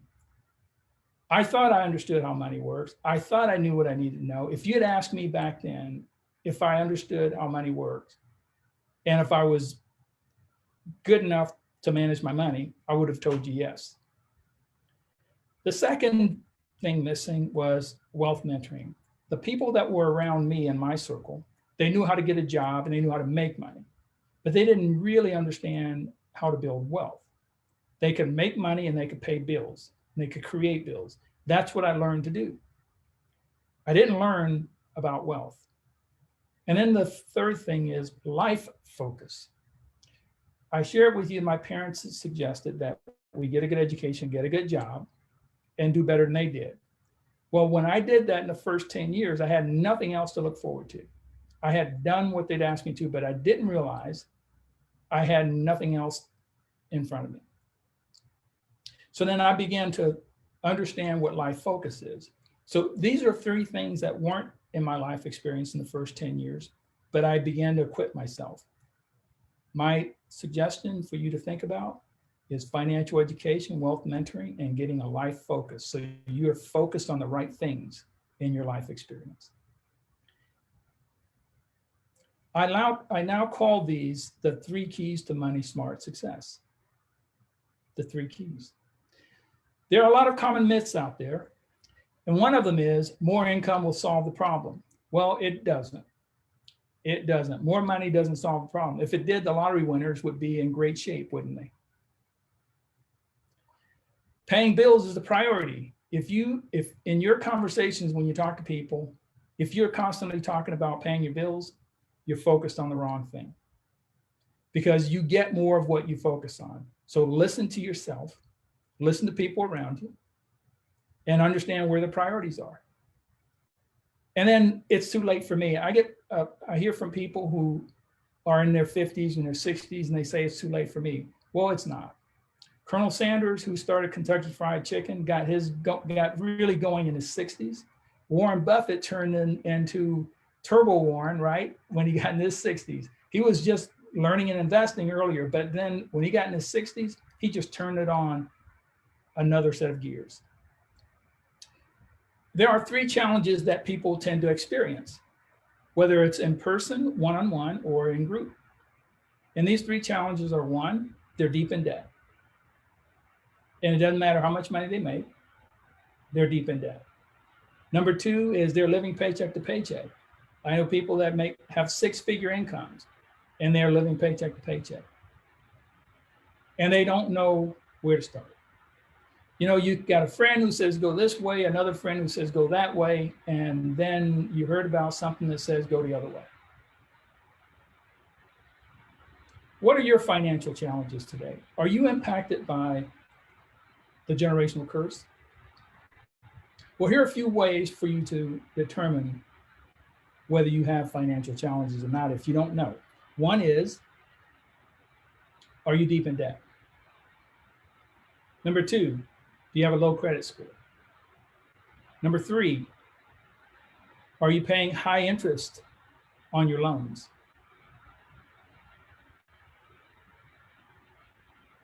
Those are just some indicators. If you are experiencing any of those, you should be looking to get more financial education to learn more on how money works. I have a bigger reason for doing what I do, and I'd like to share that with you. Along my journey of the next 25 years after the first 10, I learned a few things about me. And one of them is I developed a mission. And my mission is to teach, mentor, and be a blessing to others. I understand some things about money that I am really willing and able to share. And there are a lot of people that need it. And then I also learned my purpose. And it's all about you. It's helping you to discover the better you, the best you, so that you can learn how money works and put it to work in your life for generational wealth. I believe that you can have financial freedom. I believe that you have a right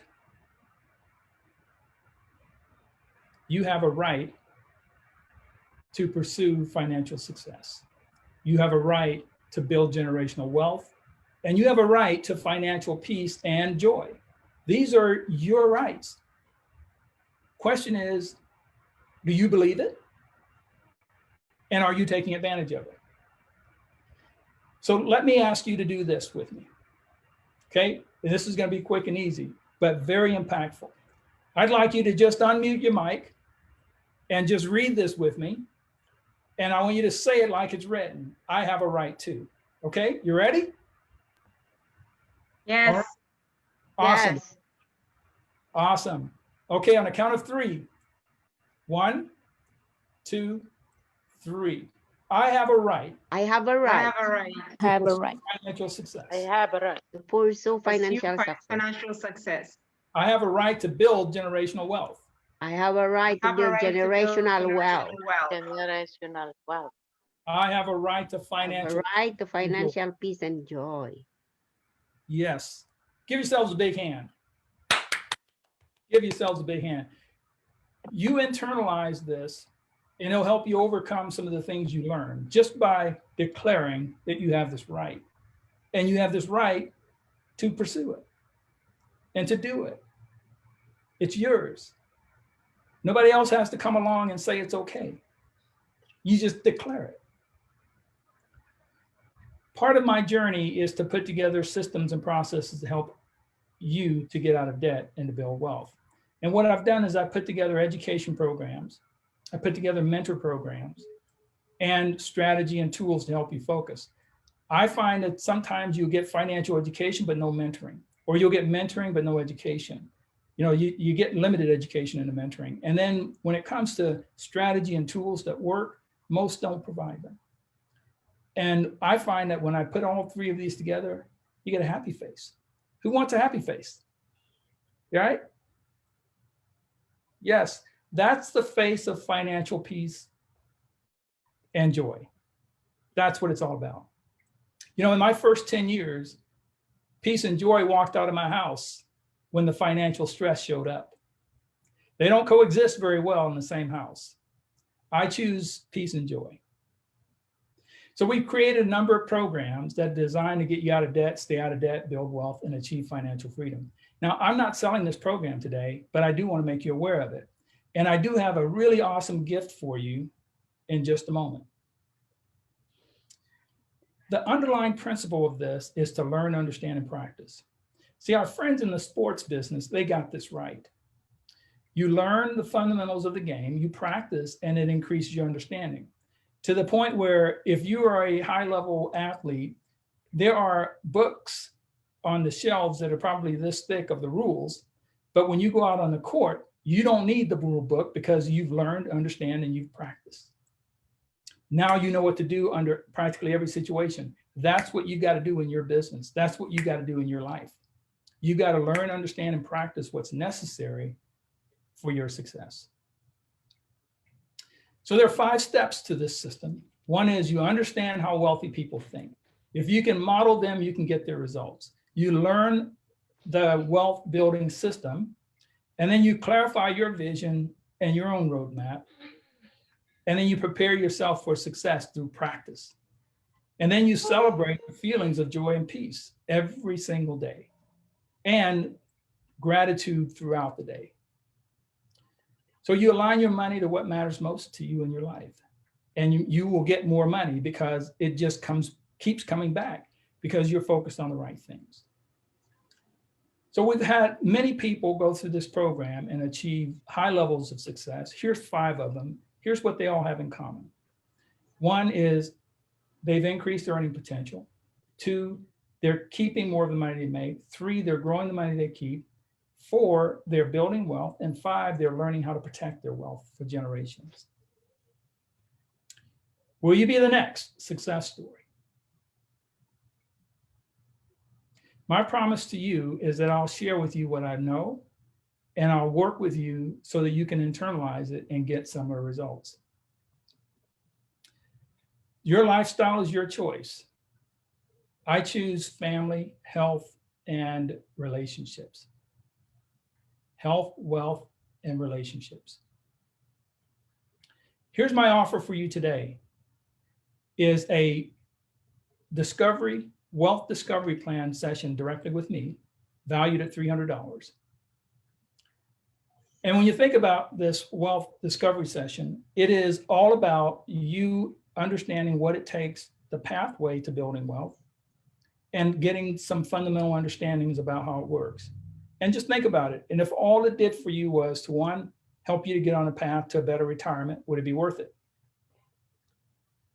2, if it were to help you to clarify a better way to manage your money so that you can keep more of it, would it be worth it?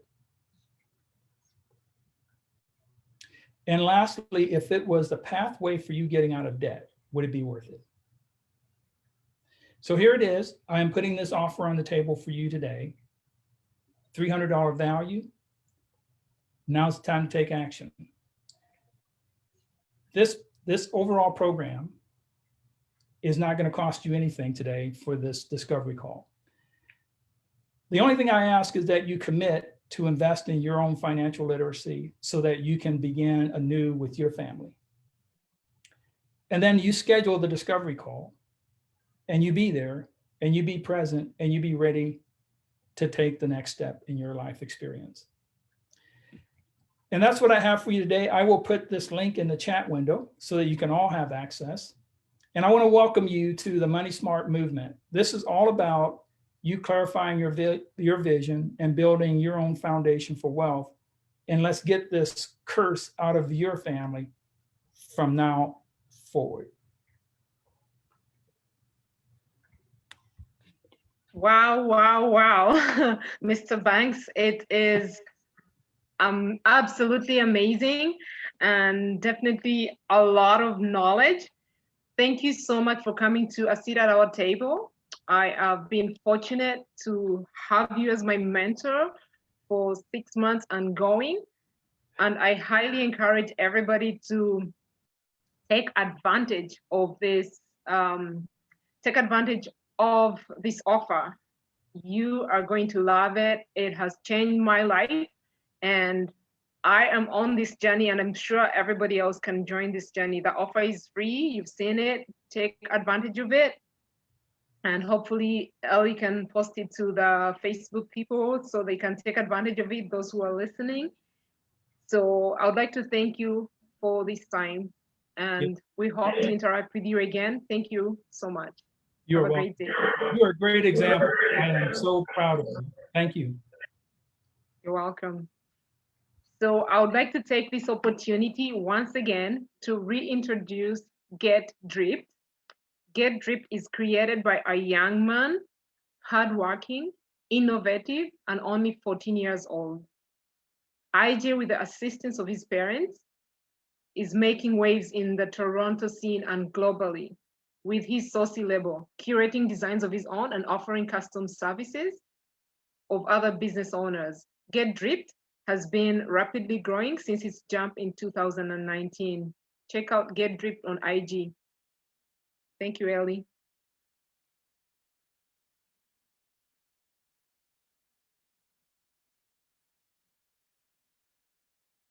Shot in his home. 9-year-old Kashawn Williams was shot in his Brampton living room. The fatal bullet came flying through their living room window while the fourth grader was playing video games. It affects people of all ages, even teenagers. Drug abuse. 15-year-old Sasha Rodriguez drank water laced with ecstasy. She later overdosed and died.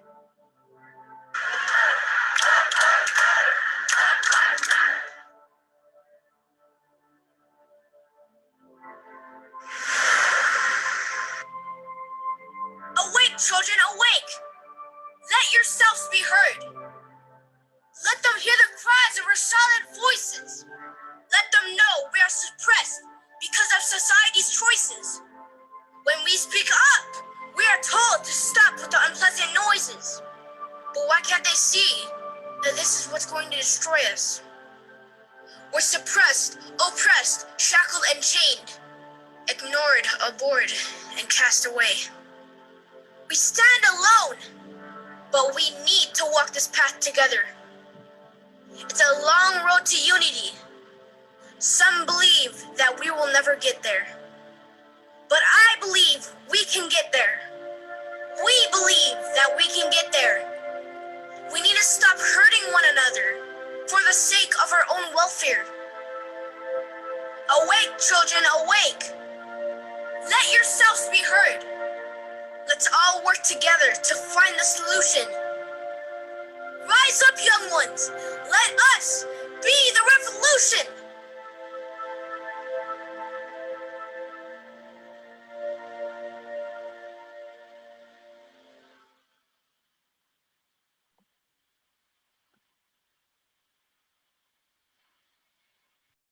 Thank you, Ellie. Amazing. Oh my God. Every time I watch that video, I literally have hair raising up on the back of my neck because the youth have had and they're stepping up to take matters in their hands of what matters the most. So thank you at Get Dripped. We appreciate you. We know you're watching. So next, I would like to take this opportunity to introduce Dr. Antoine Martin. He's an author, speaker, and a professor. Martin has been featured on television and media locales for his role as an influential author. Martin's goal is to inspire personally, professionally, spiritually, and academically through his writing. Martin authored the book Accomplishing Prodigious Goals and Harmony Striking the Chords of Heaven, with the mission of motivating his generation to reach their God-given potential. To learn more about Dr. Martin's movement, please check out his IG, Dr. Antoine Martin. I'll put it in the chat. And I think Ellie has a featured flyer for this. Thank you, Ellie. There was a story of an auto mechanic who was tracking grease throughout the house every day he came home from work. The wife couldn't stand it, but she didn't know how to fix it. So she goes to a counselor. The counselor says, I'll give you a week-long prescription. Ellie, you still have Get Dripped. And in about a week. Yeah, you still have Get Dripped on.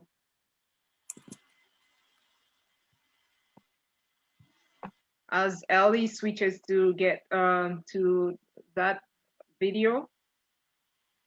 So, story of an auto mechanic who was tracking grease throughout the house every day he came home from work. The wife couldn't stand it, but she didn't know how to fix it. So she goes to a counselor. Is it still not working? Now it's on. Can you start it from the beginning? Thank you. All right. Of an auto mechanic who was tracking grease throughout the house every day he came home from work. The wife couldn't stand it, but she didn't know how to fix it. So she goes to a counselor. The counselor says, I'll give you a week-long prescription. Try this, and in about a week's time, it should work for you. So she takes the husband on a road trip for about a week, comes back, sends him straight to work. He comes home from work that next day after coming back from that week-long trip and walks into the house and goes to the front door. And before he steps in the house, opens the door, he sees nothing but white everywhere. New white flooring, new white carpet, new white tables, new white countertops. He politely closes the door, steps back out the room, walks out the room, and goes back to his back door entrance where he can take his shoes off and jump into the shower and wash up before he messes up any of the brand new furniture that was purchased. What did the wife do? She assessed her problem, got the appropriate counsel, and implemented her intent. Can I tell you something, my brothers and sisters? When is the last time you assessed what you're up against?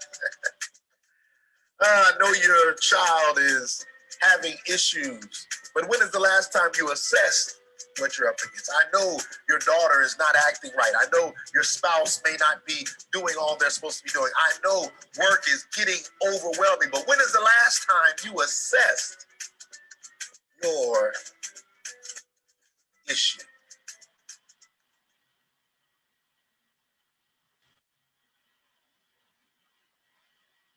All right, Ellie, thank you so much for that. I would also like to take this opportunity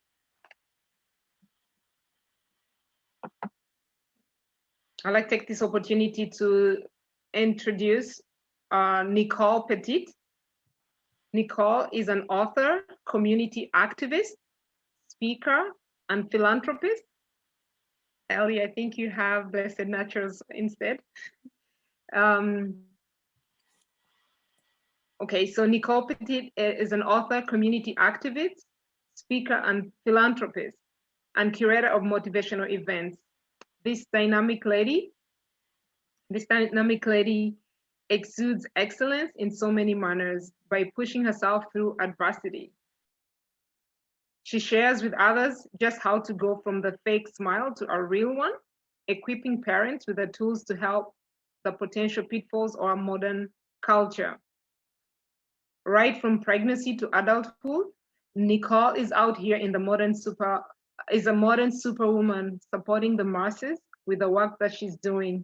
I'm gonna have Ellie put her flyer up, or her featured flyer, when you get a moment, Ellie. So there you go.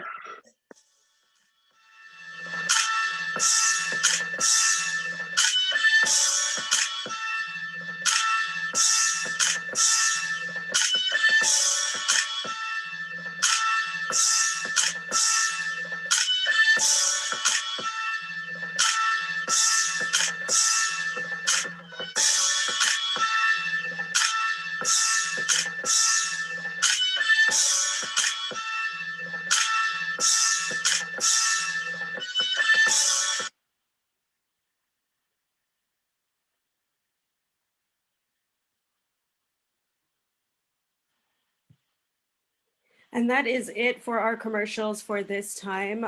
We just want to thank everybody who submitted a commercial into our seat at our table. We appreciate you guys. Although we were having a bit of technical difficulties, I appreciate you guys hanging in there with us so that we can work through all of our quirks and get it all ironed out.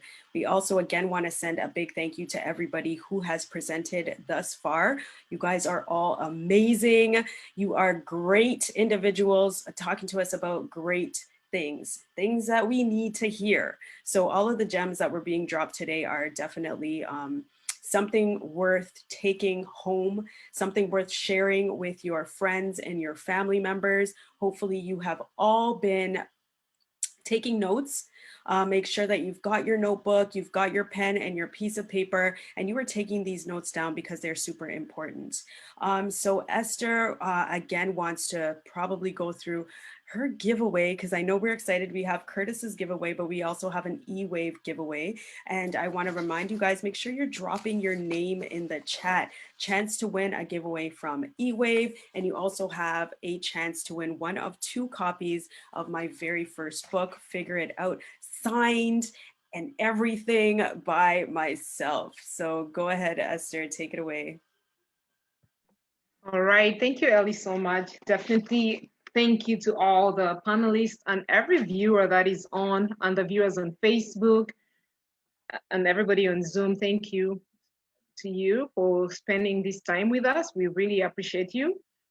So back to eWave. eWave has offered 10 hours of their professional time with a seasoned advisor to get a one-on-one consultation. I'll just quickly share the screen so you can see the flyer. So, yeah, there it is. So yeah, it is a complimentary virtual consultation, and you have a chance to win. You can simply put your name in the chat box. I'm not sure if Ellie is seeing any name on the Facebook Live. Please drop your name to win a spot. And I have a question for you, the viewers, because this is, if you answer this right, then you definitely qualify for an hour with one of eWave's top advisor. So here is what the first question.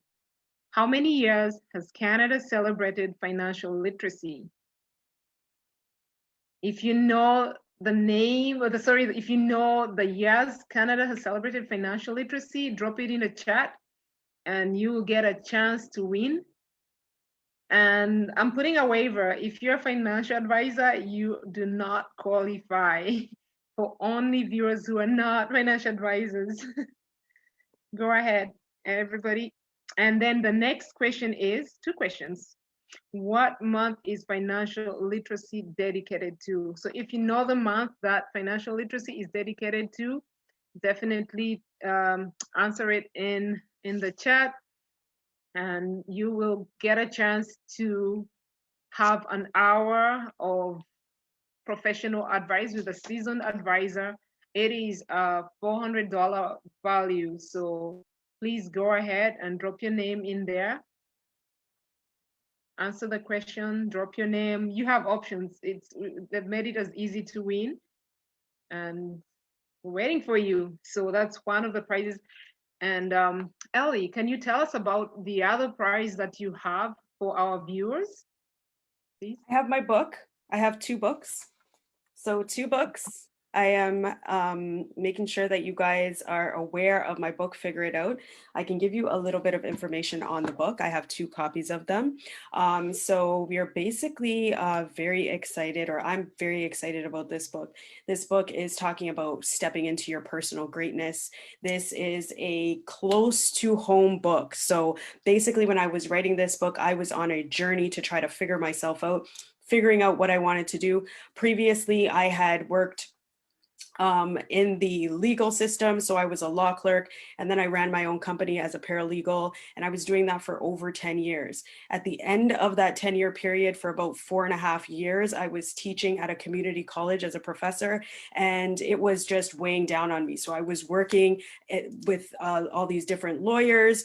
I was at the courts, different courts every day. I was working part-time in the evenings as a professor, and I was also doing process serving. And if anybody knows anything about process serving, doing all of that work is like, it's a lot. And then, so when I got pregnant with my last born, my son, I was really tired, of course, I was tired, but also I was just looking for a change. I was looking for something else to do in my life. I felt like, okay, I've done this for so many years now. What else can I do? What else can I do? And so I really, what had happened was I was at home doing all of the, dishes, cleaning, this and that. And I was listening to YouTube, and I heard a Les Brown speech come on. And it just inspired me. I just, I really took to the speech. I felt like he was speaking to me. You ever been on a, listening to YouTube, or even been on one of these Zoom meetings and somebody's saying something and it literally speaks to you. So he was speaking to me and I was just like, okay, it's time now. I need to change something. And then throughout the journey, I realized if I wanted something to change in my life, that I really needed to change myself. That it all starts from within. It starts with your mindset. It starts with pushing yourself to become a different person, and actually the person that you really have within yourself, it's always been there. It's always going to be there. You just have to dig down deep and push yourself to do what you've got to do. So this is the book that came out of that journey. And as I wrote the book, I will even let you know towards the ending of the book that I am still on that journey. I'm still searching and continuously digging deeper into finding out what I'm capable of, what I really am put here and sent here on this earth to do, and stepping into my own personal greatness, because I believe that everybody is great. We all have greatness within. We just need to actually step into our purpose and then push ourselves to get to that place, right? So this is the book. There's a bunch of different keys, different tips, different just inspirational things that helped me along that journey to get where I am today. And so I decided to compile it into this book, and I called it Figure It Out because literally everything in life is figure outable. And my mom told me that that's not a word, but I believe it is. And I believe that everything in life is figure outable. You can figure it all out. And that's why I named the book Figure It Out. It's like you have a seed within yourself, you're blossoming. And as you start to run towards your goals and your dreams and all these different things, you're going to realize that you change. You're pivoting into different avenues of your life, things that you never would have thought that you can do. Like this summit, for example. I definitely would never have seen myself on this summit, hosting a summit with Esther at all, ever. It was never in my mind frame. And Esther, told me, you know what, Alicia, maybe you should try to host a summit or whatever. And I was just like, I don't think I could do that. But as soon as she told me, it was like, ding, a light went off and I started working towards it. And then here we are, 2 summits deep. We're already planning for our winter edition, and it's a super exciting journey. So I encourage everybody to jump into the chat, drop your name for your chance to win a copy of the book. I'm going to sign it and I'm going to write a little note in there personally for you, address it to you specifically, and just let you know that everything is figure outable. And when you place your plans in front of God and you have him take charge of your plans, you really don't know how they are going to work out, but they do. They just work out, and they work out for your benefit and for his glory. So I just want to thank you guys again for coming in. Make sure you guys drop something in the chat and talk to us. Yes, talk to us. All right, Esther, I'm going to hand it over to you. I know you had some goodies. You had some skincare products that you were also giving out as well, right? Yes, we do have some skincare products from Pal Beauty. So again, I'm not seeing names in the chat. If you want to win products, body butters, or what do you call it, body butters or deodorant, organic deodorants or beard oil from Pal Queen Beauty, definitely drop your name in there. I hope you live in Toronto. with the lockdown, I don't know what's going on, but definitely drop your name and we'll figure out how to get it to you if you are the qualified winner. So yeah, it's exciting. So many prizes. It's super exciting. I see 2 names in the chat. They are definitely our winners for the book. So Yahaya Barua and Emilitia. Is that how I pronounce your name? Emilitia? Emelita. I think Emelita. Emelita. All right. Awesome. So I'm going to put my email address in the chat. You guys just send me an email and I will definitely get that book out to you. All right. Oh, nice. Thank you. Okay, Esther, I believe that we are going to once again and reintroduce one of our advertisements for Joshua Frazier. So I'm going to just read his bio and then we'll have that video played, okay? Guys, Joshua Frazier is from here in Ontario, a Brampton resident. He is going to be in what was supposed to be 2020 Olympics in Tokyo has now been pushed to 2021, but he is a great athlete. Not only is he a great athlete, he's a great individual altogether. So if you haven't checked out his website, you want to go to jfrazierboxing.com. He is, you know, what they would call out here a beast. You know, he's out here knocking people out left, right, and center, and he is just doing the most. We know that he's going to do well out in Tokyo in 2021. So we as Canadians, as Americans, as wherever you're from, we are all rooting for Joshua. Okay, so go ahead with the video, Esther. Thank you.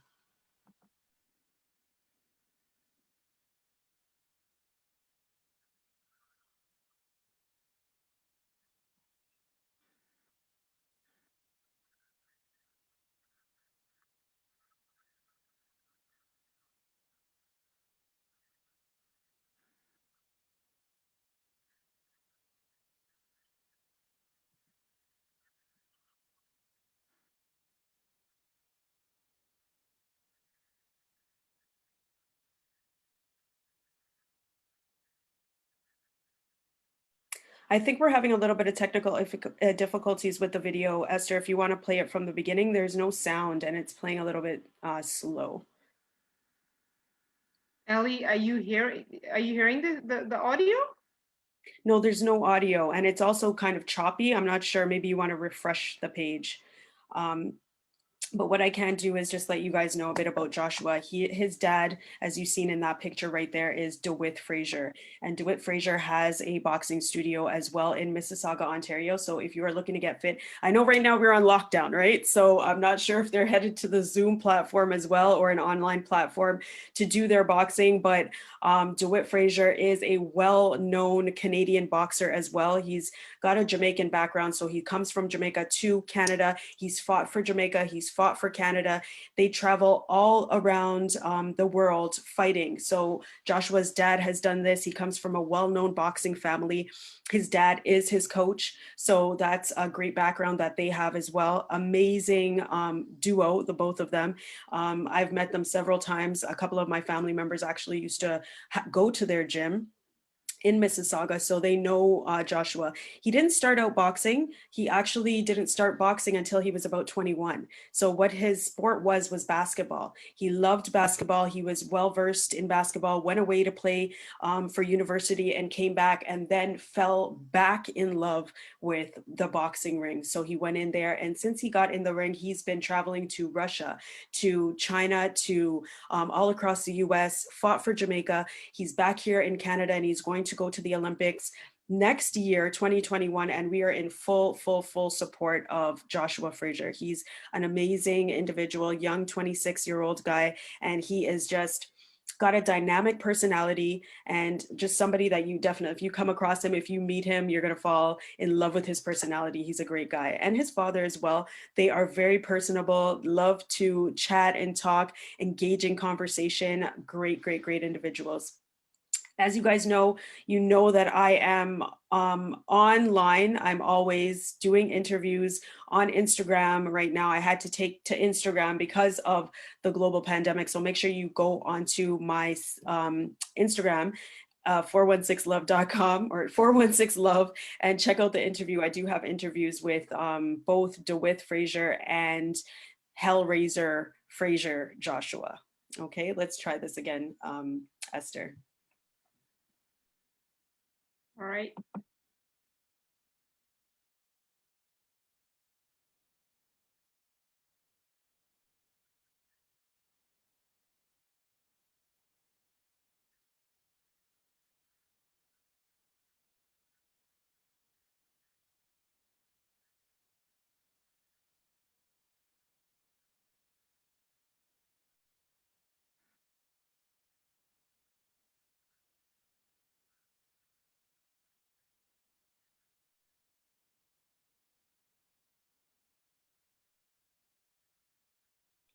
Okay, Esther, it's still not working. What we will do is we'll definitely do another attempt to try to have Joshua's video played once again. But I want to encourage all of you guys, make sure that you online exam. Make sure that you're going over to joshuafrazierboxing.com. Joshua is, as we mentioned, out here doing great things, and we want to make sure that we're supporting him for his Olympic journey coming up.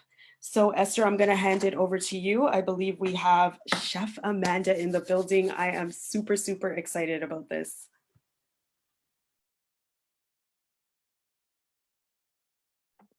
All right, who's ready to cook and eat? I hope you all are. All right, well, thank you, Alicia, for this moment. I would like to take this opportunity once again to introduce Chef Amanda Hammer. She's born and raised in Toronto, downtown Toronto. Amanda has been cooking and baking for over 20 plus years. Amanda tributes for her culinary skills to her late mother and influences growing up in a multicultural city. She's graduated from George Brown College, in which she received her degree in culinary arts. Her dishes can be described as a fusion of West Indian, Asian, and Canadian flavors. Amanda also uses creativity in creating custom design cakes for all types of occasions. A lot of what Amanda does is now self-taught, since leaving the 9-to-5 cooking industry as a head chef, becoming a full-time catered entrepreneur, Edible Bliss 11, which was her side hustle for many years until October 20th, 2018. Through the growth, determination, and many referrals, Amanda has made a name for herself, living a blissful experience with every client, as well as a lasting memory and her expertise. Amanda has been featured on Food Network, the Donut Showdown, and has created 150 plus women, has catered for 150 plus women for How She Hustles networking event. Amanda has also had the honor of preparing desserts for Prime Minister of Canada. And in 2019, she won the People's Choice Awards for the Best Baker by Blacks.com. The recipient of the 2020 Harry Jerome Awards were gifted special handcrafted desserts and delivered by Amanda for contribution to the community. Amanda has come so far and is focused on her vision, where she sees Edible Bliss 11 going in the next 5 years. Amanda aims to enhance the soul with visual expressive desserts, unique dishes. She contributes to come up with the innovative recipes to share her love through food. I'm already hungry. Take it away, Amanda. Thank you. Was that all me? Yes, that was you. We are privileged to have you once again on the seat at our table. Thank I'm you. pretty sure people have their recipes. Those who are going to be cooking in the kitchen with you. Awesome. Go right ahead. Thanks, Amanda. It's all your stage. It's my privilege to be here. Thank you guys so much for having me. I guess we're going to start with the marinade. So there's a lot of different ways you can do a jerk marinade. And I've seen people put ketchup in their marinade. I have been making this marinade for a very long time, and it's something that I stick to, something that I have on my menu. And I'm just going to break down how all these ingredients make a delicious marinade that you can marinate tofu, chicken, or salmon, whatever you'd like. I did notice that in the recipe that may be up somewhere, that there is 2 tablespoons missing of brown sugar. So we need to add a little bit of sweetness besides the orange juice, 2 tablespoons of brown sugar. So here I have my Ninja blender, and I love doing this recipe because all you have to do is just throw everything in. Okay. So we're gonna start with our onion and give that a chop.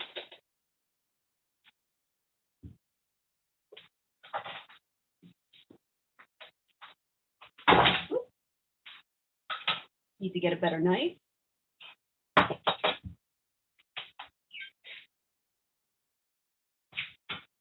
So you're just going to use half an onion.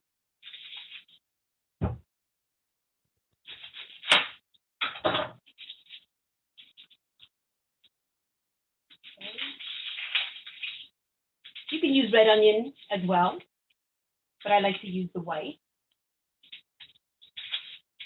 when I'm making like caramelized onions, I use the white or the red. The red gives a nice sweetness to it.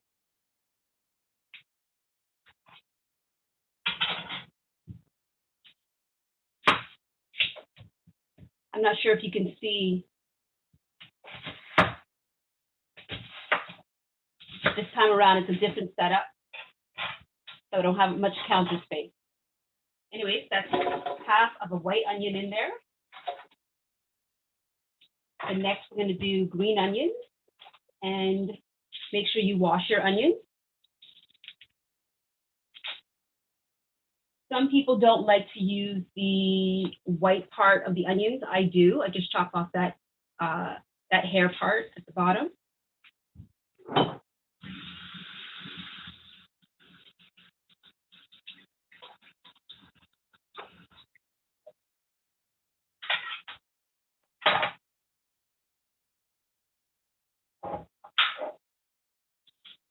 Okay, and honestly, rough chop. Just rough chop, put it all in. The blender's going to do its work. Okay. Then we have 6 cloves of garlic.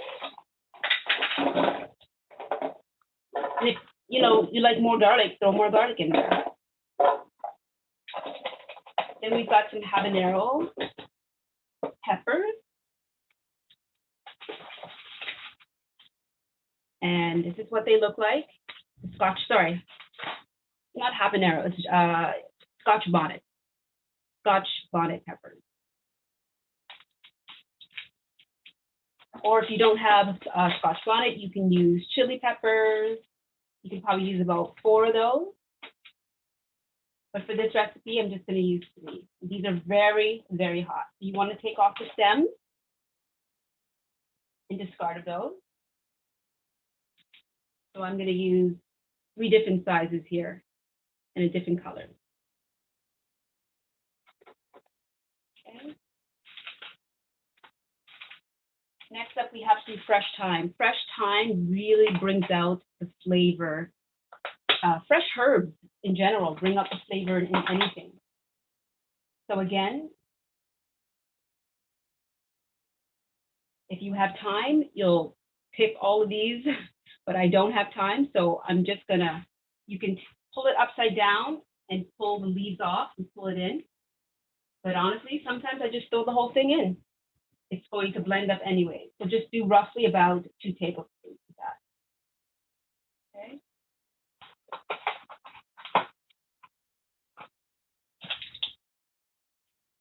So we're going to do some salt, and in there you want 4 teaspoons. I'm using seasoned salt, but the best salt to use is Himalayan sea salt. Let's try to stay away from sea salt, table salt.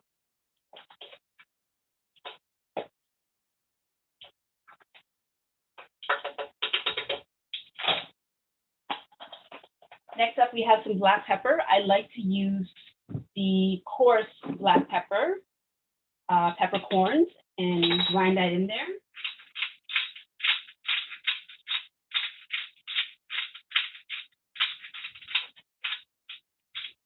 So you're doing about 2 teaspoons of black pepper.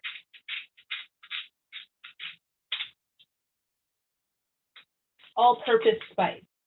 Another enhanced pepper flavor that I also put a touch of this in when I'm doing rum cake too.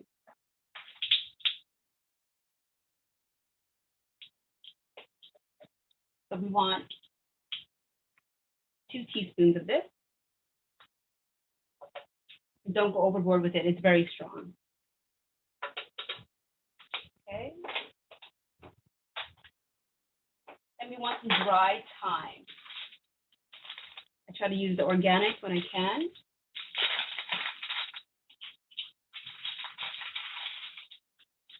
So one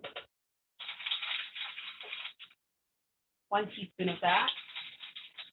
Some cinnamon, some nutmeg, all these beautiful earthy spices. So nutmeg, you want half teaspoon.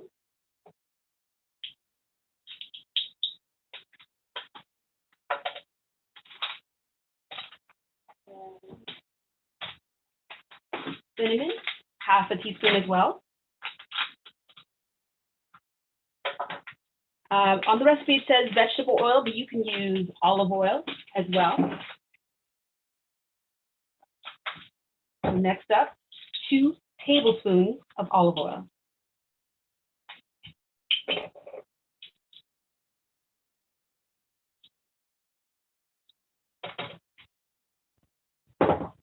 Does anybody have any questions so far? Try to answer as best I can.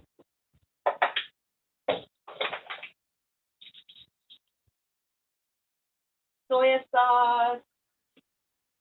I like this soy sauce, this brand. So you can do 3 tablespoons of soy sauce. Amanda, there's a question for you. Yes, what is it? Yahya is asking, why do you avoid table salt? It's not good for the body. It raises your blood pressure. Well, no. To Google, you have to Google that. I've always heard that table salt is not good for you. The benefits of Himalayan salt, sea salt, is better. Please just Google it because I don't want to get the information wrong. But ever since I learned that information, I've always just been using sea salt at home. Thank you. You're welcome. Lime juice. You can use freshly squeezed, or if you have some bottled already, fine. So 1/3 of a cup.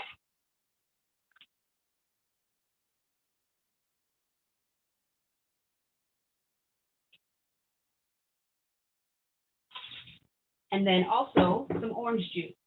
And you're going to use half of a cup of that.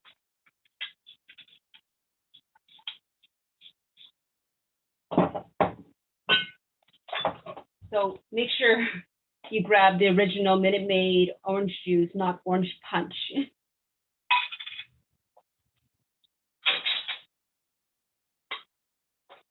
Put that in there.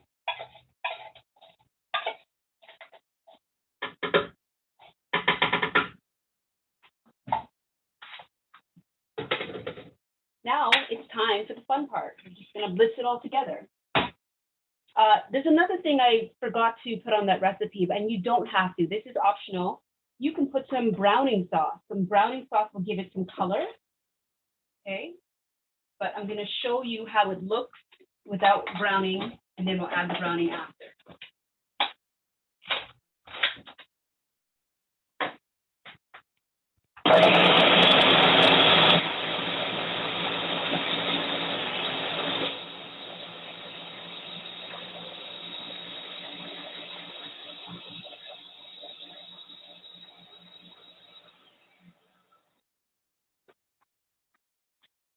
So this is browning. You can use this in desserts as well. You can use it in beef stews. You can use it on chicken, but it's just basically browning caramel, and it gives color and a bit of a touch of actually it is kind of bitter because the way they've cooked it together. But I love using this stuff on everything. So I'm just going to add a touch of this, and I don't know if you could see, but it's kind of a light brown. I like my jerk sauce a little bit dark.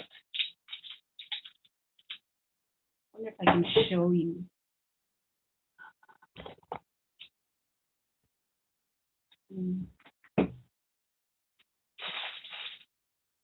No, I thought I had some. Okay. So as it's blitzing, you put it on low.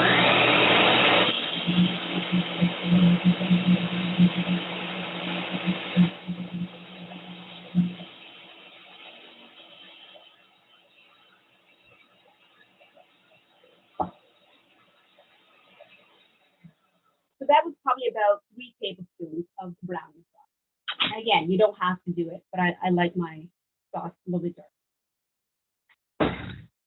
So over here, I have some fish that was marinating for a couple hours. This is salmon, and this is the jerk that I made previously. So hopefully you can see on the camera. I'm gonna move over to the stove.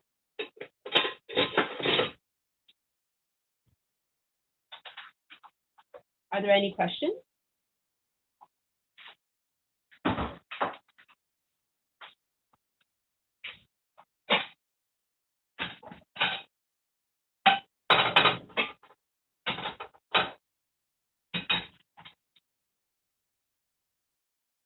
So again, whatever kind of oil you use, olive oil, extra virgin olive oil is the best. Coconut oil, grapeseed oil. Try to stay away from canola oil or what else is a bad one? Palm oil. It's hard to avoid because it's in everything, but. How long do you normally marinate your salmon for? You can do it overnight or for about 2 to 3 hours. Okay.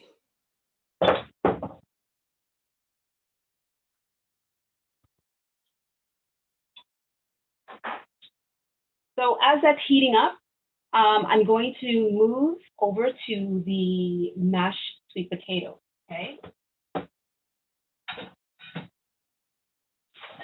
So you can use a masher, but I choose to use my machine, and I'm just going to throw it in and whip it, okay?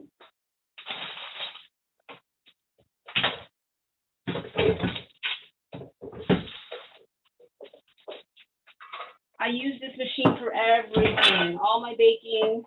I'm whipping mashed potatoes.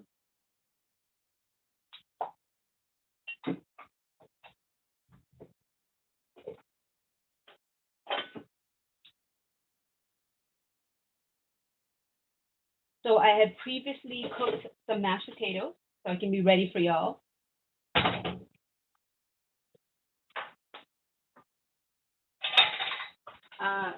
You want to whip them when they're still piping hot.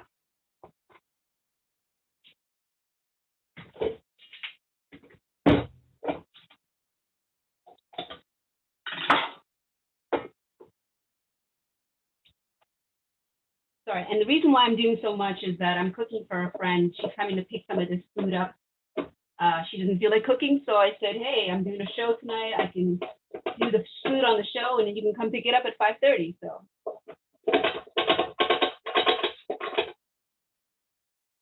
So there we have our sweet potatoes in there. And you know what, for some added, and it's not on the recipe, for some added flavor, you can put some garlic oil. So I had previously roasted some garlic. All it is olive oil and oil and garlic. Put it on the stove until it gets, I don't know if you can see that, but until it gets like toasty brown. Okay. And there's just so much flavor in this. So a little bit of that. And maybe 1 or 2 of the cloves.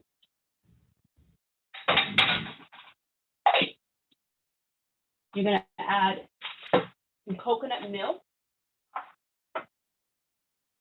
I love this brand. And the reason why I love this brand is because when you look on the ingredients, made with natural ingredients, and where is the ingredient? It's gluten-free, it's vegan, no artificial flavors, colors, and it's just 2 ingredients, I believe. And it's unsweetened. It's a little bit pricey, but this is my favorite brand to use. So as it's whipping, you just slowly pour.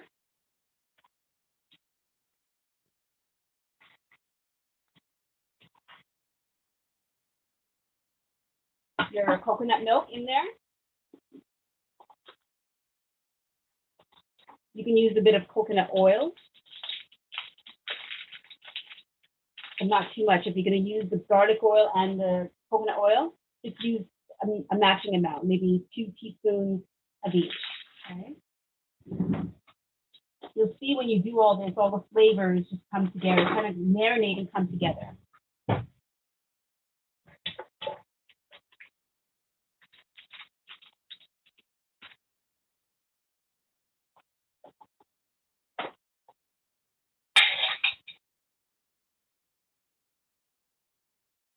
So here I've got some coconut cream. I'm just adding a little bit of this to this mixture.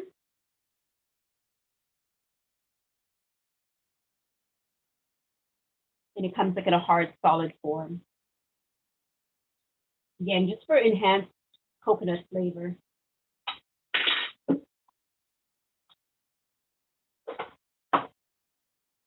Salt and pepper.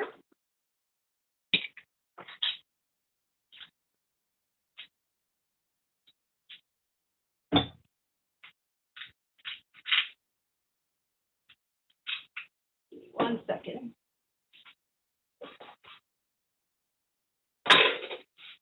Now my oil is hot.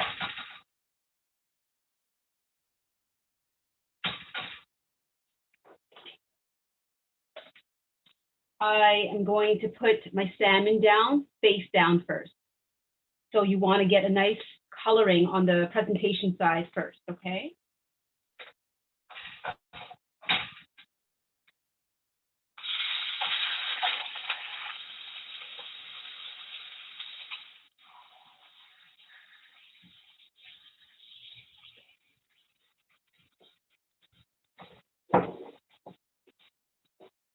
I'm going to go back to adding more pepper.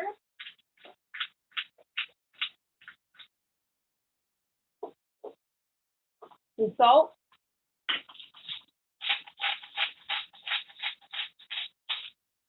And then you want to add some butter.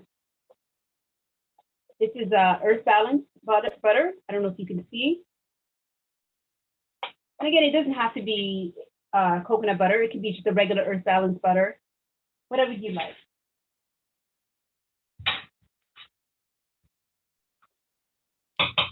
Amanda? Yes. How high do you have your stove on there? It's at 4, so it's about a medium. Okay. And you want to cook your fish until you see it, flip it until you see this like kind of white, opaque, and then you'll flip it on the other side and go for another 5 minutes. So in total, fish does not take that long. I don't know, about 8 to 10 minutes. I'm going to blend this up.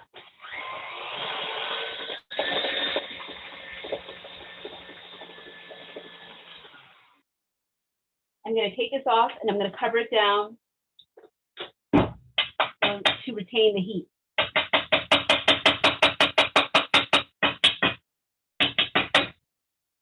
So besides mashed potatoes, now you know how to do sweet potato mash, or cassava mash, or Edo mash, or plantain mash.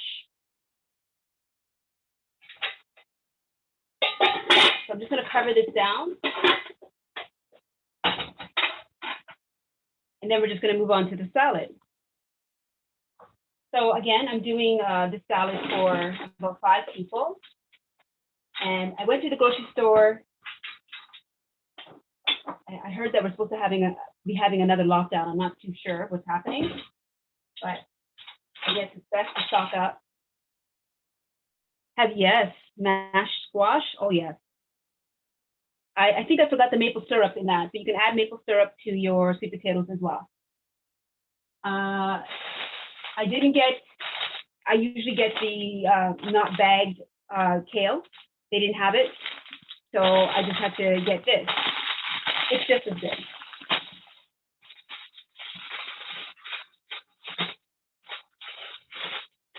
So you want to add your kale to a bowl.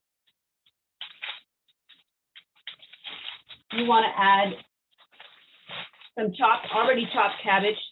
This stuff is really good.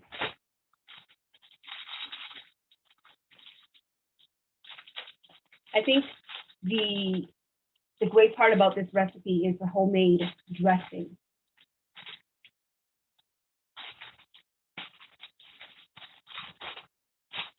So I'm going to add about half of this bag to this.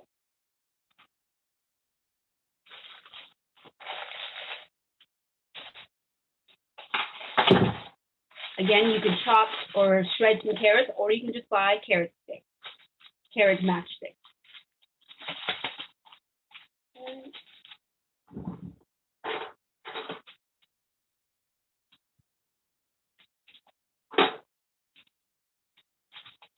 And again, I'm just going to do half a bag, only because I'm feeding more people, but you can follow that recipe that I gave you. Okay.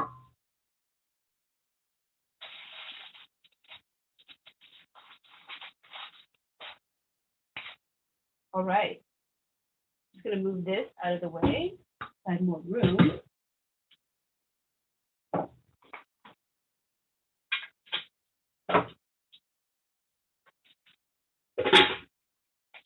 Now I'm going to flip my salmon over.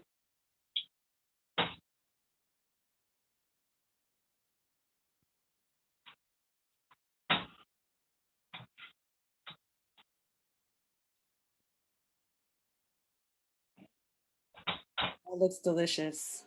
Oh, it smells delicious. Oh my gosh. Lorenzo is asking if you cater. I do. You can message me at ediblebliss11.com. That's my website. You can also hit me up on Instagram at ediblebliss11. And I do catering, I do private catering. For this Christmas, I'm specializing in Jamaican rum cake cheesecake. But I do other premium cheesecakes as well, but that's the one I'm pushing for this season. Can I just show this again? Like, oh, I'm hungry now. Okay, so back to our salad. Now we're going to start on the dressing.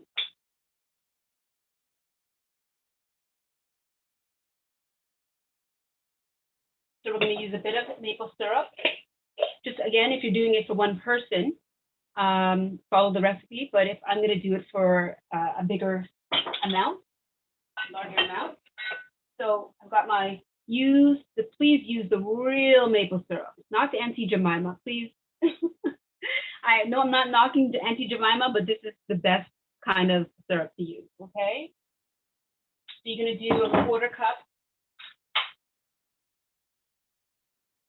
Actually, I'm just going to freehand this.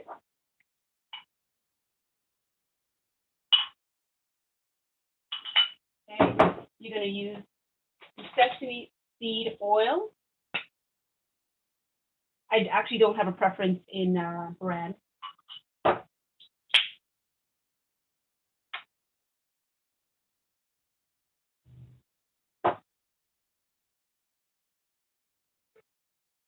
And then we're going to use some balsamic vinegar to give it some acidity. Shake this up.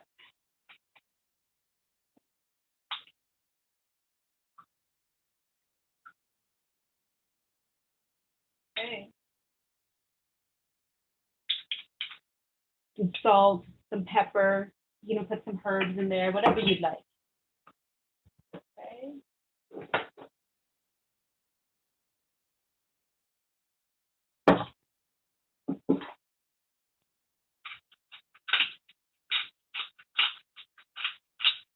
So to get this emulsified, you can do it in a bullet, or you could just do it in one of these mason jars. Put all your ingredients in there, and shake it up.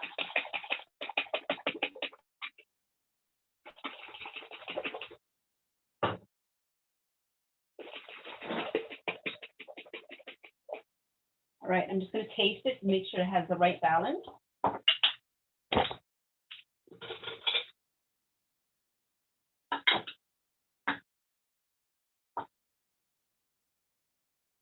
Oh, yes, perfect. I guess because I've done this a million times, so I just know. Our salmon is almost done.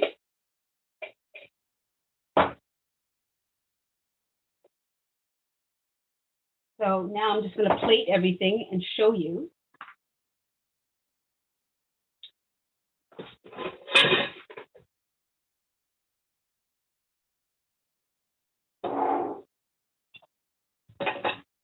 So I'm just going to go ahead and mix my salad over here.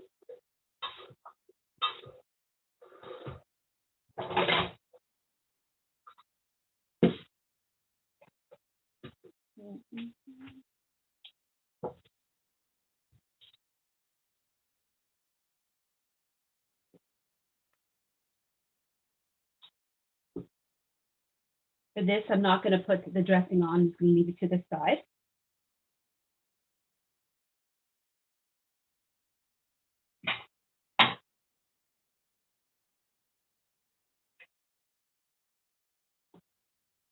You can top off your salad with some cranberries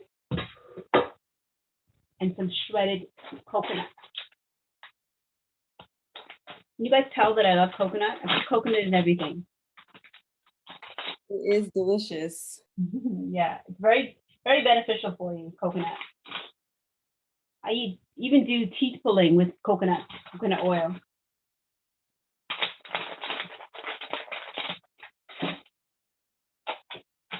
Cranberries.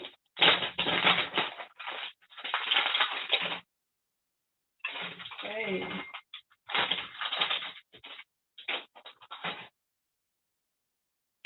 And now for our salmon and our sweet potato mash.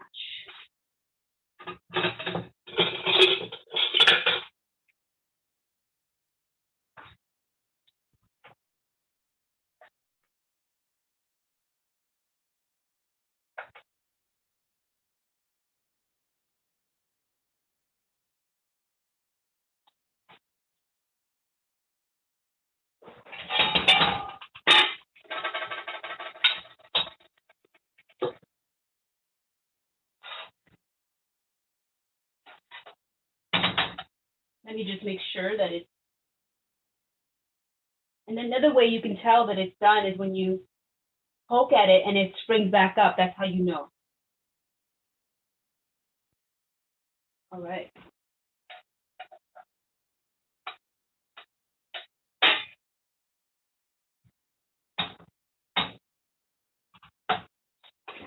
And there you have it.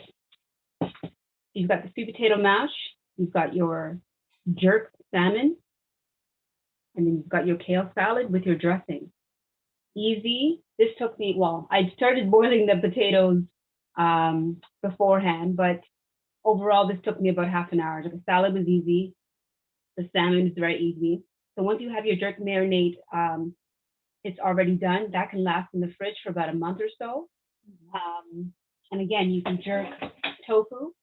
You can add it to beans as a side. You can put chicken, or salmon, any type of fish would be great with it. So again, you can reach me at ediblebliss11.com.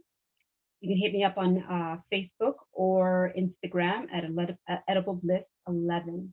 I just want to thank Ellie for having me, and Esther. Thank you guys so much for bringing me on again. And I really, really, really appreciated being here. Oh, we appreciate you, Amanda. You always letting us in on your tips and tricks. Like, look at that. You always have our mouths watering. You leave us with that edible bliss. Wow. So for that sauce, you could, or for the dressing, you put that on afterwards. You can mix just a little bit. Actually, yeah, mix a little bit with it and let it sit aside for about 5 minutes because kale is kind of tough. Okay. And it'll soften the kale and then you can eat it after. Yeah. Wow. Okay. All right. This is wonderful. Thank you so much again. And then just let us know, like, how did you come up with this name, Edible Bliss? I was just creative with food and desserts. And a lot of the times people will be like, this tastes so good, so blissful. And I was like, edible bliss. And I just put the name together. And the number 11 is a very spiritual number. And it resonates with me. I see it all the time. And it just signifies that I'm on the right path in life. So I decided to put it with my catering name and voila. Wow. Well, thank you so much, Amanda. Definitely, we got to look forward to, if anybody is interested in doing any catering, you got to hit her up. And you got that Jamaican rum cake, cheesecake coming through for Christmas. That's next level. That's next level. All right. Well, thank you so much for joining us. Bye, guys. Bye. Wow, that is amazing, guys. I just want to thank Amanda for coming on and sharing her kitchen with us again. And yes, talking about the number 11, it is a power number. Cannot break it down, says 11, not 1 plus 1. It's 100% numerology. Yes. Absolutely. Mm-hmm. Yep. You're Yep. welcome, Lorenzo. It's here. Lorenzo's got to come across the border to pick up some Jamaican rum cake cheesecake. Oh, wow. Yes. Oh my goodness.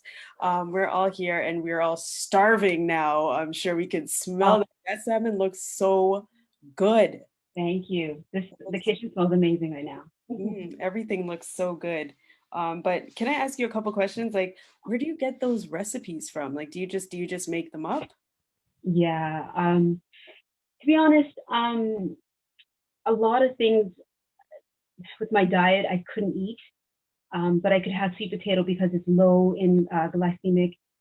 Potatoes usually spike my insulin, so with that and rice, I've learned to, you know, branch out and learn about millet and amaranth and uh, purple potatoes and sweet potatoes, and I just started throwing things together. Like usually with the sweet potato, instead of maple syrup, I would use agave because it's better. It's a healthier alternative sugar. Um, I just started because I have a chef background. I just started putting things together and saying, "This tastes good," you know. And yeah, with my cookbook that's coming out, you'll see there's a lot of different alternative choices to choose from. So it's, you know, you gotta branch out and expand your palette. You know. Awesome. So you have a cookbook coming out. Talk about it. Tell us about this cookbook. Honestly, it's been in the making. I started it about 2.5 years ago, maybe a little bit longer, and then my mom passed, and then I just put it down, and I started looking at it now. So I got the cover done, um, and it goes back to when I used to eat more meat, and I don't as much anymore. And then when I switched over to alternative milk, I don't use regular milk anymore. It's either millet milk or rice milk, coconut milk. So I talk about all of the alternatives that you can use in cooking, and it still will taste good. Because a lot of people used to make fun of me that I used to, you know, I didn't have dairy, I didn't have regular sugar, and they're like, "Oh, your food looks like cardboard." I was like, "No." So that's where the inspiration of the cookbook came about, and I just started making alternative things like, um, you know, like I can eat chicken, and so instead of, you know, you want to make your chicken wings crispy, so instead of using panko crumbs or flour or whatever, I have a recipe in there that you use flaxseed, and that makes it just as crispy. Um, I have a recipe in there for monster chicken, I call it. That's what my son started calling it. But it's green. It doesn't look appetizing, but it tastes appetizing. I left it in there, but it's just basically cilantro, lime, different herbs. You marinate the chicken, and then you bread it with amaranth flour, and it tastes amazing. Right. So we call it monster chicken. So it's just, you know, you can still have flavor, but eat alternatively. There's a Yeah, that's misconception. important, right? There's a big misconception about having vegan food or having, you know, no meat, and you know, so yeah. What about like cheese alternatives? Because I hear a lot of people trying to like get off of the cheese, but they're always like, what can taste as good as cheese? Cheese, nut cheese. Nut I cheese. don't know the lady who does it, but I've tasted it at one of the markets before. It's a nut cheese. It's spreadable. Cashew nut cheese. You can put that over poutines instead of regular cheese. There's a lot of alternatives. Mm-hmm. Good stuff. Good stuff. All right. Well, we're excited. We're definitely going to make sure that we try this recipe out and let you know how everything turned out. And then you got to let us know when this book comes out, this cookbook, so that we can, you know, talk about it and then support you. Awesome. I just want to answer Lorenzo's question. I'm not 100% plant-based. I do eat chicken once in a while, but my diet is pretty much 80% plant-based. 80% plant-based. That's good. And so, is that hard to make that transition? Because you said you were before you were eating meat. Like I'm trying to not eat as much meat as well. Is it a hard transition? Yes, it's hard. And you have to cut a lot of things out of your diet. And because of it, though, I lost about 20 pounds from when did I start doing? Maybe 2 months ago, 3 months ago. I've lost 20 pounds. But yeah, it's worth it. Mm-hmm. Yeah. Healthy is always worth it, right? Yeah. For sure. All right, Amanda, thank you so much. And we appreciate you. We can't wait to hear about the book, and we'll definitely be supporting you when we see it out there. Thank you. Yes, no problem. All right, Esther, I'm going to hand it over to you. I am literally starving right now. I feel like I need to get some food. Jeez, Amanda, always like the last time you had us like mouth watering, this time it is the same exact thing. Yes. My goodness, we appreciate it. I am ordering an Uber Eats from you right now. Right? I need that food. You gotta give your friend one dish less. She already prepaid. Yeah, thank you so much, Amanda. It's amazing. Wow, I was looking, I'm like, oh my God, wow. What's next? I love coconut. So you had me all the way. Yes. You know, I love coconut. I use coconut on my skin, my teeth, everything. So I'm sold, Amanda. Love even more. Yeah, so everybody, please take a look in the chat. It is Amanda with at Edible Bliss 11. You can follow her there. Please go right ahead and do that. And I mean, DM her, get the questions that you need or whatever you wanted from this recipe that you've missed. You can definitely get in touch with her on our IG at Edible Bliss 11. So coming up, I have, okay, give me one moment.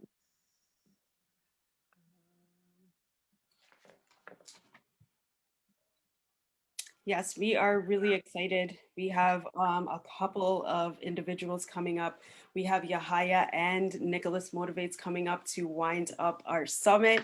But today has been phenomenal thus far. We are so excited to see all of the different talent, the different individuals coming through to give us all of these gems. And then, of course, Amanda allowing us to come into her kitchen once again and sharing her tips and tricks on how to throw down that jerk marinade. I can't wait to get that to try that one out. That definitely I'm going to try it. And you can keep it in your fridge for up to 30 days. Like you can't go wrong. You'll be eating jerk all month. You know what I'm saying? It is good, good, good stuff. So we're excited about it. We definitely want to make sure that you guys put your name in the chat. We want to make sure we're giving away the e-wave, right? Talk about the e-wave, Esther. Let everybody know what they can win with the e-wave. Thank you once again, Ellie. So we still have, I think there was 2 people or 3 people who dropped their names in there for some prizes, but we do have 10 hours of professional one-on-one virtual consultation from eWave with their top advisors. They're dedicating an hour per winner. So definitely feel free to drop your name in there. And if you have an answer for me, I'm gonna ask you the questions once again. This is really to, I don't wanna give away the answers, but this is really to ensure that you're listening, but it is worth it in terms of, there's so many people that are financially illiterate, and eWave, which is a leading financial literacy company, redefining the creation and preservation of wealth by taking financial literacy or education as one of its core, it's one of its main mission to really go ahead and educate the masses, starting with locally and eventually globally. So the question that I had was, how many years has Canada celebrated financial literacy? If you know that answer, please go ahead and type it in. and what month is financial literacy dedicated to in Canada. So if you have answers for that, do that, put your name in there. You definitely get to win a prize. Come on, guys, very easy. You can do this and you can win a prize. So EWEB has given us 10 hours with its top advisors. So you get a chance to have a virtual one-on-one consultation. You get to ask your questions. You get to figure out your finances. And what better time than this year to get yourself organized and get a head start for 2021. So everybody check out eWeb Financial at ewebfinancial.com, at ewebfinancial.ca. You can find them on LinkedIn, Facebook, Instagram, all social media, and on Google. So please go ahead and don't hesitate, reach out. But definitely for today, if your name is in the chat, you drop your name in the chat or answer any of the questions, you get a chance to win a one-on-one virtual consultation. By the way, it is a $400 value, for this hour with a senior top advisor. All right, so Ellie, I just want to take a moment here. So far, we've come this far. We have a winner. I believe November is the answer. Yahaya is a big winner today. Yahaya. Yes, look at that. All right. Congratulations. You are out here. You are winning. Okay. He already That's right. my book, and now he's winning some free financial literacy consultation. Awesome stuff. Yes. And also to remind the viewers, we had some other prizes for some of you who are joining. Our very first presenter, Miss Adiniki Charles, she offered a 15-minute free consultation. It's just to sweat. If you want to sweat and get your fitness level up, please reach out to Miss Charles, just to sweat. You can find her on her Instagram, and you can also see our IGs. You can find all that information for our panelists. And also Mr. Curtis Banks offered a free session, which was, I believe it's formally an 899 value. So he's given that opportunity. It's not going to cost you anything. Book your hour. I'll tell you from experience that I have been fortunate to have this opportunity to get this free session. It is amazing. If you watched him and you heard how he spoke, very patient individual, definitely go ahead. Make sure the link is still in the chat. If you want this link, we are going to definitely make sure that you have it. You can always reach out to us. We have so much in store. Our seat at our table is just blossoming. And thank you to all our panelists. Thank you to the viewers. We are just getting started, and we already have 2021 coming up. So Ellie, can you take it over? I believe you also you were talking about your book. Can you please tell the viewers again about your book? I can't get enough of this myself. Well, we do have our 2 winners for the book. So congratulations again to those winners who popped their name in the chat. But of course, you guys know that you can, over 10 different platforms have the book on sale. There's also an e-version that you can read the book electronically. You know how easy it is, or you could listen to the book. Sometimes it's a little bit easier to just listen to something while you're working out, while you are doing your thing, you know what I mean? So there's so many different ways that you can get your hands on the book. Definitely want to check out 416 Love on Instagram. Head over to my Instagram and just check out my post. You'll see it. It's Figure It Out.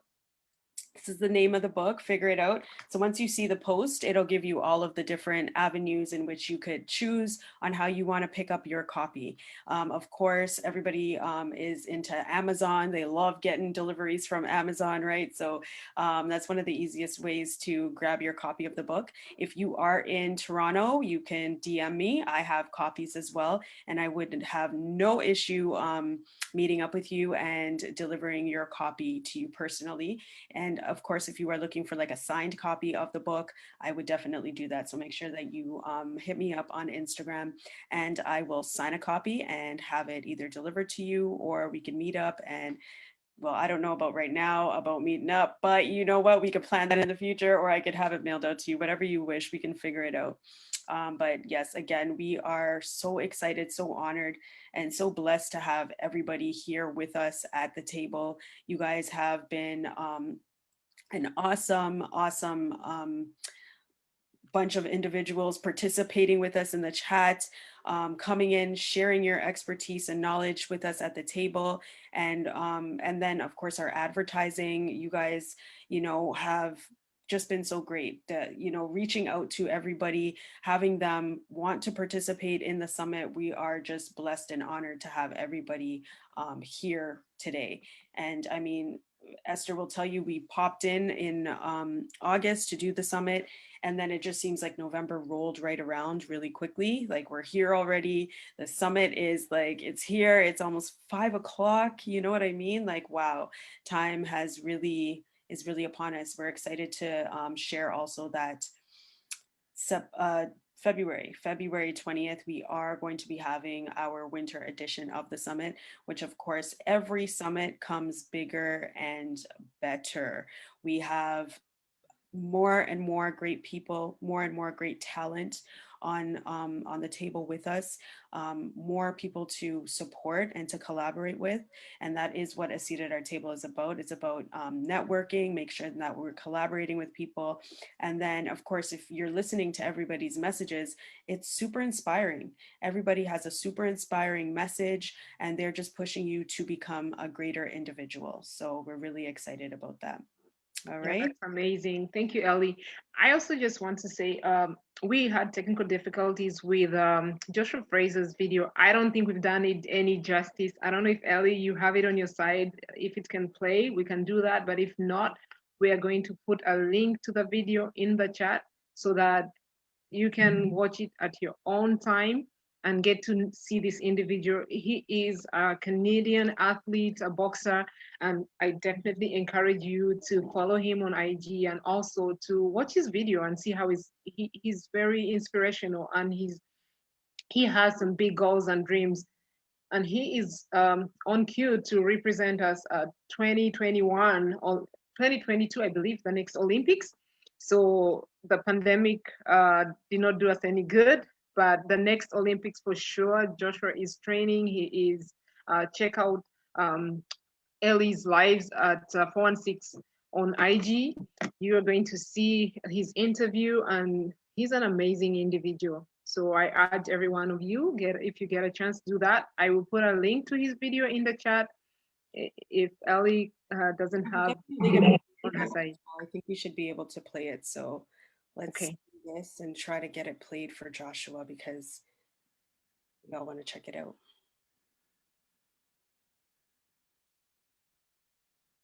You want to rewind it, Ellie? I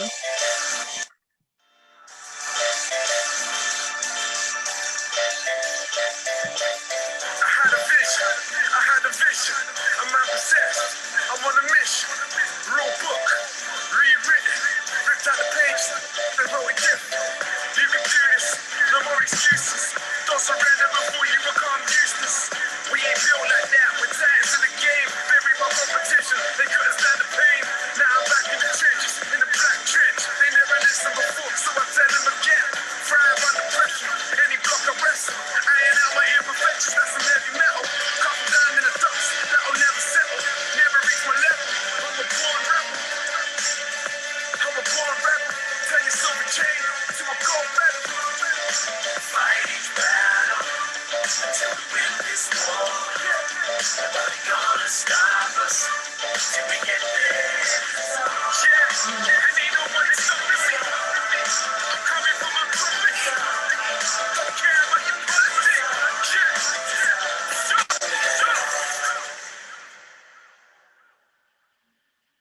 And there he is, Joshua Fraser. He's such an amazing guy.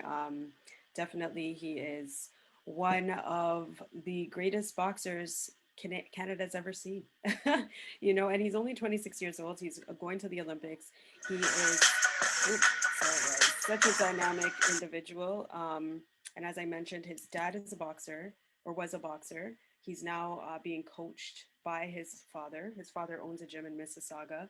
and they're just out here doing amazing things. His dad works very closely with, of course, you may know Pinball Clemens.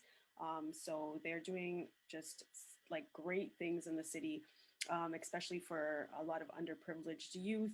He brings in a lot of youth in his gym, trains them, pushes them out there. And for anybody who knows the sport of boxing, it's all about discipline.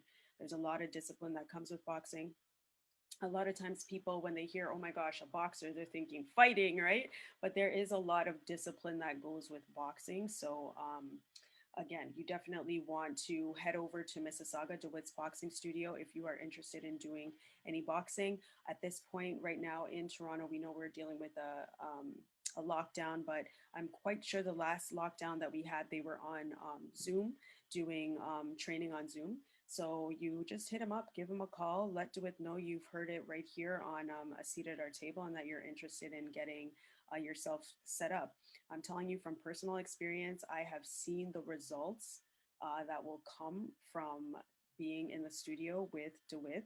He is a trainer. He is serious. Okay. And of course, he himself is an Olympic boxer. So he went to the Olympics several times, I believe, for Jamaica and for Canada. And so he's fought all over the world.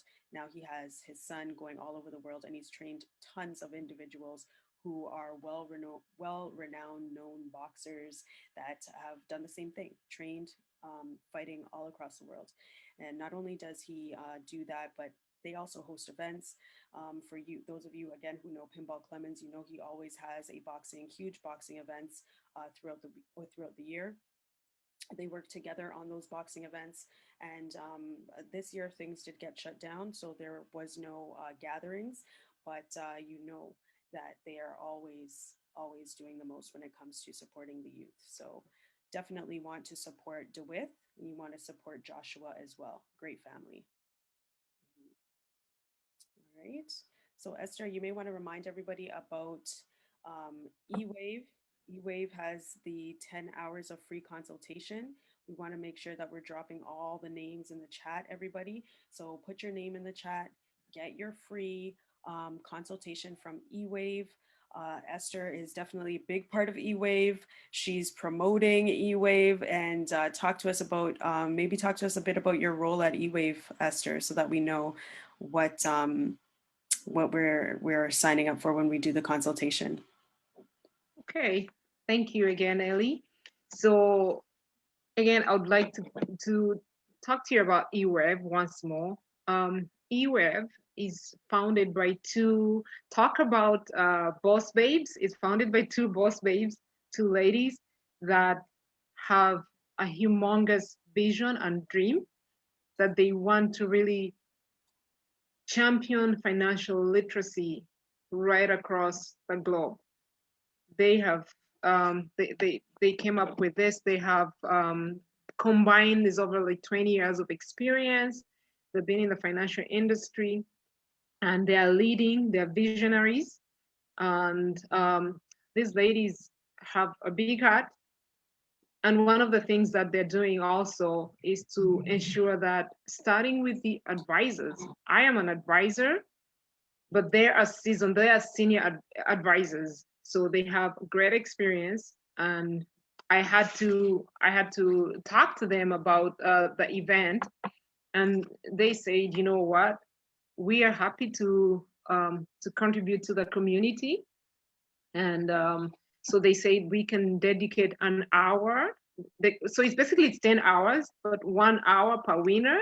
So you get to have an hour with a seasoned advisor. They will help you take a look at your finances. You know, I don't know if any of you has heard about your FIN number. Everybody knows their SIN number, but I don't know how many people know their FIN number. And if you don't, you want to make sure you drop your name in the chat so you can get to sit with a seasoned advisor to get this and a lot more. And for I think it was Yahya who won the prize, one of the prizes. He talked about November. So for those of you who do not know Canada, I'm going to answer the question because somebody already answered it. So November is Financial Literacy Month in Canada, but at eWeb, every day is financial literacy day, because every day we do make financial decisions. You're taking the bus, the train, you're putting that key to start your engine and drive. You're starting, every decision you make has one way, whether directly influenced by finance or not. And this year has been a great year to really stop and reflect on you as an individual or as a family together to really take a look at your finances. You definitely want to check out eWeb Financial. Uh, eWeb Financial. Okay, on Instagram, you want to check out ewebfinancial.com or ewebfinancial.ca. They're on Google. You can find them, and you can personally message me or DM me at COAVA on Instagram. Follow us, and I'll be happy to get that information to you. When you look at this time, 10 hours of free time is a lot. And if we were to put it monetary, so 10 hours times it's a value of about $400. That's $400 times 10. There you go, 4,000 worth of it. So please do put your name in the chat. Get a chance to talk to a seasoned advisor. No commitment at all. Just get a chance to have a chat with somebody to do that. So definitely check them out. I have benefited from all these kind of services myself, and I would highly encourage anybody who hasn't or who is worried. If you are worried about your finances right now, you are the right person to have a chat with somebody, And again, everybody's been speaking. Some of our panelists have talked about finances, right from your alphabet, your financial alphabet, to getting fit. All of this, as you get fit physically, spiritually, emotionally, you also need to get your financial fitness. So do not hesitate. Put your name in there and you will qualify for a prize. So we still have, it's coming. I can't believe it's like 5 o'clock. I just feel like I needed another, like maybe 2 or 3 hours. I don't know about the viewers, but it is great. What do you think, Ella? Very excited, very honored and blessed to have this day zooming by like this. So without, of course, further ado, I would like to introduce Yahaya Barua. I am very excited to have Yahaya here with us. He is the best-selling author of Struggles of a Dreamer, The Battle Between a Dream and a Tradition, Tunde, A Man of Lost Ambition, and The Adventures of Ellie. Hi, hello. The first, second, and third novels of his inspirational trilogy. So born and raised in Kano, Nigeria, Yahaya immigrated to Canada in 2001 at the age of 12 with his family, who came to pursue greater opportunities. Yahaya is a graduate of York University and today is a passionate businessman who established his publishing company at the age of 22. The author began selling his first book door to door, knocking on over 27,000 doors in Toronto. He has since found success selling his book with Indigo Chapters, Canada's largest bookstore, with almost 50,000 copies of his book sold, the majority of which were sold and autographed one book at a time by the author himself. He lives and works in Toronto. He is on a mission to inspire 100 million readers, 100 million readers with the courage to take a chance on themselves, to do what they are afraid to do in life today, that they may be at peace with themselves tomorrow. So this is why he has written these easy to read inspirational novels, the Struggles of a Dreamer trilogy, books about taking a chance on a dream against all of the odds. So of course, without further ado, I would love to have Yahaya jump on here and talk to us about his journey. Hi. How are you? I'm doing very well. How are you? I'm doing good. Been a long day for you ladies. It has been a long day, but it went by so fast. Silly. So yeah, I just want to first begin by, really saying thank you so very much for the opportunity to be on this, both as a member of the audience, but also as, one of the speakers. I think it's a blessing, because I have been learning a lot And as evidence, as you can see, I have been taking a lot of notes. And so it's something that I've been learning a lot, and I just want to also acknowledge each and every one of the other members of the panelists as well for taking the time to share your expertise. And yeah, so I also wanted to say, Esther and Ellie, you guys are doing a wonderful job. I know they're having a lot of technical difficulties here and there, and I know how frustrating that could be at times, but you're doing well. So just keep on going, keep on pushing. And, I'm happy to be a part of this call and, the summit. And I really believe in everything that you guys stand for and what you're doing. So I just want to acknowledge you for that. And I pray that each and every one of your visions come to pass as you continue to serve the community at large and in turn the rest of the world as well. So I want to first begin by restating my mission statement. And thank you, Ellie, for that wonderful introduction. So my mission statement, as was stated earlier, is quite simply to inspire 100, it used to be 1 million. So to inspire 100 million people with the courage to take a chance on themselves, to go after their dream, to do that thing that they are afraid to do so that they are taking action today, that tomorrow they may be at peace with themselves. So my aim is to help people, to inspire people, to be a catalyst, to inspire them with the courage to overcome regret in advance. And I also want to quote Adenike at the beginning, where she was saying, never downplay your talent. And we are all in our own lane, and we are in a competition with ourselves. At the end of the day, you are the embodiment of your own vision, and what it is you have in mind is something that you bring to the world. And oftentimes when we choose to ignore the things that are our God-given gift or God-given talent, we tend to start looking far and farther and further away from who we really are. We tend to skip out on what we're actually good at and start pursuing other things that we're not good at. And that in time will cause regret, because a lot of people realize a little bit later on when, as was mentioned earlier, wealth has to do with the amount of time that you have. And in that regards, when you don't make the most of your talent, you're not able to really maximize on it in the way of serving other people, and in doing so be able to reap the rewards of being of service to a multitude of people. So in essence, that is the overall foundation of what I am about and how I have come to use my talent as a novelist, and the way I have chosen to approach my mission as a novelist, and part of the reason and the place from which I derive inspiration to keep going.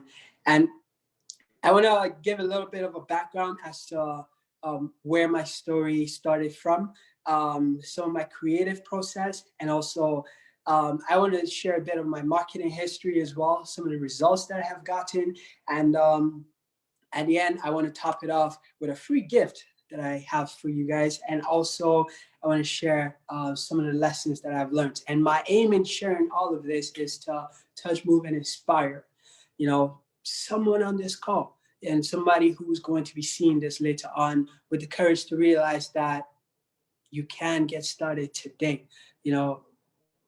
Somebody said, when is now the best time to get started? Yesterday is gone, tomorrow's not here, today is here. Why not do it today? And my hope also is to remove the whole intimidation about dreams. Dreams are very grand and intimidating, but when you just focus on that tiny part, all of a sudden you Swiss cheesing the whole thing. You put holes into the whole thing. Before you know it, the task counts for nothing in the way of size. So focus on the small bits and pieces that make the whole dream come together. My story began back in 2001 when I first arrived in Canada with my mom, my dad, my siblings. I was 12 years old. And as with any immigrant, parents always say, school's number one, we sacrificed a lot.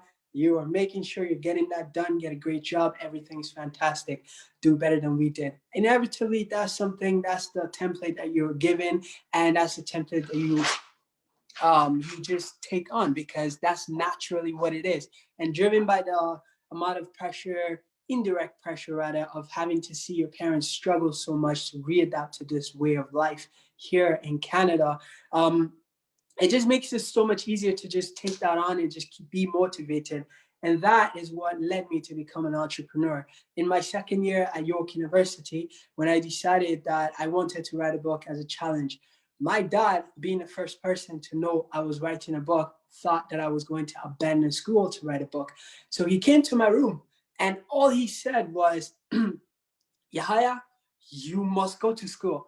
And then he walked away.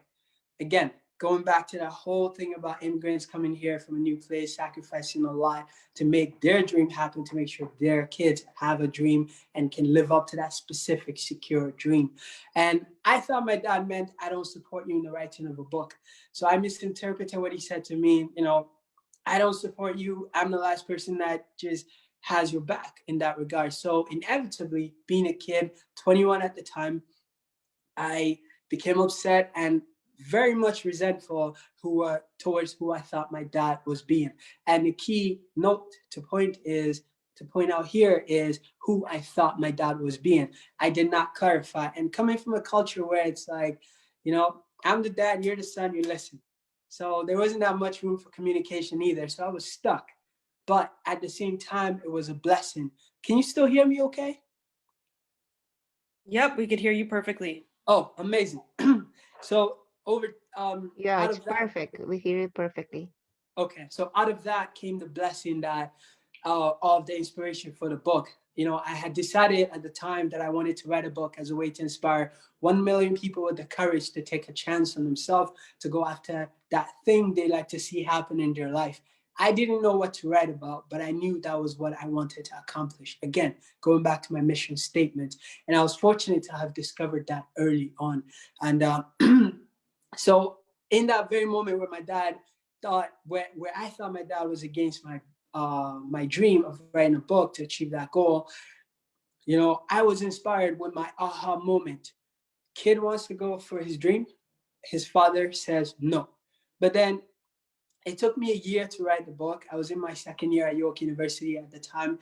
And I want to show you guys very quickly, as evidence of this.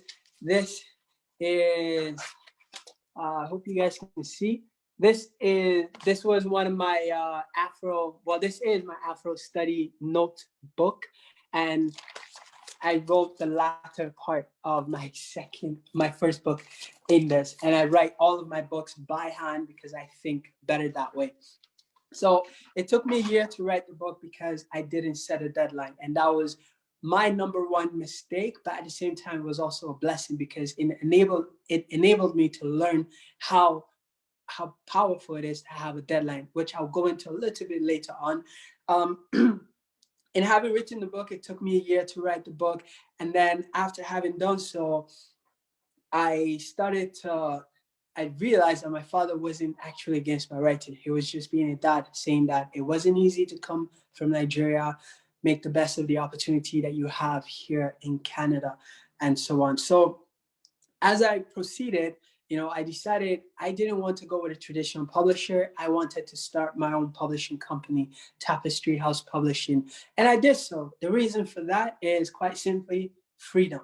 Freedom of creative thought, freedom of, having so many hands in my pocket financially, talking about book agent, publishers,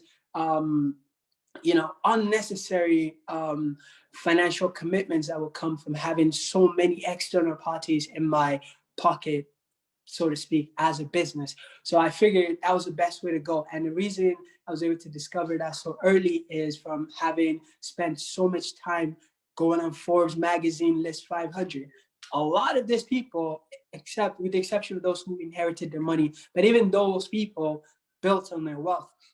A lot of these people got where they were because of their own ability to establish their own firms, companies, and whatnot, purchase companies, mergers, and whatnot to make their dreams happen. And they did a lot of that because they were independent of every other person who was a greater financial determiner. And I'm not talking about, you can do it all by yourself. I'm just talking about being in a majority position where you have a say in the direction of your ambition, your dream. And in my case, that's what I wanted. But unfortunately, when you have such a responsibility comes, or when you make such a choice comes with great responsibility. And that's why the risk is high, but at the same time, the rewards extremely high also. So it's a give and take. And that brings me to lesson number 1 for, you got to have the courage to take a chance on yourself, no matter what. Because oftentimes, if we don't take that chance, we are inevitably going to be subjected to take a chance on other people. So, for example, and I'm not saying taking a chance on other people is a bad thing. Don't get me wrong. What I'm saying is that if you don't go for your dreams, you will inevitably be subjected to help somebody realize their own dream. And again, not in a negative connotation. There's one thing about mentoring, supporting other people, but it's quite another thing about just going blindly and just say, you know what, I just want this, and this, and just that person will help you achieve that goal. But in reality, if you don't know where you're going, any road is good enough for you. And that's what I meant. And I hope that makes sense here. And so I wanted to go on. Long story short, I know I want to allow a bit of time to have a Q&A here. So I will go on as best as I can without rushing, but being as concise as possible as well. So when I first started out, the biggest hurdle that I encountered was raising money, of course. And fortunate enough for me, I had already I already know what my goals are, where I wanted to go with my business, my company. And in its infancy, I always imagined myself as my company as a bigger entity that it currently is. And I still do the same thing because it's like a carrot in the front ahead. I could easily reach and grab the carrot and eat it, but I always like that carrot to always be further ahead than I can reach it. So that way, I'm always forced to keep reaching and keep going. You're green and growing, or you're ripe and rotten. I never want to be ripe. I want to be green always, so that I'm always growing. And that's the mindset in that. So when I started out, I worked as a security guard for about 8 months to save up the money I needed to pay the freelancers I had hired. So having started out, I had no team. It didn't make sense to have a full-time team, nor could I afford to keep a full-time team. So I freelanced everything. A cover designer, I hired a cover designer just to do my cover designing. And content layout, I hired just a content layout person to do only that specific aspect. Editing, I did the same thing. And then any logo design was also done by my cover designer because they understood my mission, my vision, and my quality of work. And then printing, of course, I outsourced to a printer who met my specification. And again, the most important thing about a dream, a vision rather, is it will help you to determine the path to walk. Again, if you don't know where you're going, any road is good enough for you. If you know that nothing but a Rolls Royce is going to work for you, sorry, I love Rolls Royces. I'm using that as an example here. So if nothing but a Rolls Royce is going to work for you, you're not going to settle for or Mitsubishi Lancer. That's what I drive right now. So I'm just going to diss that, I guess. I'm just playing here. But you're not going to settle for anything less than that.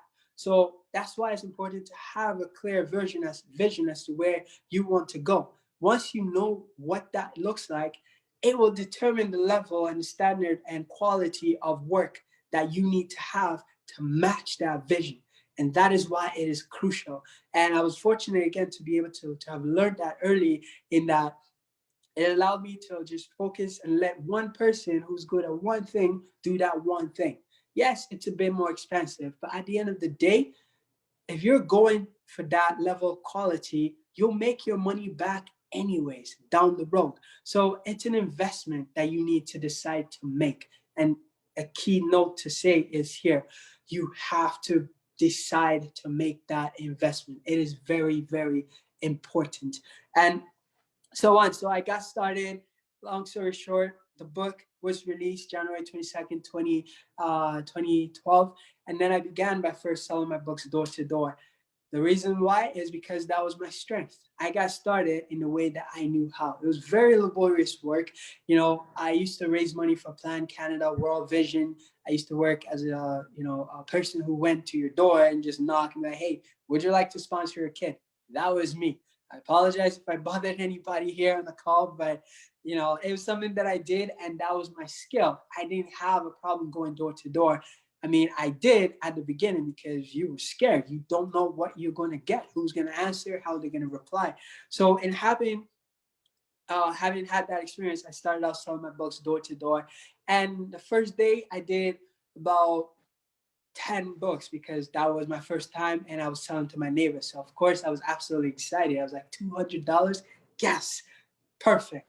But the second day I was talking to complete strangers, and I sold 1, 2 books, 3 books, 4 books. And that was my consistent ratio or sales for the next 2, 3, 4 months for the summer. And it was discouraging, but I was making my own way.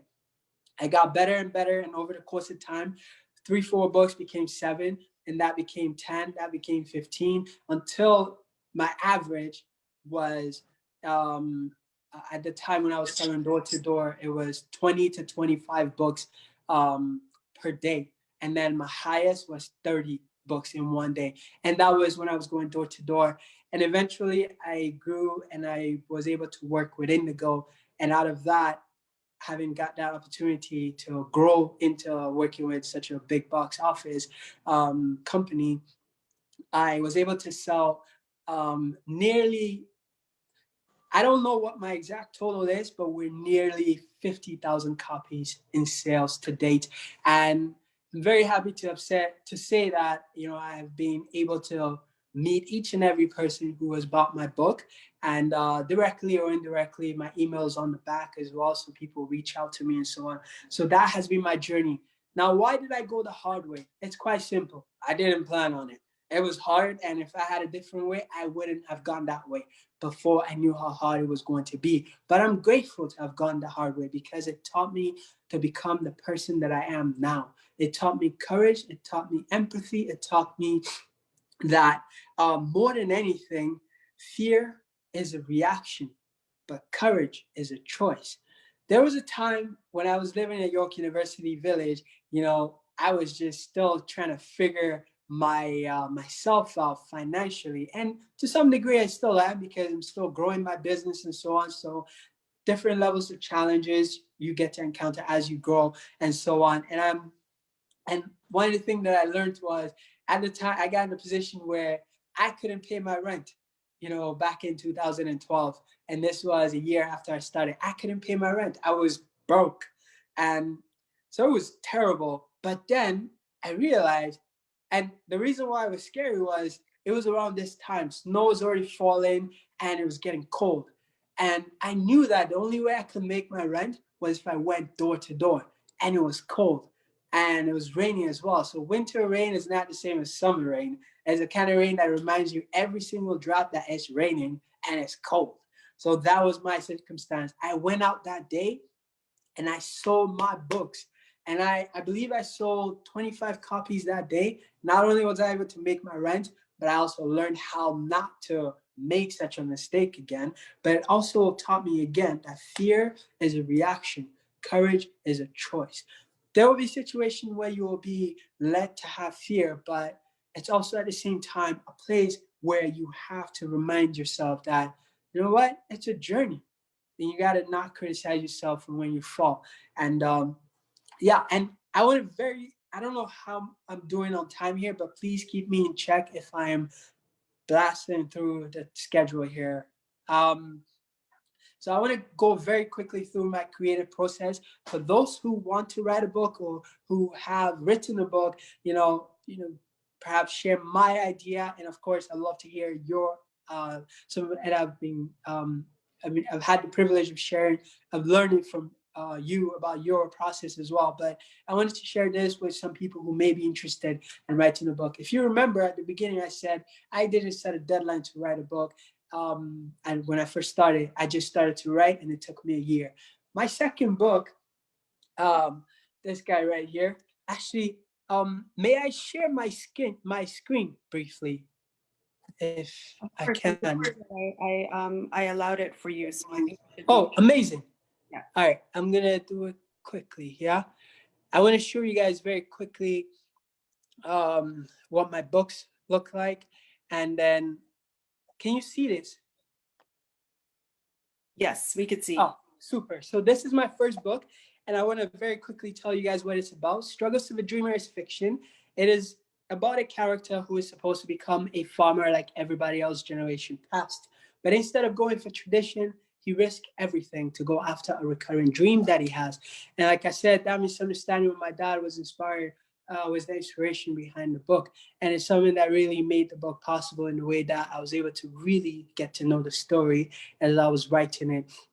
And this is my second book, Tunde, A Man of Lost Ambition.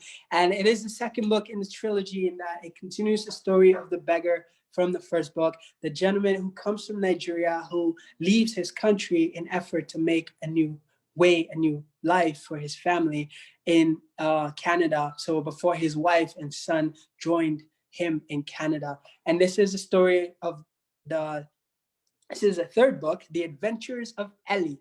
Shout out to Ellie. Woo! But yeah, so this is the third book in that it continues the story of Tunde's wife, Ellie, and their son, Femi, back in Nigeria.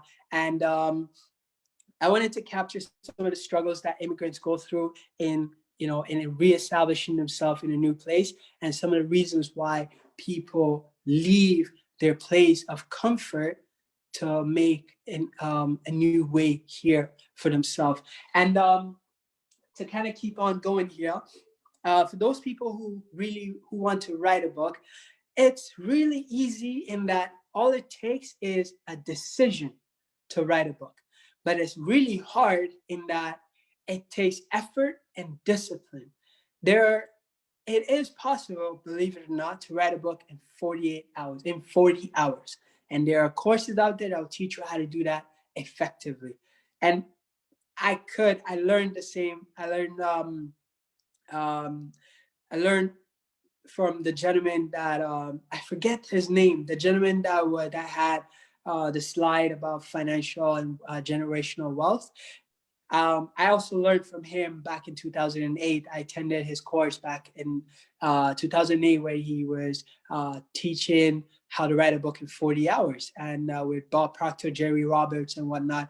And that's where I learned how to learn that technique. But for me, I've had to implement my own technique in writing a fiction novel, a fiction book rather. And the first book took me a year because I didn't set a deadline. The second book took me 30 days to write because I had decided I wanted to write 10 pages a day for 30 days. And I set myself a goal to get myself this headphones I really like. It's called Soul Republic headphones at the time. And that's how I got to start. And I want to show you very quickly. I wrote this back. This was my goal. So to finish the book on April 12th, 2013. And this is it. Finish 200 pages and to write 10 pages a day. And this was my crude picture of the headphones, Soul Republic. And this was me just tracking my progress as I went along. And the days that I wasn't able to catch up on all my writing, I was able to meet up with that 10 page. I caught up with the next day and so on. And the same thing when I was writing my third book. This was what it looks like. And the biggest problem is when you write by hand, you have to type it up. So the most important thing is know why it is you want to write a book, set a deadline, and have a reward for yourself. If it's going to take you a year to write a book, choose 6 months. If it's going to take you 6 months, choose 3 months. If it's going to take you 3 months, choose 1.5 months. It's like a last minute essay. If you have if you have 5 hours to finish your essay, like me in university all the time, even though I tell myself I'll never do it again, I always end up doing last minute essay. If you have 5 hours to finish your essay, you finish it in 5 hours. And the less time I found that you give yourself to write your book, the more impactful your book becomes, because it's about finishing it, and then you get to expand on it because you have something to finish, something finished. So it's like a sculptor who goes through the first round and have a figure, a vague figure, and then polishes as they go along the journey. And have yourself a present. The biggest hack I found is put your present, buy yourself something really nice. And I'm not talking about a Starbucks cup or a plush doll or whatever it is. Buy yourself really nice, something you don't want to give up. I don't know, let's be exaggerated and just say a new Mac laptop. Wrap it up, put it into the hand of somebody you really who really cares about you, and just say, and they don't know what it is, by the way. Don't tell them because they'll probably blackmail you. I'm just kidding. But put it into their hand and just say, listen, if I don't reach this goal by this deadline, you get to keep whatever is in that box. Tell me you won't finish your book and we'll see what happens. So it's like little things like that. It really makes a difference. So when you have 5 hours to finish your essay, you finish because you don't want to lose 40% of your grade. If you decide you're going to finish your book in 30 days, you're going to finish because you don't want to lose that laptop that is in the hand of your friend. And one other thing I wanted to mention is I've already talked about some of the results I've been able to achieve. We've been very fortunate that to date, my company is nearing $1 million in sales. We're almost there. And the one thing that I'm also really grateful for is a pandemic, because it has allowed me the opportunity to revamp my entire brand in the way that my books are concerned. And I want to show you guys very quickly here what my book used to look like before the pandemic. So this are Struggles of a Dreamer is my first book, second book today. Because of the pandemic, I have been able to rebrand the books so that they actually are more value packed and they have more items for readers to be able to benefit from, so they can get to know me as a novelist and they can have more information in the book. For example, the first book has expanded by up to 5,000 words compared to where it was before. So I just wanted to share that. And as one other thing I wanted to share is, for those people who are interested in reading the book, it's really, really easy. I really like to give people the opportunity to, can you see the website okay? Not really. Maybe you want to say it out and then we could put it in the chat. Okay, it's strugglesofadreamer.ca. I like to give people the opportunity to read my book because it's not for everybody. You know, it's not for everybody, but those who read the book, they find it to be interesting and inspiring. And strugglesofadreamer.ca, when you go on that website, you get the first 25 pages of the book to start reading before you buy it. And there's no pressure whatsoever. If it's for you, fantastic. And if it is not, that's okay too. At least you got to try it. And I want to very quickly just share some of the lessons that I've learned along the way, and then I'll just open up the floor for Q&A, and then hopefully I have a little bit more time here. So the first thing is, you got to know what you want. It is very important, because if you don't know where you're going, any road and destination is good enough. You have to believe that you have what it takes to achieve that. The very first thing, you have to believe that you have what it takes to reach your goals.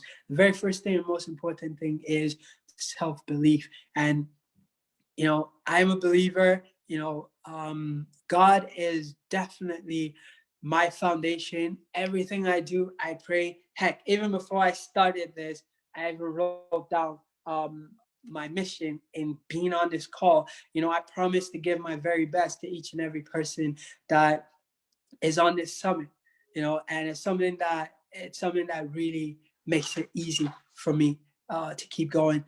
And next thing is, never accept fear. because fear is a reaction, courage is a choice, and always persist. And most importantly, you got to always have faith.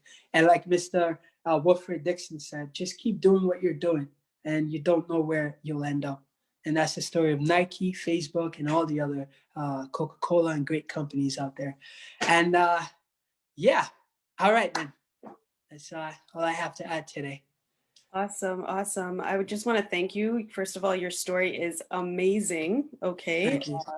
You are a great inspiration to anybody who is out there looking to go in any type of direction, you know, writing a book, starting that business, just pushing themselves to do something that they know they can do, just getting out there and actually doing it. And I love what you said about the time frame, setting a time frame and then cutting it down, because a lot of times we set that time frame and then we're like, oh, we still got time. But if it's like crunch time, you're like, you got to really get it done. So I appreciate you so much for coming on. No problem. As we hear Thank in the chat here, great inspiration. Thank you. And God bless all of you guys here on this. Amen. God bless y'all too. Yeah. Thank you so much, Yahaya. No problem. Thank you for having me. No problem. Before you go, Yahaya, I have a question for you. Sure. You say you do have your self-publishing, or you do have a publishing company, if I got that right? Yes, So, I started my own publishing company, yes. Okay, are you publishing other authors? I'm not publishing other authors. I'm not following that model. My company is unique in that sense because I want to focus on sharing. I want to focus on, should I say, I'm a focused type publisher in that I focus on publishing my own works. But what I do, what I absolutely love to do is share with other authors some of the tools that have worked for me. For example, before the pandemic started, having had over 8 years of selling experience with Indigo and having spoken to more than 300,000 people, meeting them in person and selling so many books by hand, I know what people look at when they flip through a book, and I know what turns them off about a book and what really gets them really excited about buying a book. So I've been fortunate to have gathered a lot of that details and insight that I'm able to communicate and share with authors, especially in their publishing and design process. And that's something I love to do. And I also created a course on teaching authors how to sell their books in chapters, which is something that has been of great demand. And that's something I love to do. But one thing I've learned to be very important in my journey is focus, focus, focus, focus. So for me, Tapestry House Publishing, I write, produce, and market my book. And that is my circle of competence. And that's what I want. That's been my focus. Every other things that I do it on invite. I do it by leisure. And I just love having a conversation. It's like with Ellie, we had a conversation about a book, and that lasted for almost an hour, just like that. So I hope that answers your question. Yes, that's great, because I just wanted to make sure that the viewers who are listening, they also understand a little bit more about that, because and for myself as well. So definitely you look like a focused individual, and I cannot wait to read some of your works. So thank you so much for coming to a seat at our table. We appreciate you. Absolutely. And just wanted to mention again, strugglestothe-dreamer.ca. You can get the first 25 pages of the book. And yeah, if it's not for you, share with a friend. And thank you in advance. And there's a question in the chat. What is your 10-year goal? Somebody says. So if you do have that, or an answer for this individual, I think it's Lorenzo. That would be great. If not, we'll move on to the next person. Okay, I'm going to show you guys my vision board. And I don't usually like to do this, but I will do it very, very quickly. And the vision board is just a representation in some aspects what are important to me, but doesn't capture every single thing. So this is me, my fiance, my siblings, and my mom, my dad. And I'm an entrepreneur, and I found this money in 2009 in the middle of Nathan Phillips Square on New Year's Day. I just picked it up. So many people. And this is some of the companies I want to invest in. And I love cars and so on. So I just wanted to share some of these things just give you an idea. I am an entrepreneur and I'm a novelist. And in building my company, my aim is to impact people and be the greatest possible servant to the world in the best way that I can do that through my novels and also through investing in other companies as my resources grow. But more importantly, philanthropy is a key thing that I want to focus on. But my next major project, God willing, and by His grace, is this Struggles of a Dreamer. As you can see, I found this a long time ago, and I've set a date to create a movie under my own publishing, under my own brand, but to partner with somebody who is more experienced than me. So that's a bit of a glimpse as to where I'm headed, God willing, again. And there's still a lot I don't know, but right now, like I said, I write, produce, and market my own books, and that's going to be my foundation. And I'm reinventing the publishing world in a way that cutting out a lot of the middlemen in a way that doesn't cause so much interruption between author getting to the reader. And that's kind of what I want to do. Sorry for the long answer. All right, thank you so much. I hope Lorenzo, who asked that question, is listening and has gotten that. So thank you so much, Yahaya. We appreciate you. And I'm gonna go right to the next speaker because we are running out of time right now. And I appreciate you once again. So next, we do have our next speaker is in the building. I can see Nicholas is in the building. Nicholas motivates, as he chooses to call it. So, okay. So give a pad to save a girl child. Nicholas has a great mission, and this slogan, the Give a Pad, Save a Girl Child, is a slogan for a monumental movement that's happening in Nigeria right now to help end period poverty. Nicholas started this wave in order to help educate and support females in their menstrual cycle, a topic that is quite a taboo amongst our community in general. If you're looking to support this movement, you gotta get in touch with the team by sending a DM to Nicholas Motivates. We're going to put that information. And also, I see, okay, Nicholas is in the building. So Nicholas, we really appreciate you being at a seat at our table. I'd like to welcome you to the stage. The stage is all yours. Please take it away and let us know a little bit more about your mission. Thank you. Yeah, good day, everyone. I don't know, it's evening here already. It's almost a new day here already. So I'm going to say good morning, everyone. Now, my name is Nicholas, actually, Nicholas Ugwanyi. And God willing, actually, I'm a Nigerian. And I'm also, God willing, the CEO of Nicholas Motivate. Now, basically, we actually a body, like a platform. We do more of humanity, like we do more of advocacy. Now, with a series of our outreaches, actually, and our campaigns, we've had an advocacy vigorously ongoing for a couple of 2 years right now on the girl child, which suffits give her the pad, save a girl child. Now, the mandate of this campaign was actually bettered as a result of ending period poverty. And now you're gonna ask me, like, yeah, I'm a male, and it kind of seem, or in fact, it sounds awkward, like it sounds weird having a male want to pick up this project and make it happen so passionately. Yes, and what actually kind of orchestrated or ignited this passion, motivation, energy to want to do this for the girl child was as a result of being given out to disheartening, pathetic stories. Like when I was in school, actually, though, I used to have a girlfriend, like a girlfriend actually. Now, she ran into me a certain day. Now, like she was really in pain.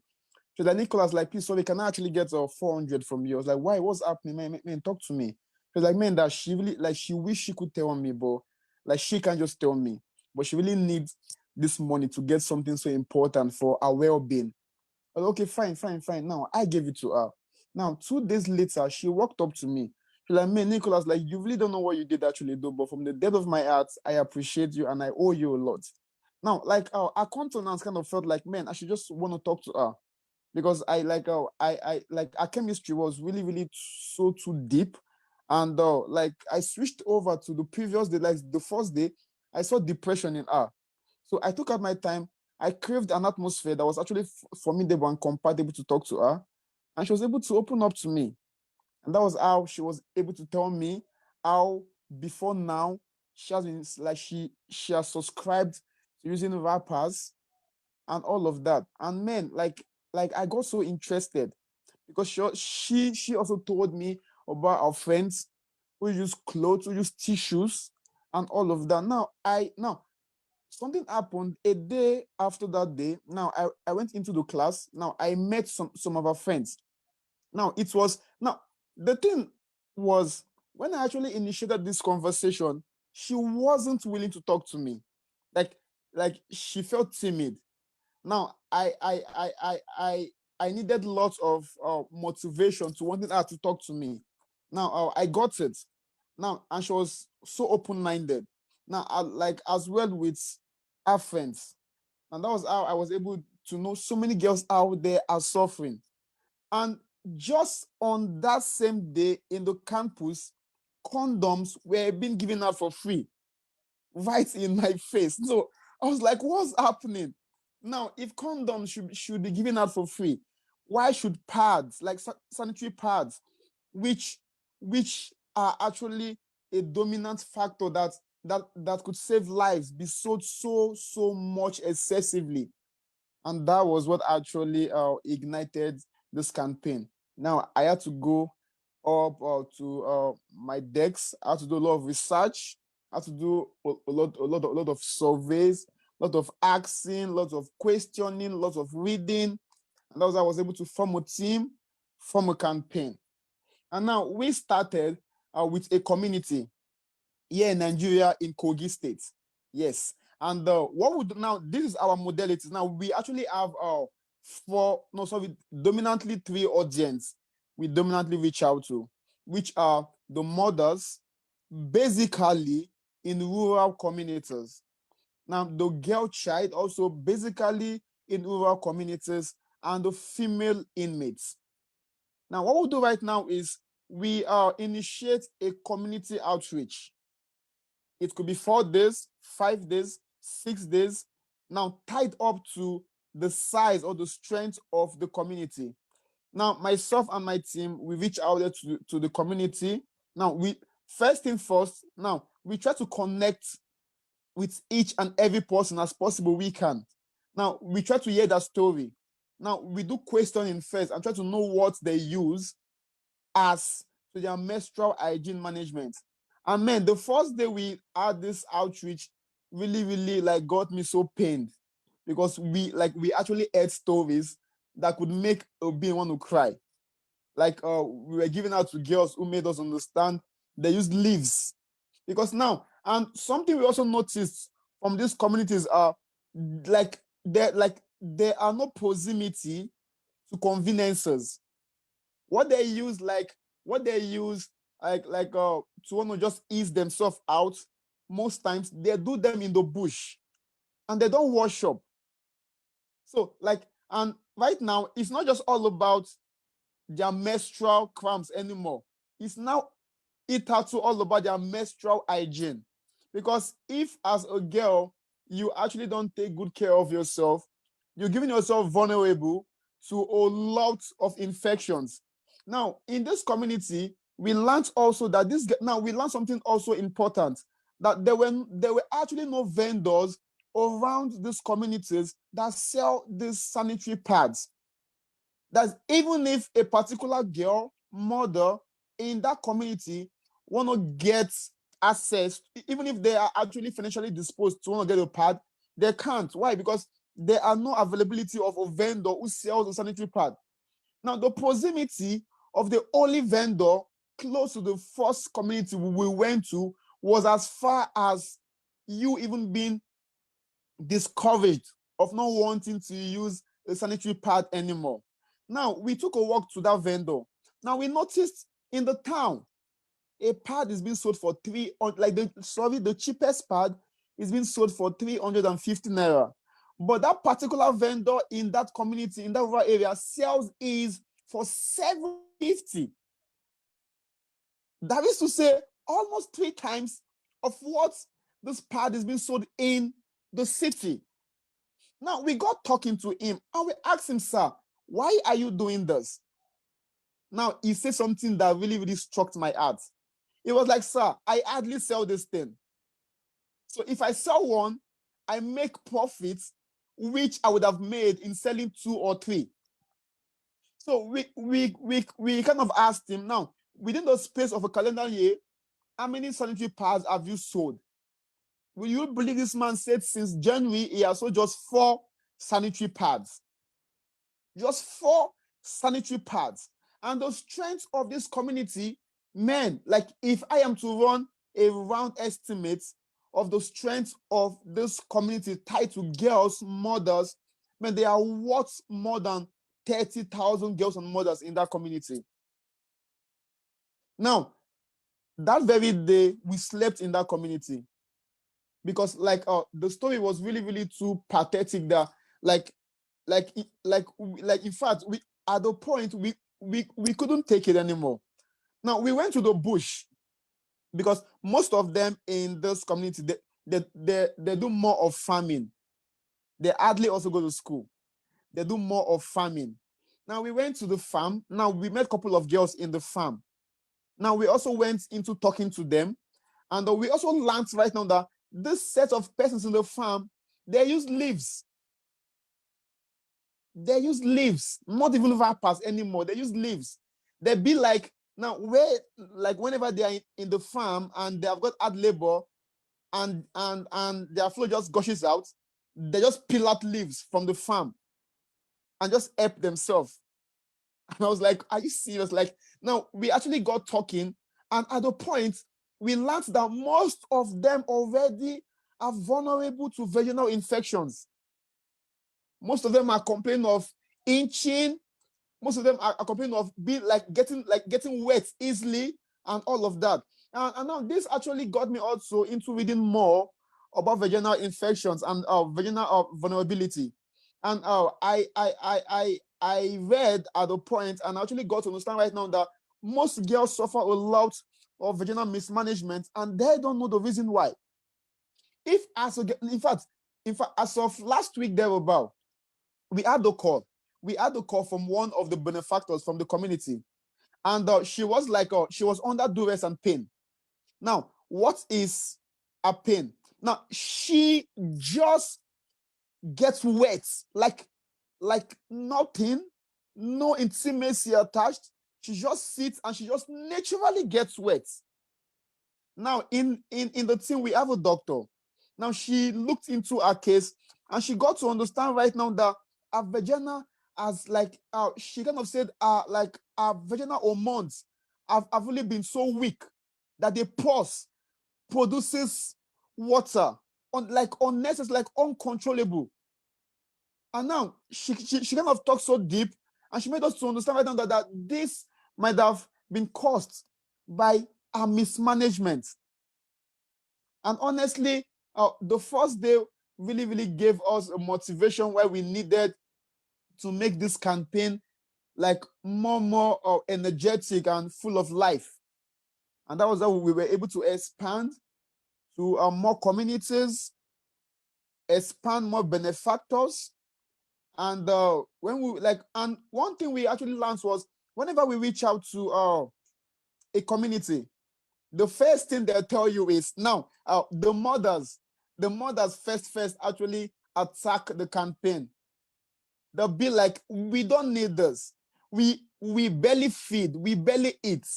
Now you are coming to want to talk our girls into something them as mothers have been making happen for themselves, and they have been fine. So please, if you can give us money, if you can give us food, please, we don't want you to have access to our girls. Now, at the point, it was kind of frustrating. Why? Because we get to the community to see these girls and we don't see them. So we actually started talking to the mothers. And now, at that point, we learned that there were actually existence of gross ignorance. And if there were actually any possibility of wanting to initiate this campaign, we needed to educate these mothers. Because now I saw something that a message is never comprehended by a listener until the listener is ready. That is to say, there's a transition between the subconscious and the conscious. Now, whatever I say right now, right here, right now, okay? Now, someone might be live right now, but someone might not be getting or comprehending what I'm trying to make happen right here. Why? Because now the subconscious, all right, is not conscious of what I'm saying. So now this psychological philosophy was actually invoked, and we actually needed to keep talking. And that was the only way we were able to. And now we realized what we needed was just one person. That we needed just one mother to acknowledge the efficacy of this campaign. And now we were able to get the wife of the chief of the community. She was at the point well-read and somehow open-minded. And she also understood the damages these girls actually suffer. And now through her, that was how we got access to more mothers, and that was how we got access to more girls. And that was how we ran into a girl who came with a child, a baby, to get a pad. And that girl was 18 years old. And I asked her, what's her name? Her name is Vera. Vera, what happened? Like, whose child? Is like, man, it's my child. What happened? How did you get here? Honestly, I lie not. She got pregnant. In fact, she got into a relationship with a guy that resulted to the product of that child as a result of being not able to get access to a sanitary pad. She was all stressed up. She was all messed up, and she needed something to ease her. And see, there was something. In fact, there is something this campaign has also got us to understand. The worst times ever a girl can ever live is when she's denied access to a sanitary pad, like when she's denied access to good conveniences. Because why? Like she feel heavy, she feel miserable, like she feel like something is wrong with me. She feel like I'm not me, like she don't feel herself. And this pain, and one thing right now, our present society has actually done so bad is the society right now has denied these girls the freedom, the joy to want to be openly minded to talk about their menstrual hygiene management. A girl might be so fixated, so depressed, in pain, menstrually, and she keep it to herself. Why? She feel like, man, if she talks to someone, all right, she will be mocked over. If she talks to this other person, they might just want to just talk down on her or make her understand you're this, or man, like you stink, you smell, and all of that. In most communities here in Nigeria, in fact, now let's do this right now. Let's do this. As a Muslim, I'm sorry, actually, though. I'm sorry, but let's do this. As a Muslim, all right. As a girl, as a Muslim, you are not in any way allowed to offer a prayer when you are on your menstrual cramp or on your menstrual flow. Why? Because they'll feel like you are unclean. Like on that time of your life, on that space of your life, whatever you do at that particular time, all right, is dirty. Like, won't be answered by God. That is that mentality. And like, do you really have an idea how many souls, how many minds that mentality like has eaten deep into? It's like it's not right now all about religion right now. It's all about self. It's all about mental psychology. It's all about understanding. Because right now, you don't take your time to want to make these girls understand. Now, this is why the Quran says this. And they go to school with that mentality of thinking, whenever I'm on my menstrual flow, I can't do this. I'm limited. I'm this. I'm unclean. I'm dirty. And this thing eats deep into them. Now, there was a school we actually went to that was on the early months of the year. Because what would like most of also what we do is we also reach out to schools, not just high schools though, but secondary schools actually. Because the truth is, if you have got to make change happen, do it from the grassroots. Educate the upcoming potential mothers. Because one thing we also got to understand right now is we got here because our mothers failed us. We got to where we are right now because our grandmothers failed to educate our mothers, and some mothers right now are failing to educate their child, their girls. And like in our seminars, we kind of treat 4 topics, like 4 subtopics, because when we reach out to a community and we do more of our sensitization, now on the latter end of the community outreach, we put out a day for a 1-day seminar where we talk girls to girl-child vulnerability, mother-to-daughter relationship, menstrual hygiene management, and early sex education. Now, I'm going to use this platform to run on this, basically, mother-to-daughter relationship. It doesn't matter if you're a dad, yeah, this is for you. Now, as parents, it is our sole responsibility to educate our daughters on whatsoever they should know regards their menstrual hygiene management. Enough of thinking someone should teach them. Who should teach them? No one is going to tell them what they need to know about how to take care of themselves except you do that. And it is in your place to do it more better. And the reason why our girls go out there and they're being given out to irrational, abstract ideology of things is basically because we as parents, we have failed them. Man, I'm sorry. Like, yeah, in Nigeria,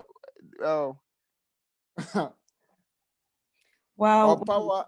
Thank you so much. You're giving us like a lot of information on this topic that is quite taboo, right? It's quite taboo, not only in Nigeria, but all across the world. You know what I mean? And you definitely are making movements to end the stigma around talking about period poverty and then period poverty in general. It's very, very important. Yeah, I'm sorry actually though. Our lights here in Nigeria just got taken off. So it is one of those things we actually fight. Yeah. Like is actually a country where we've got to strive to make things happen regardless of the odds, the storms, like whatever. So as I was saying, now as mothers, please, I'm actually giving our indulgence. Let's take our time to actually build a formidable, compatible relationships with our daughters. Like they won't be able to want to talk to us, or they won't be able to actually be open-minded to us if we don't crave our time to want to connect, relate, ask them questions. And the reasons why these girls suffer more is because they have no one to talk to. So please, as mothers, once in a while, take our time. Try to ask your girls, like, what's up with them? Like, in fact, it's really so weird when we ask mothers, like, when was the last time you looked out for the menstrual health of your girl? And she'd be like, man, it's been a while. Why? If you don't do that, who is going to do that for her? Who? And that is why the rate of unwanted pregnancies is actually on the increase daily. Because parents these days, like, we leave our responsibilities to the teachers, forgetting that, like, we are actually the core responsibility of whatsoever goes in and out of your life. So one of the mandates of the campaign is to actually bit off the bridge gap between mothers and girls. And they kind of have a formidable, compatible relationship to be able to talk to each other, educate each other, and all of that. And also, most times you see where parents go out for shopping, and like now, they neglect the existence of a sanitary pad. They feel like it is not important. Now, I can boldly tell us right now that so many parents out there, most times even take their kids out to get them stuffs, forgetting a sanitary pad. The best gift you can ever give to a girl is a sanitary pad. And because they don't tell you how they feel, doesn't mean they don't feel the pain. They don't tell you because the society has actually given them that perception of not being comfortable talking about their menstrual hygiene management. And the only way we can make them or get them into talking about this is when we engage them into it. Because even as individuals, the only way you can get me like connected to you is when you get me into the flow of what I love doing. Now, if we actually have an atmosphere and we talk about a particular thing, trust me, with time, you won't even need to stress it to have me talk much more about what you initially started talking about. So as mothers, we need to engage our girls. Like, we need to get talking to them. There should be times when we want to ask them questions. There should be times when we teach them how to take care of themselves. Now, as I was saying, we went to those schools. Now we kind of talked to girls. Now, when they were going out home, we gave them sanitary pads. Now, you won't believe when we went, the headmistress called us back, and she was like, now they found some pads in the trash bin. Really? Yes. Why? Like, was it used? She was like, no, it's like they weren't used, like two. So meaning two girls disposed these sanitary pads and went home empty-handed. Now, on the next day, we came back to the school and we called them back to the same platform and we are talking. And we kind of asked them, like, we noticed two persons actually trashed the pad we gave them. Why? Like, what was the reason? And it was a very hard process, but we were able to get these two girls. Now we are talking. Now the first girl told us something. She was like, sir, I have never used this pad before. So even if I take it home, I wouldn't be able to make use of it. So it was better I trash it. So we asked her, okay, what do you use? So like she uses wrapper. How do you use this wrapper? You know, they said, no, she said she has a wrapper. Whenever she's on her floor, she tear a piece of it and tie it to the panties. Then the next day she wash and reuse. Next day she wash and reuse. Honestly, that soiled my heart. Now, I'll need to say this. First thing first, now we are giving out to the fact that girls actually wash their panties and dry them in the bathroom. Please, medically, that is wrong. Medically. You need your panties to have contact with the sun. You will not know, but trust me, the sun actually does a lot. Like, the sun actually kills a lot of germs, a lot of bacteria from your panties. Now, if you're actually going to take your panties out of the sun, you are doing a lot of damage to yourself. That is that for that. Secondly, please also, as girls, please, you are meant to change your menstrual pad as many times as possible. It was really so bad that in that community, even those girls that are using sanitary pads, you won't believe they use a particular pad for a whole full day.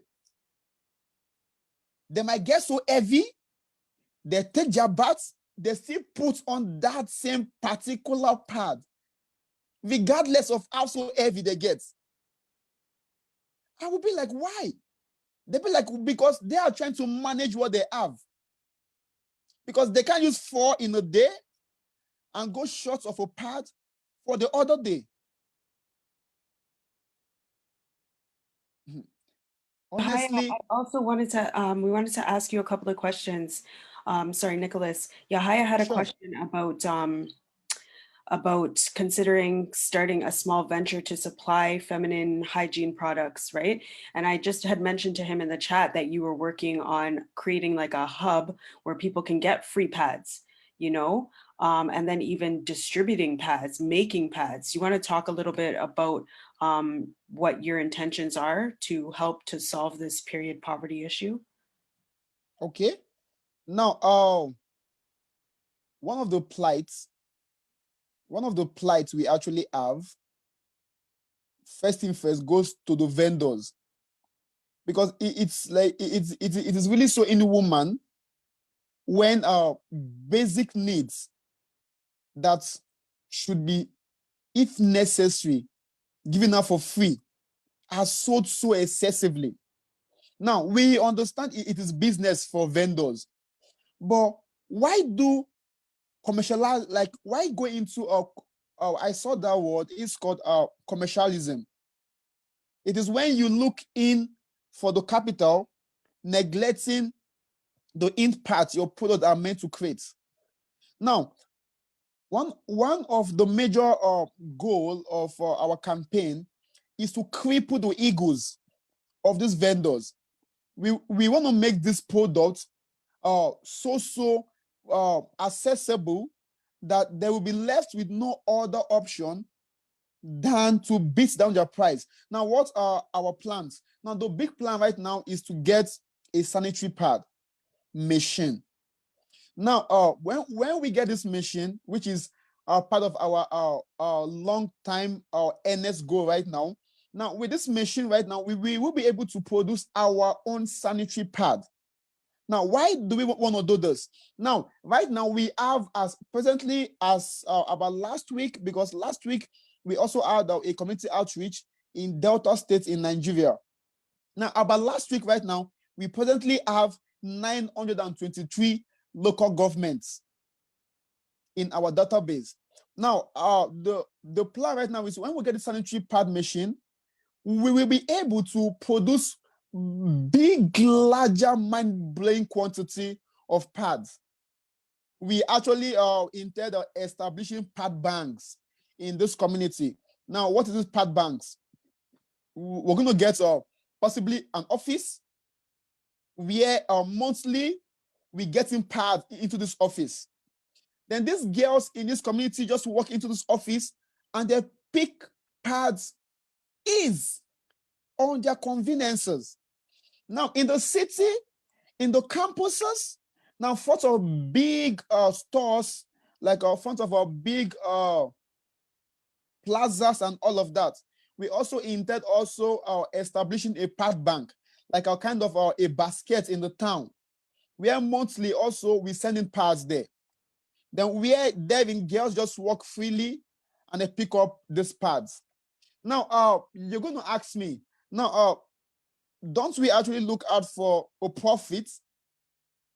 As honest as it is, we are an NGO, and the first goal right now is to reach out to the vulnerable girls. Honestly, trust me, so many girls are suffering.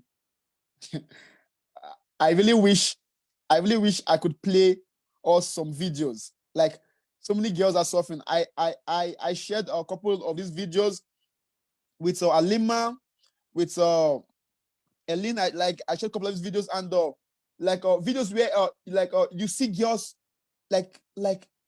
in so joy. You see joy in them when they see a sanitary pad. A particular girl was like, sir, like, you don't know how we feel, because it's been a very long time we saw this. So the goal right now is to get this machine, produce pads in large, massive quantity. We intend crippling the ego, the edge of these vendors. Because now, when this pad is being freely, easily accessible, they'll be left with no other option than to deflate their price. In economies, I learned also that whenever there is a low in demand, all right, there'll be fall in price. Now, when a lot of girls right now get these pads freely, they'll be left with no other option than to make it cheap. For God's sake, you don't make profits out of what should save lives. You don't do it like it is in woman. You don't do that. I'm not trying to discourage business vendors. No.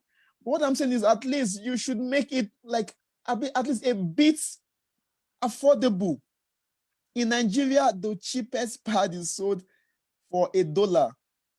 I used to say 350. And trust me, considering the atmosphere, considering the Holocaust, the despair, the peri, a lot of family hardly feed. A lot of family hardly feed. And you want to talk them into subscribing to getting pads? Why would they want to do that? Trust me, they won't. Because even if they want to do that, the price just kind of discourage their interest of wanting to even want to get a sanitary pad. Yes. Wow, there's a lot of information here. A lot of information you're putting us on, and of course, you're doing a lot out there as well in Nigeria, Nicholas. So you want to big yourself up for the movement that you're making. You don't see a lot of men standing up and supporting women, especially in this manner when it comes to, their monthly flow. So we have to definitely say, big up yourself, Nicholas. You're doing amazing things. We appreciate you. As a woman, I'm saying I appreciate you for standing up for other women out here who are, as you mentioned, there's a lot of older women who they have not grown up this way. They're doing the same things that they were taught, and you're bringing a new type of energy, a new type of information and education for these young ladies and for the elder ladies, and it's important. So if you want to just let us know about your GoFundMe and then how we can support you in your mission. Yeah, and before I say anything on that, I needed to say something. We visited Kuje prison here in Nigeria yesterday. And something so worth crying over happened. Yeah, something worth crying over happened. Now, now for the prisons, actually, our target goal, like at the point we got to understand, it shouldn't even be all about the prisoners. It should be educating the wardens. Because at the point we got to understand these wardens are really so clumped in woman and too abstract. And the world also needs to do away with the mentality of giving up on convicts. Yes, we need to remember something, that these convicts are also human beings. And also these convicts, there are a large possibility that most of them are even innocent of what they are being nailed for. I bet you. You want to just go out there to a prison, visit a prison, hear stories. You're going to understand so many persons out there behind bars, all right, are behind bars for something they know nothing about. And you're going to subject them to pain, to peri. Now, we tell them in the prison, the wardens, why look out for the crime status of these girls? Why bank on like their crime status and just give up on them? Every girl health status is of much necessity than a crime status. Because if there's no girl living, there wouldn't be any girl to face a crime. And there's so many girls behind bars who have gone through traumas and men who didn't survive. There's so many girls Now, I bet you, if you know of any psychologist, ask this question.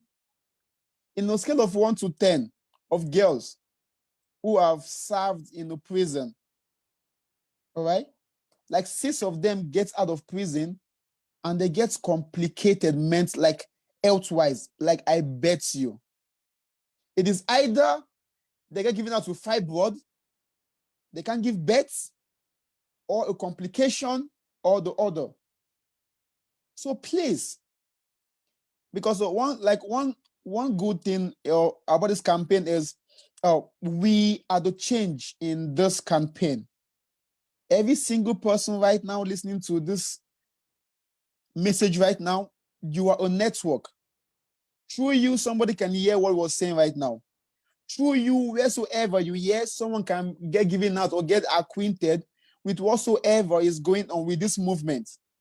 So please, whenever you go to a prison, tell the wardens, these prison yards are meant to keep record, like track record or database of every girl behind bars and their menstrual status. Any prison who doesn't have a track record of a girl's or of a girl's health menstrual status is questionable, because you don't end up keeping girls behind bars to just kill them, complicate their lives. They get out of cell and their lives are so fucked and so messed up. Also, basically, because yesterday we went to the prison and we actually met a girl. She came she was an ex-convict. She came to the prison after running a test, and now she had fibroid, third phase fibroid. She came so angrily, and in fact, she almost created a chaos in the prison yard. And what was the reason? She was so angry on the fact that when she was behind bars, she mismanaged herself. And that was what actually led to her getting fibroid or being vulnerable to fibroid. Because as girls, when you don't end up taking good care of yourself, you accumulate bacteria, you accumulate void hormones that build up and form fibroids. What are fibroids? Now, this is actually grow up and they kind of wage a wall, an hindrance to a sperm getting into your ovary to birth a child. So about the GoFundMe, the link is on our bio. And also, Alima also has the link. And basically, the goal target of that GoFundMe is to get a sanitary pad making machine. Because seriously, through our outreaches, whatever you see we do, are actually made happen from good willing hearted people who support us. And we have written to so many pad manufacturing companies as you can ever mention, written to them for partnership, written to them for sponsorship, and man, like nothing positive pops up. So what we do is we get these pads ourselves. We source out for funds. When we get good funds, we get pads. And now these pads, now in these outreaches, if it was possible, we produce our pads ourselves, we would actually better still use this money to want to actually create an empowerment summit for these girls.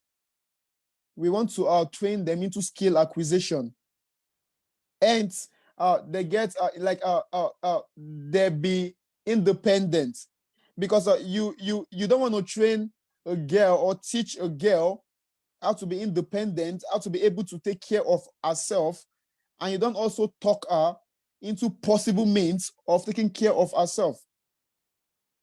So if it was actually possible for us to get or to make our pads ourselves, then the other funds we get from persons who donate, we could actually use it into getting coaches or making a skill acquisition summit or a seminar where we train these girls. And by God's grace also, we are actually having a seminar come on the 30th of December. By God's grace, we are actually planning to see how we make that happen. 30th of December, and we are putting up everything into it to see we make it a success. And the edition of this year's seminar is actually tied around eradicating cultural disbeliefs of menstrual cramps. We want to kill the ideology of seeing menstruation as an ill factor. We need the world to embrace it as a good tiding, because of a truth is something good. If as a girl you don't see your menstrual cycle, man, like trust me, you might even get traumatized, because your life at the point gets questionable. So the main purpose of the seminar for the year 25th is to spread the message, make it loud as possible, make our families, make parents, make communities understand menstrual hygiene is not a taboo. It is a topic to be discussed both in public, in secret, in peer group, in classes. And so whosoever wants to support this campaign, or you could get to our bio. The GoFundMe link is on the bio, and you just donate as God lays to your heart. And if you also have something exceptional, because in as much as we are looking out to getting a machine, we also keep this campaign ongoing monthly. And when we do this monthly, we also need sanitary pads, because right now, as I said previously, right now we have 6 states. Presently, right now in Nigeria, we are covering 6 states, and we travel around, like basically, and we have a team, and also we have a medical doctor, and we also have a pharmacist in this team. Now, when we reach out to these communities, also we give room for tests to be made, because one of the things we also have understood is most of these girls, trust me, trust me, most of these girls need to be flushed. Like a lot have really gone wrong with their menstrual management. A lot has really gone wrong. That's why most of these girls, they put up a panties, and men, they're off it, and you can't just stay in that environment. Like, they smell so profusely. Well, we definitely appreciate you, Nicholas, for jumping on and talking to us about this issue that is plaguing Nigeria, but it's also plaguing us over here. I think it's a worldwide issue, period poverty. And then, of course, the conversation around it is always so taboo, whether it's period poverty or just talking about your period. With men and women having that conversation amongst young girls, elders. So we appreciate you coming on. We want to thank you for jumping on at this, hour in the morning over there in Nigeria, taking the time out to share your mission with us. And of course, everybody just check out the chat. Yes, pads should be free, just like condoms. Definitely, we want to learn more about the mission and help any way that we possibly can. Make sure that you head over to Nicholas Motivates on Instagram. You want to head over to his GoFundMe. The link is in the chat as well. Also, I put a link in there for his YouTube informational short video on YouTube as well. That gives just a synopsis of what the types of motivational events they have in Nigeria to help promote the free giveaway of pads. So we just want to thank you again, Nicholas, for coming on. We appreciate you.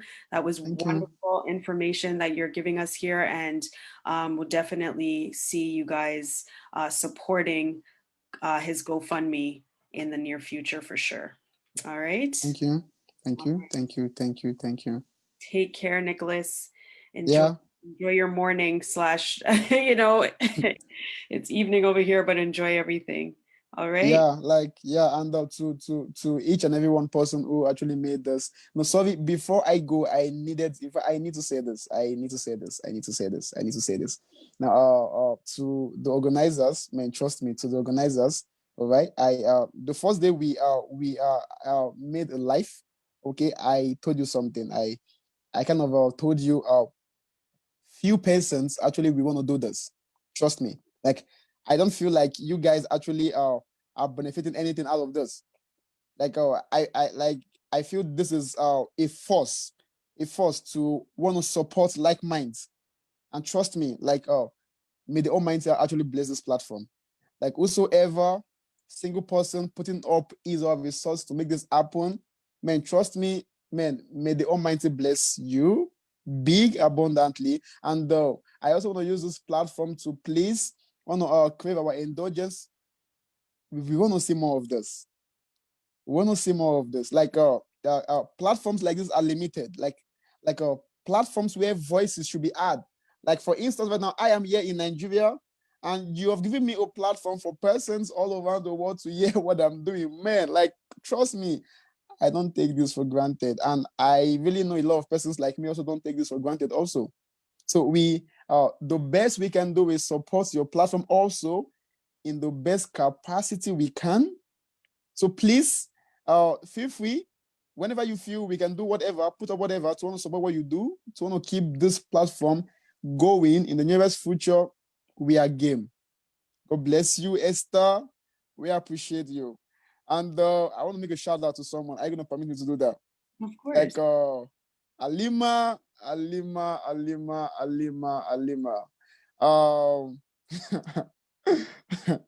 Honestly, you're amazing. Like you're really an amazing. You're really amazing. Like I'm not gonna stop. Like you're really amazing. Like I need to say this public today.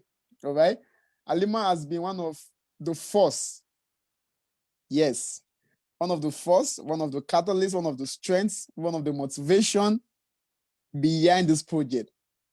Last week, an impromptu call came. Like in Nigeria, I stay in Abuja. An impromptu call came to be in Kogi State. It's a very far state from where I stay in Nigeria. And it was actually the victim was in despair. Alima came through. It's not been once, it's not been twice. Alima, God bless you. Like you've got a magnificent art. Like sometimes I wonder, are you really, really existing? Like you are too good to be real. God bless you, Alima. God bless you, Esther.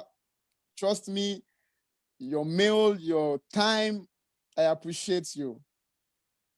Ellen, you're amazing. Thank you for your platform. Thank you for your time. I don't take any of them for granted, and I love you guys so much. Thank you. Thank you for shouting us out, and we appreciate you. We appreciate you coming through, and we appreciate your time as well. And Thank you. yes, like Halima is amazing. Halima knows she's amazing. She is definitely always putting herself out there, willing to help all the time. You definitely can count on Halima for sure. She's one of a kind. But yes, this platform is for individuals. I'm glad everybody is of the same mindset where they feel as though this platform is something that is going to be beneficial for all of us, because we all do have businesses. We all want to support each other. And I think the most important thing is being able to have your voice heard, letting people know about what it is that you're doing, and then networking and sharing the opportunity for us to be able to connect with each other. And then most importantly, support one another. And that doesn't need to always be monetary. Sometimes we look at it as a monetary thing, but you can support each and every one of us are supporting each other in different ways, whichever way that you possibly can. Support is support. So I just want to thank every single one of you guys for being on here, for supporting the vision that we have, and for believing in a seat at our table. And then, of course, bringing your expertise and pulling up a chair and doing it again for us and with us. Yeah, for the support and the, for the benefit of everybody. This is definitely going to benefit every single one of us. So Esther, we do have a seat at our table coming up February 20th, guys. So want you guys to get excited about it. We're not sure what direction we're going to be heading in, but it's definitely going to be bigger and better. This summit was awesome. The last summit was awesome. And we are just heading in that direction. Mm-hmm. Esther, do you have any final words? Yes, well, thank you, Ellie.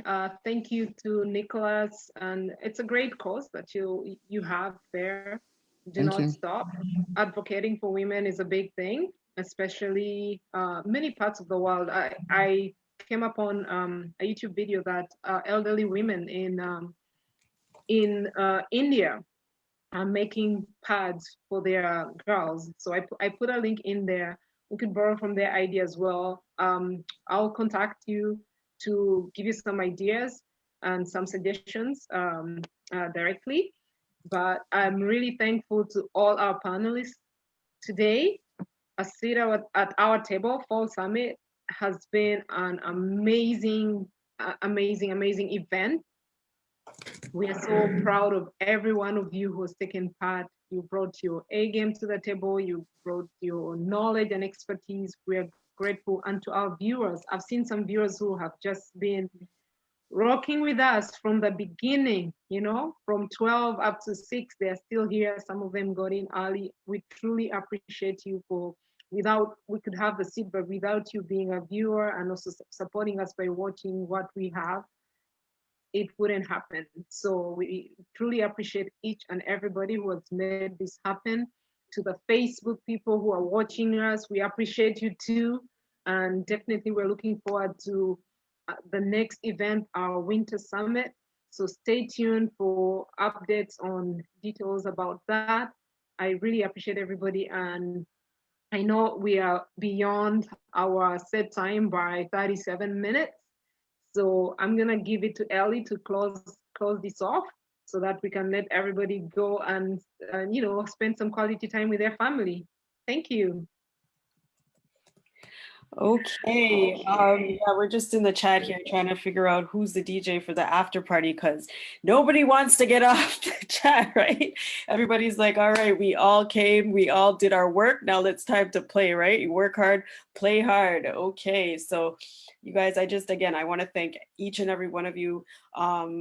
Again, from Adenike to Lorenzo to Michelle, Wilfred, Sierra, Curtis, Amanda, Yahaya, Nicholas, Esther, all of the winners that came through. You guys know you're going to be getting the book.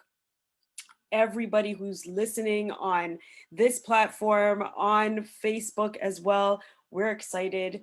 We were excited up until this point. We continue this it just brings me so much joy to know that, this is now, it's coming to a close and you guys don't even want it to end. That just makes me feel really, really happy. I'm looking forward to the next summit. I'm looking forward to connecting with each and every one of you guys. Make sure that you send me an email, stay connected to all of our viewers on Instagram, 416 Love. I would love to hear from you. I want to know what you thought about the summit. We're always looking to improve things. So let us know how we can improve it, what would make it better for the next experience, what we can do to bring this platform to the next level. We're looking for, people to give us that information. We appreciate it.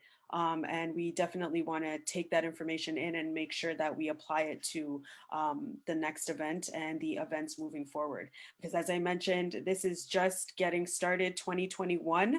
I am looking to see, oh my goodness, I don't even know what I'm looking to see, but we're going to blow this summit out of the water. It's going to be amazing. I want to send a special thank you to Lorenzo, okay? Special thank you to Lorenzo. Aim to get Oprah Winfrey on this for real, right? We need some big talkers. But I want to send a big shout out to Lorenzo. Lorenzo put an ad out for this summit. He put an ad out for the last summit as well.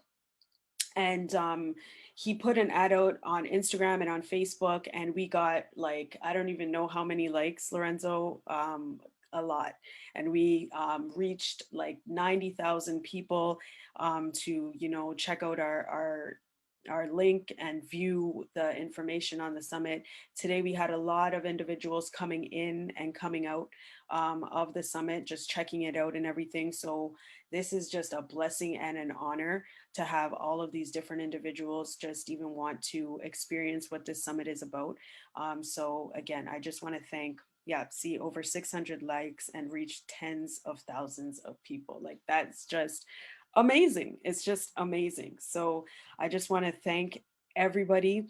I also want to send a big shout out to Chris Summers as well. She prepared a short video for us and we had that posted on Instagram. Like all of these little things that people are doing to help to move the summit and to share the summit.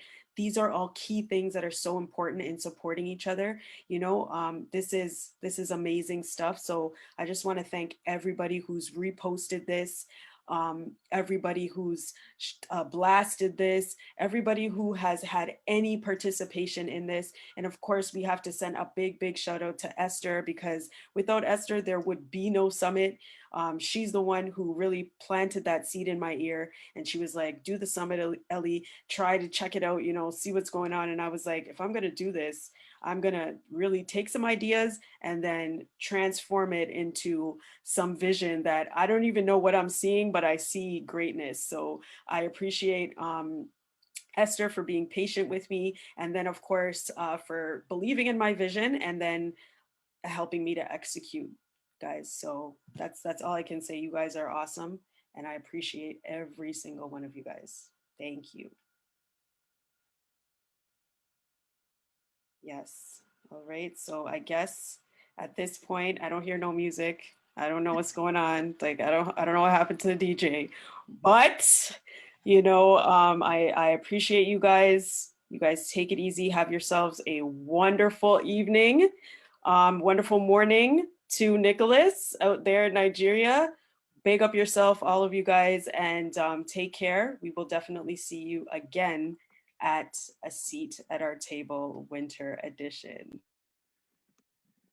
All right, good night, everybody.